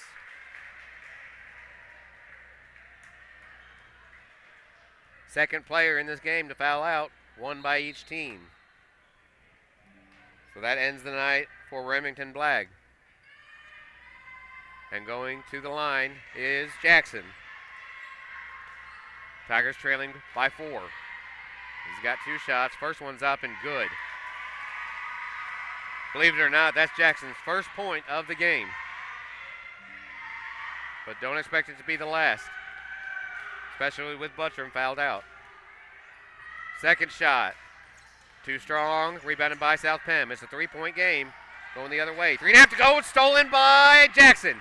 Jackson to Moten. Good. Beautiful, beautiful layup there by Moten. Excuse me, I got choked up on that one. We got ourselves a 1-point game. A 2-on-1 for Jackson and Moten.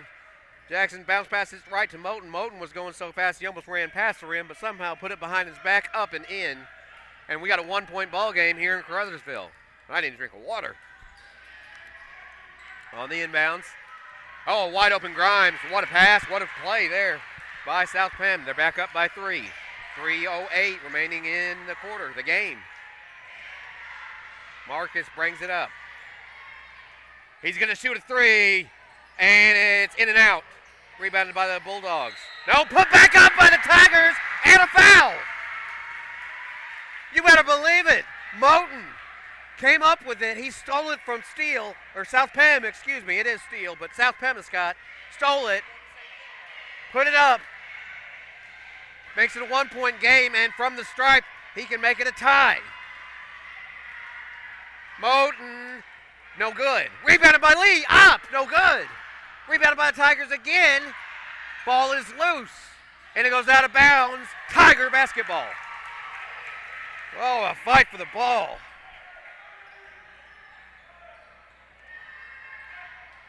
.248 remaining. 1-point game with South Penn on top. Tigers have it under the rim. Inbounds all the way to Moten. He's in the corner. Trying to direct traffic. Moten drives. Gets a screen from Goforth, but loses the ball. Grimes comes up with it, and the Bulldogs. Jones. And a charge! Jones ran full-fledged into Moten and got called for it. Jackson, excuse me, you're correct. Jackson was standing there, took the charge, and it is Caruthersville ball, and that is the 5th foul for Earl Jones. Second Bulldog to foul out.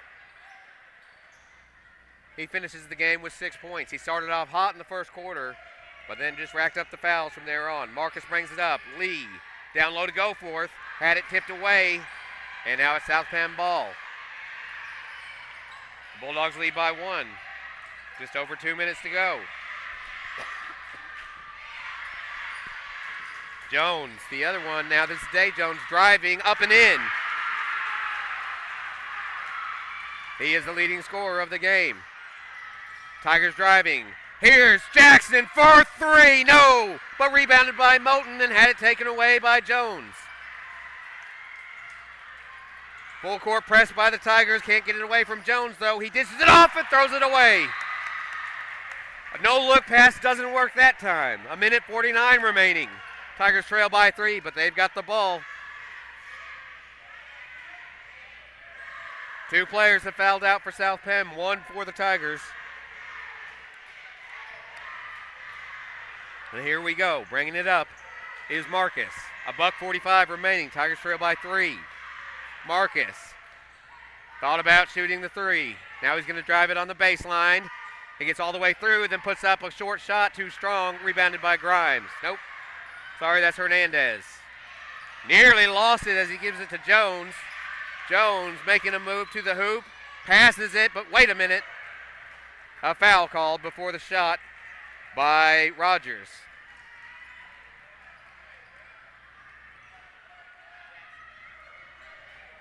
Jackson now with his 4th foul of the evening. 1:24 to play. Got to keep an eye on that. Inbounds all the way to midcourt to Jones. 1:23. He loses it, picks it back up. He's going to dish it off. There was a whistle. A push. I think that was on Jackson. It was. Jackson has fouled out for the Tigers. He finishes with just 1 point from the free throw line. So now 4 players fouled out in the game, 2 from each.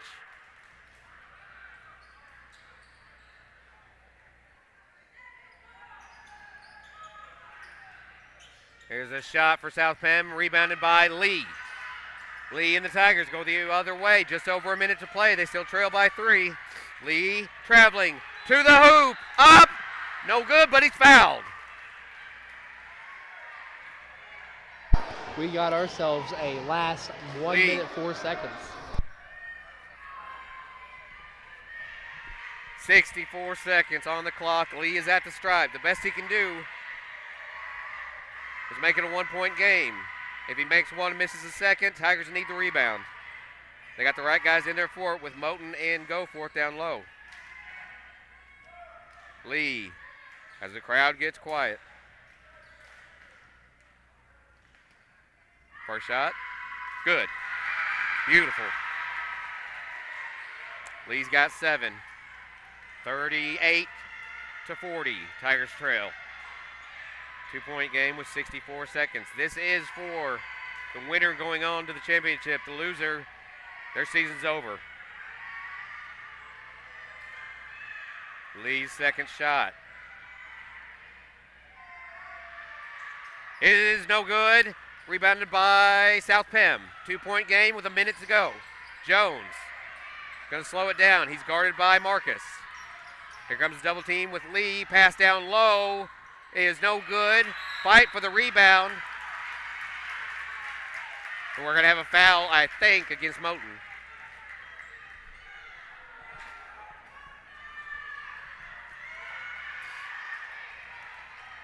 It is on Moten. That's his 4th foul. But we have 50 seconds remaining, and that will send Rogers to the line. Tiger fans making some noise. First shot. Good. That makes it a 3-point contest. Free throws critical at this point in the game. We're rocking here. You can probably see it on the camera. Rogers' second shot is good. Sinks them both. It's a 4-point game. Tigers are hurrying. Marcus. And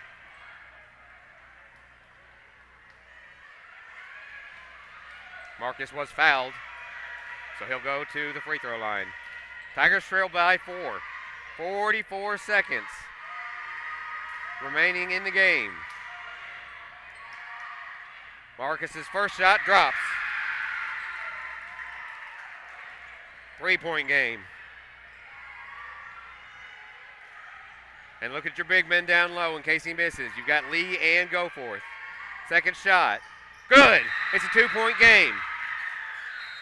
And as expected, a timeout. 44 seconds remaining. We got a timeout on the floor. We're going to do the same. Don't go anywhere. This is a 2-point game. Tigers trail by 2. We'll be back in 30 seconds on the Bootheel Sports Network. We're for agriculture. For growers, doers, whatever it takers. We're for doing things with purpose. We're for the little guy with big guy dreams. We're for agriculture. We're for you. Nutrien Ag Solutions, leading the field.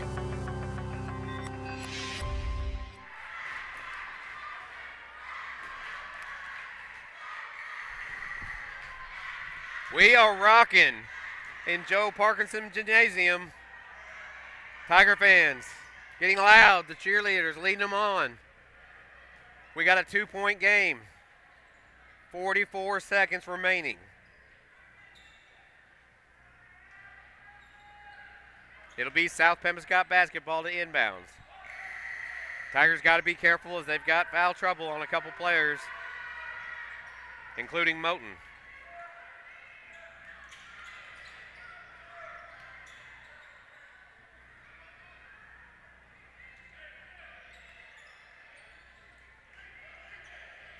They'll move the inbounds to underneath the rim.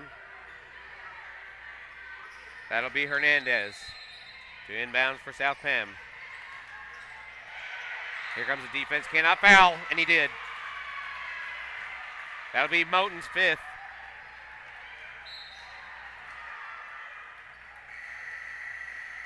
Moten has fouled out of this game. That's the 3rd Tiger to foul out. Finishes the game with 7 points. And that's a key loss from one of the Tigers' best outside shooters. 41 seconds remaining. And Jones will get to go to the stripe for 2.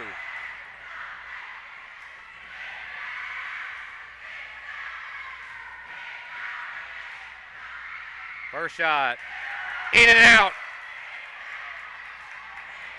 Still a 2-point game. Again, the big men down for the Tigers, ready to rebound. Let's go forth in the lead. Second shot by Jones. This place is going crazy. It's up. It is no good. Go forth with the rebound. And now Marcus may have stepped out of bounds, and it's South Penn basketball.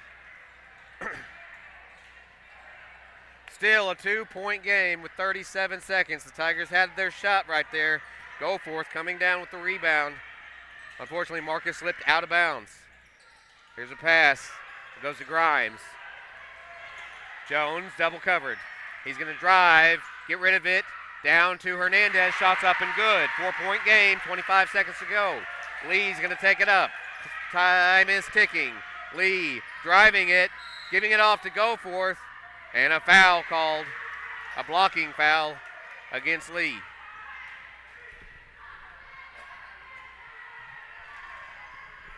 So Lee goes through the stripe. Tigers down by 4.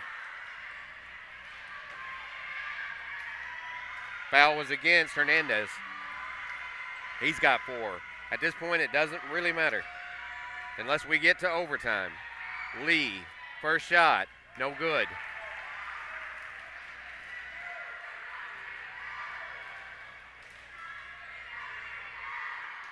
They're going to send Jones back in the cherry picker. But Marcus is back to defend. Lee's second shot to make the 3-point game is good. So here we go. Do you foul or do you go for the ball? Jones is driving to the hoop. Up. No good. Let it go. Tiger basketball.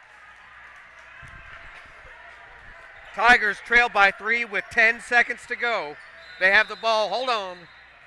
We're going to have a timeout. 30-second timeout. We'll take a 30-second timeout. 10 seconds left, folks. Come right back on the Bootheel Sports Network. Glowing Hearts In-Home Care Service is an in-home supportive care provider serving the area from locations at 1119 Ward Avenue in Carruthersville and at 511 East Elm in Marston, Missouri. Glowing Hearts has friendly, professional employees who provide home nursing visits along with personal and homemaker services to enable clients to remain at home. There is a difference. See for yourself by calling Glowing Hearts In-Home Care Service in Carruthersville at 922-5056 or in Marston at 643-2537. So here's the situation. It is Bulldogs 44, Tigers 41. 10 seconds remaining in the game. The Tigers trail by 3, and they have the ball.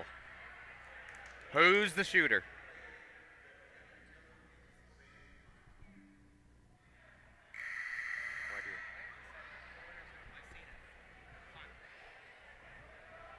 I think they were just announcing announcement from the scoreboard table. I didn't hear what it was. Everyone in here got so quiet for just a second. I think it was just that the winner will go on to play Zenith. But right now, here's all that matters. 10 seconds. Tigers trail by 3. Basically, who's going to be the shooter? Marcus has got the ball. Time is ticking. It's under 10. Marcus driving. Marcus to the hoop. His shot's up and no good. Goforth puts it back up. Twice, no good. Still no good. That is the ball game.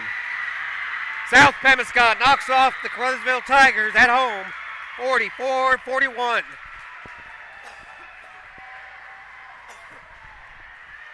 What a game we have just watched. But it is the Bulldogs that come out on top.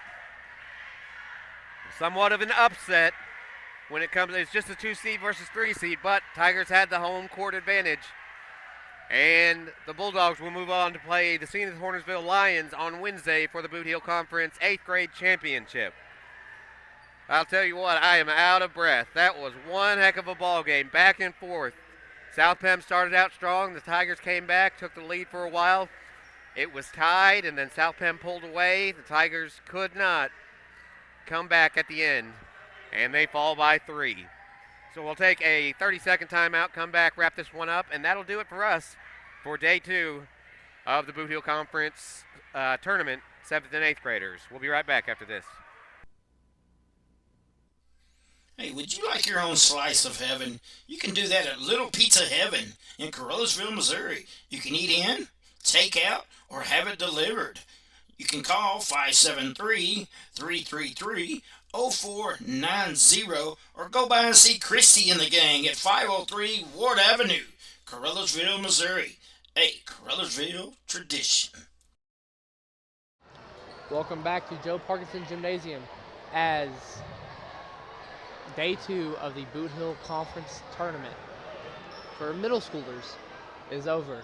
All that's left is Wednesday, December the 11th, and we have both of the matchups made. In the 8th grade, what we can only assume is the main event, the 1 seed Zenith Hornersville Lions versus the 3 seed South Pembescott Bulldogs, who you just saw beat Caruthersville on their home court. And then you go over to the 7th grader side, and it is the 1 seed Kennett Indians versus the 2 seed Hayti Indians. It's a battle of the Indians. It's a battle of the tribes, you might want to call it. So, Jeremy, what are these numbers looking like for this classic of a game? Well, again, just in case you missed the final 10 seconds, Tigers had a chance, down by 3, couldn't get it to go. And the final scores, the tallies for the South Pembescott Bulldogs, 8 from Grimes as he came in late to come up with those stats, 16 by Day Jones. Earl Jones, one of the players that fouled out, had 6, 2 from Brian Hernandez, 4 from Remington Black, he fouled out, and Sierra Rogers had 2 for 44 points. For the Tigers, they spread the ball around just as well. Marcus Butchram had 8. Moten had 7. He fouled out. Just 1 point from Jackson tonight. He fouled out. And King Butchram was leading the way. He had 11 before he fouled out. And then Lee ended up with 8. And Goforth down low had 4. So that will do it for the 8th grade Tigers season. It has come to a wrap here at Joe Parkinson Gymnasium on this date, December 9th, 2024. I wasn't sure. I had to look at my phone. The championship game will be on Wednesday. Now, do not forget, tomorrow night, Charlie and I will be live right here at the gym for varsity basketball. The Tigers take on Kelly right here at home, looking to get that first big win on the season. That's a district matchup, too. Kelly's the host of the district tournament this year. Caruthersville has to see them come into the Joe Parkinson Gymnasium, see what can happen. I mean, this is an 0-4 squad that could pair up with 4-0 teams and still make it a close game. So again, a heartbreaker here in the Bootheel as the Tigers drop the semifinal contest in the Bootheel Conference Championship. This is the 8th graders. They lose by 3, 44-41. So it's been a long day. Tell you what, take me home, put me to bed. I have seen too much. So for everyone at the Bootheel Sports Network, all of our sponsors, thank you so much, and everyone that tuned in. For Charlie Duckworth, I'm Jeremy Abrams saying we will see you tomorrow night right here on the Bootheel Sports Network.